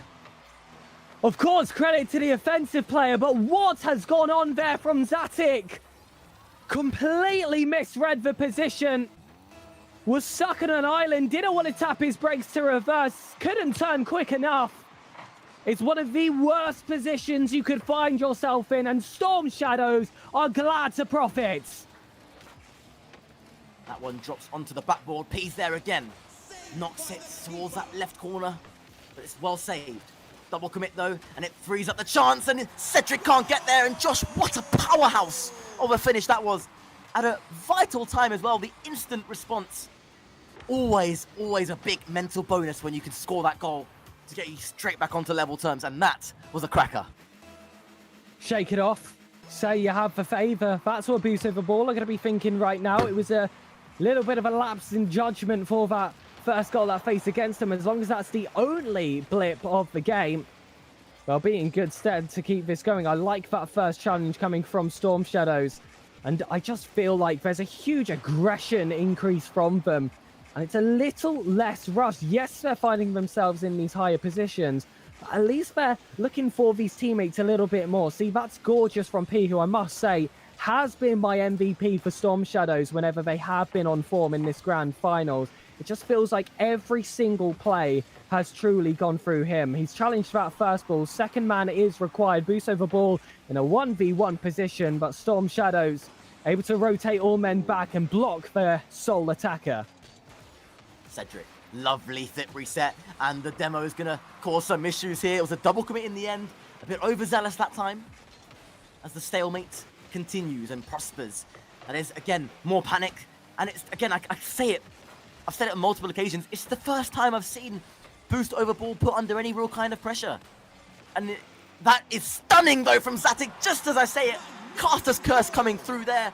The almost Pogo-esque touch from Zatic beats Envy and gives Boost over Ball a lead that they can defend and extend potentially to give a match point. Who knows?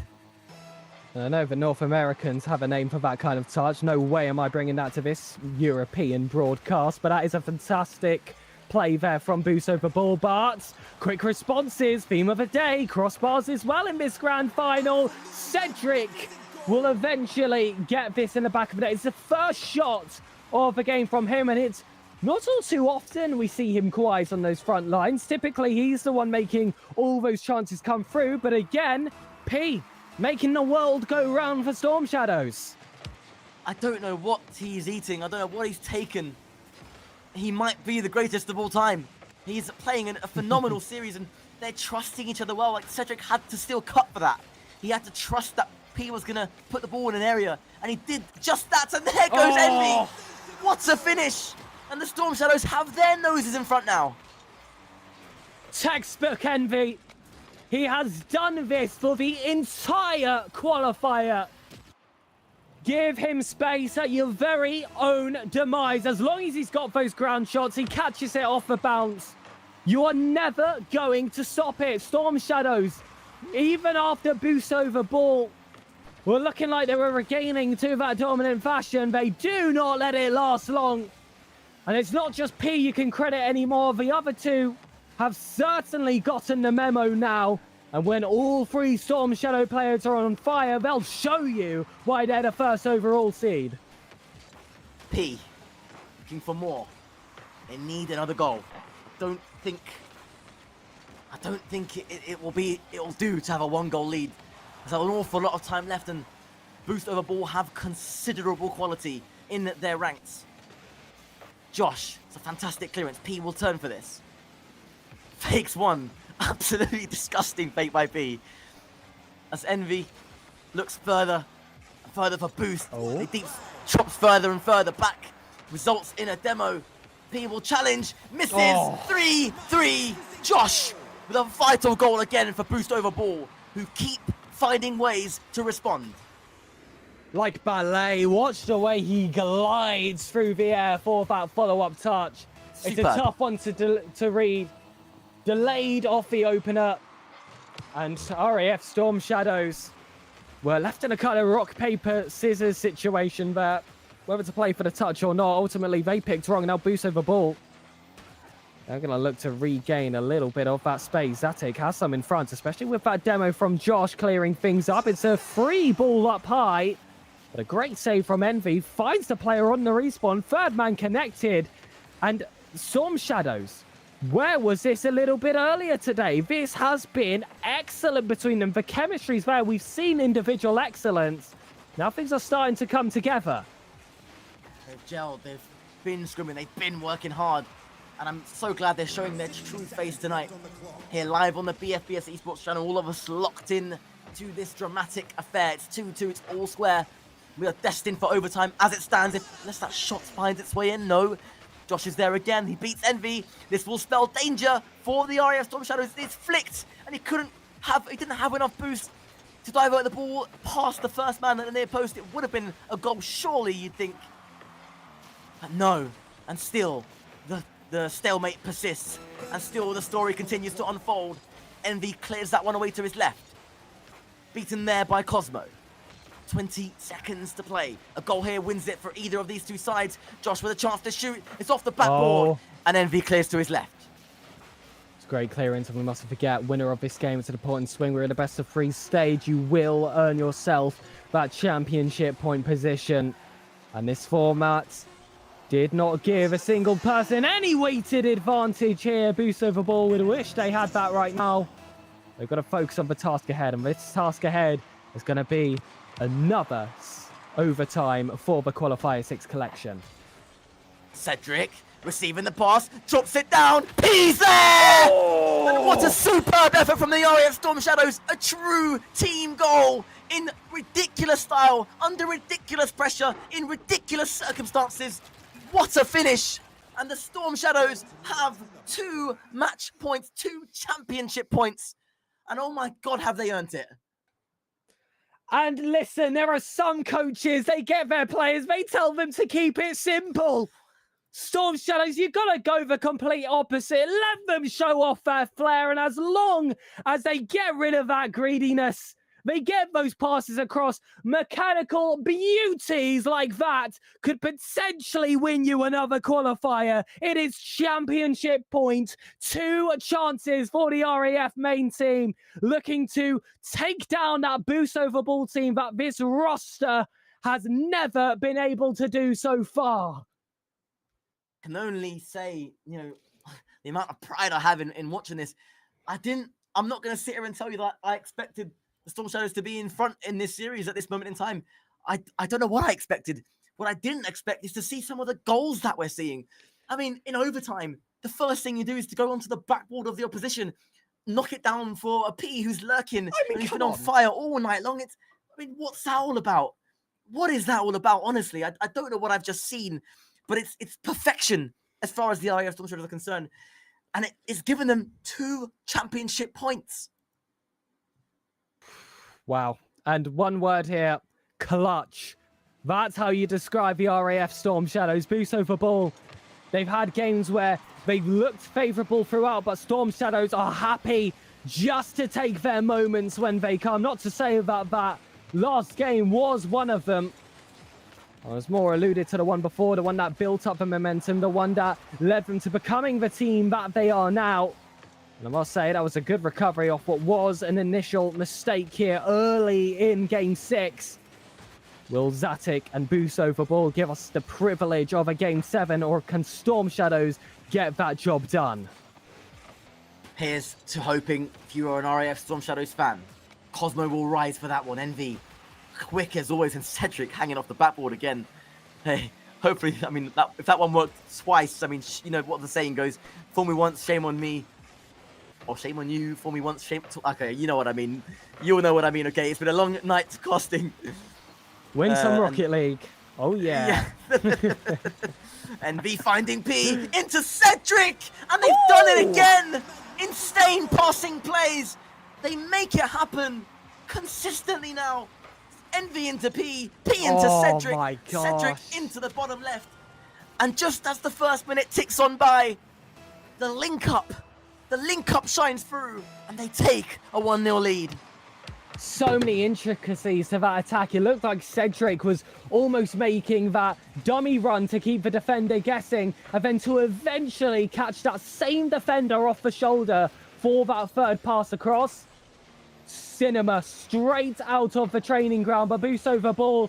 Again, not going to take that one lying down. Never going to be a team to let go of that gas. That's a beautiful recycled pass. Josh, though, has a job to do with, but low 50 takes it high on the second occasion. It is low boost for all 3 Storm Shadows players, although Envy able to seek solace in one of those corners. Zatic, though, knocks out what would have been the most impactful player for Storm Shadows in terms of getting it out of defense. And that allows them now to have all 3 prepared. Just shy of that halfway line, looking for a little break in play. Is this one for Josh? Envy connects. But still Boost over ball. Not allowing Storm Shadows to have any real estate in their own third. It is all Boost over ball. We are back to equal. Josh finds that one opening that they've been waiting for this entire attack. And that just shows you the impact of ruining that boost economy of your defense, getting aggressive on those boost pads. It's not just about what you do on the ball. It's not just about what you've got in your arsenal. You've got to reduce that on the other side. It's not just for 1v1s. I want to highlight Zatic as well for that really well-placed and well-timed bump that freed the shot for Josh. And they go again, searching for a second. Boost over ball, you get the feeling, aren't ready to let this one go. They've improved dramatically here in these opening 2 minutes after, or so in these last 2 minutes after going 1 goal down, Cedric just knocked that away to his left into the corner. Envy reads that touch from Josh to perfection.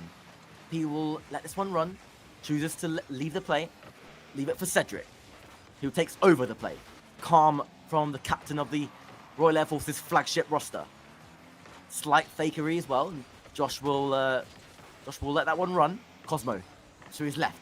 We'll go back and collect boost and leave it for Zatic, whose punt downfield is a really good one. And slight bit of a hesitance / miscommunication there between Envy and Cedric, but they get away with it. The bump is good. The touch was better, but the spawn favoured boost over ball. It was a gorgeous empty jump as well to keep that ball on the outside for Storm Shadows, but it's not going to lead to anything yet. They're going to have to fancy their own chances in the counter, but it'll never come. Josh continues what has been an impressive conversion rate in this game. Envy's been forced to challenge early, unsure whether a flip reset, a ground bounce or a quick touch was going to follow.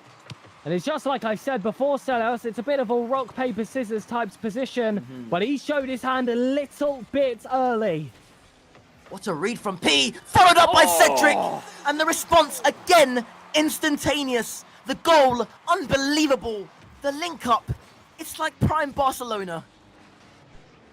Are you not entertained? This is not going to come to an end at this point. We'll be trading goals for eternity. But my goodness, what a night of Rocket League this has been. The BFBS Pro League, I've said it before, I'll say it again. Make sure you're following everywhere. How could you ever miss out on this action? This is even before the LAN stage. The main event is what these two are fighting to get better seeding in for boost over ball to make sure that they're there in the first place. P back, Storm Shadows with a huge clearance forward. Cosmo's going to look awkward off that first touch. And there's a lot of responsibility there for Zatic on that back wall to lay this one off for a teammate or create something himself. And I tell you what, he's passed with flying colours. It's just that Storm Shadows reach it perfectly. It's been definitely a game of chess, I guess you could say, Celios. And well, chess perfectly played does end in a draw. True, and we may be destined for another draw, another overtime. If things... Oh, it's dangerous. Cosmo hangs it up. It's a good shot onto the crossbar. And still, the Storm Shadows resist and resist. But can they find a winning goal? One is all it takes. Are we destined? Well, have we always been destined for a Game 7? Oh, hold on a minute. P high. And there is that option to find it back inside. We've seen these plays all over the second half of this series for the Storm Shadows, and they've been able to score many goals as a result of it. This is awkward on the die second. It's in from Josh. Hat-trick hero. Storm Shadows might have just been forced to 7. And it may be the Game 7 that we all wanted from the start. 6 games ago, we called it. We said it was surely going to one. And boost over ball. When it counts most, able to find magic. There's one more thrust here from the RAF Storm Shadows. It hits the floor. Ladies and gentlemen, seatbelt strapped in firmly. The championship will be decided by this next and final game of this stream. And what a stream it's been. From Sparrowhawks to Shadows to Storm Shadows to Tempests to boost over ball. What a magical evening of Rocket League. And we still have one more game. 5 more minutes is all that separates one team and Qualifier 6 championship. It's not just about the points. It's not just about the prize pool. It's about honor between Boost Over Ball and RAF Storm Shadows. This isn't just 2 top teams going up against each other. There is a burning rivalry that has existed for the past 6 qualifiers of the Pro League. This version of Storm Shadows, unable to take over Boost Over Ball before, they've had their opportunity and have been reduced yet again to their final life. It hasn't been a more fitting day of action to see a Game 7. Champions Field awaits. Boost Over Ball versus the RAF. We have kickoff. And P immediately on the hunt. Josh picks up the ball with a heavy first touch. Manages, though, to square it to Cosmo. Immediate danger here for the RAF Storm Shadows, but Cedric rising high. Josh. Central, sorry, away to his left. Cosmo was there. Good stuff from Cosmo to free up a couple of space for his teammates, but they couldn't progress forward enough to make most of that space that he did create.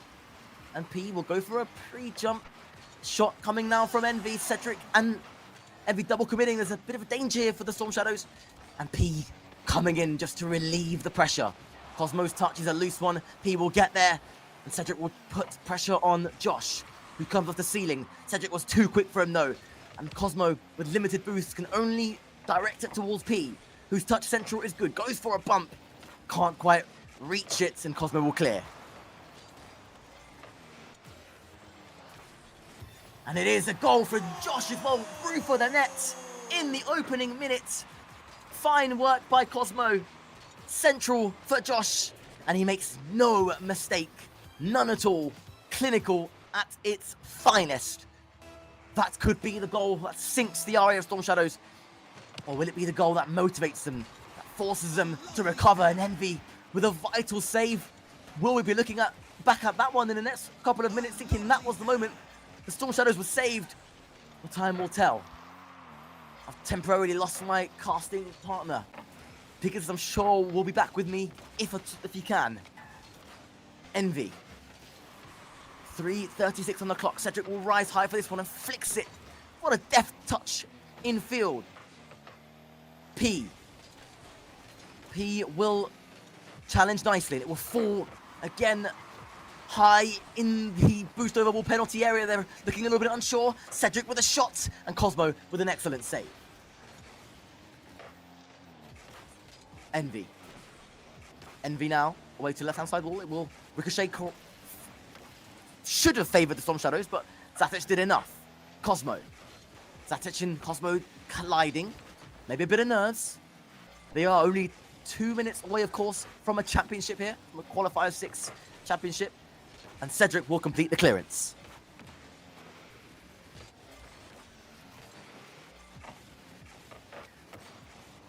Envy, and it goes to Josh! And he bags his brace of the game at a crucial time. Storm Shadows were beginning to build, but they resisted. They resisted the urge to concede, and at the other end, Josh continues to be the same clinical striker who's been all night long. And they double their lead, and they're one step closer. Coming to roost yet again. Boost over ball, taking down this roster of the RAF Storm Shadows. It's been much closer than before, but now we see distance.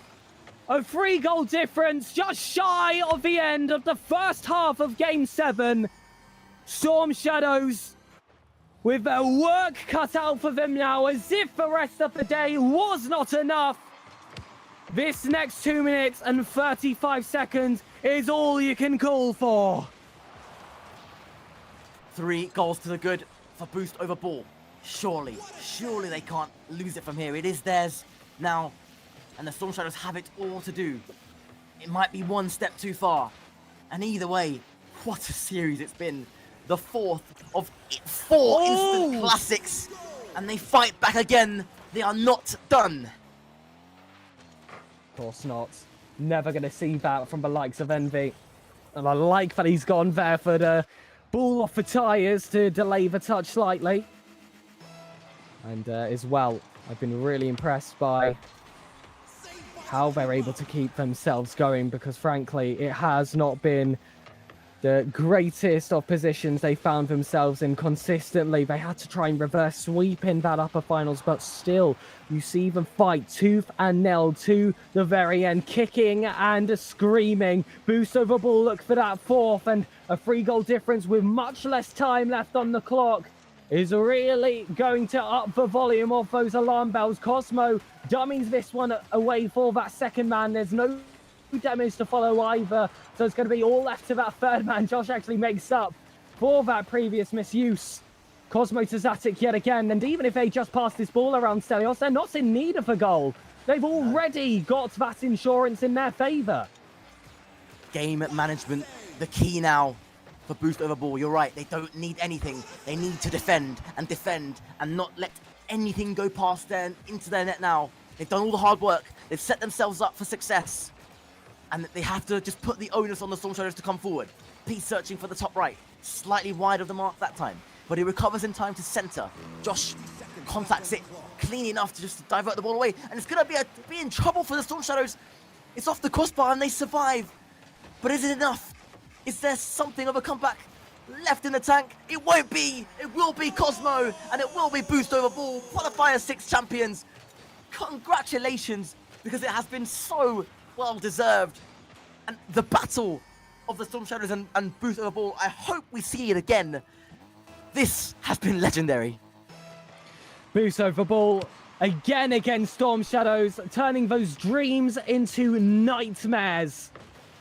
And this will be 40 seconds, which we are almost treating as if it will be a victory lap for Boost over Ball. I was hoping that maybe off that kickoff, our minds could be changed. Storm Shadows looking to cut inside here, but Boost over Ball know they've just got to lock down that defense, and they're going to play this professionally.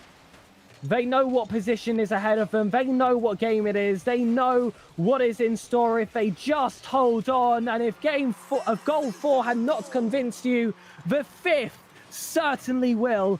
£125, 16 points added. The only team out of these two that had not guaranteed themselves that LAN spot for the Pro League main event max out in this qualifier. Yeah, and again, what a battle. What a battle that we got to see between Boost over Ball and the RF Storm Shadows across 2 stunning series tonight. I have to give them full credit as P puts in the consolation goal. And I just, because sometimes you're just lost for words.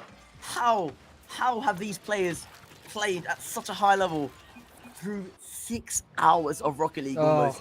Full credit to both of them and to Boost over Ball, who held their nerve against insane Storm Shadows pressure, and they are rightful Qualifier 6 champions. And a massive round of applause from me to Boost over Ball, because that was incredible. And to the Storm Shadows, who played some of the best Rocket League I've ever seen from a Storm Shadow side. I can only say they'll be back, hopefully for Qualifier 7, definitely for Qualifier 8, and I'm just full of pride for what I've seen from them.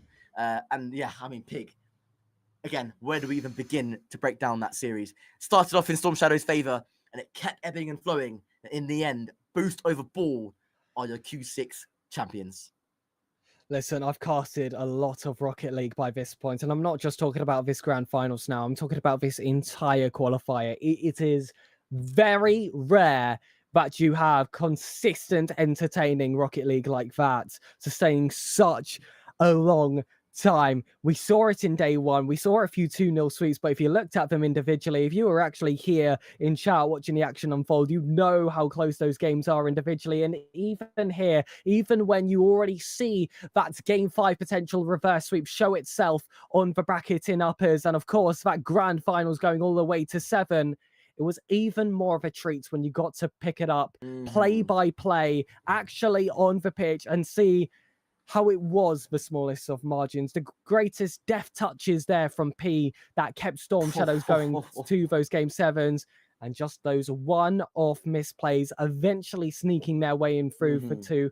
Any one of the 6 players, frankly, that little bit of nerve control, having a bit of a shake, making all the difference. And I must say, it has been an absolute pleasure to be here. So Stelios and BFBS, thank you very much for having me on, and congratulations to both of those finalists, one of which for securing themselves a LAN spot and taking that first place as well in the current seeding standings.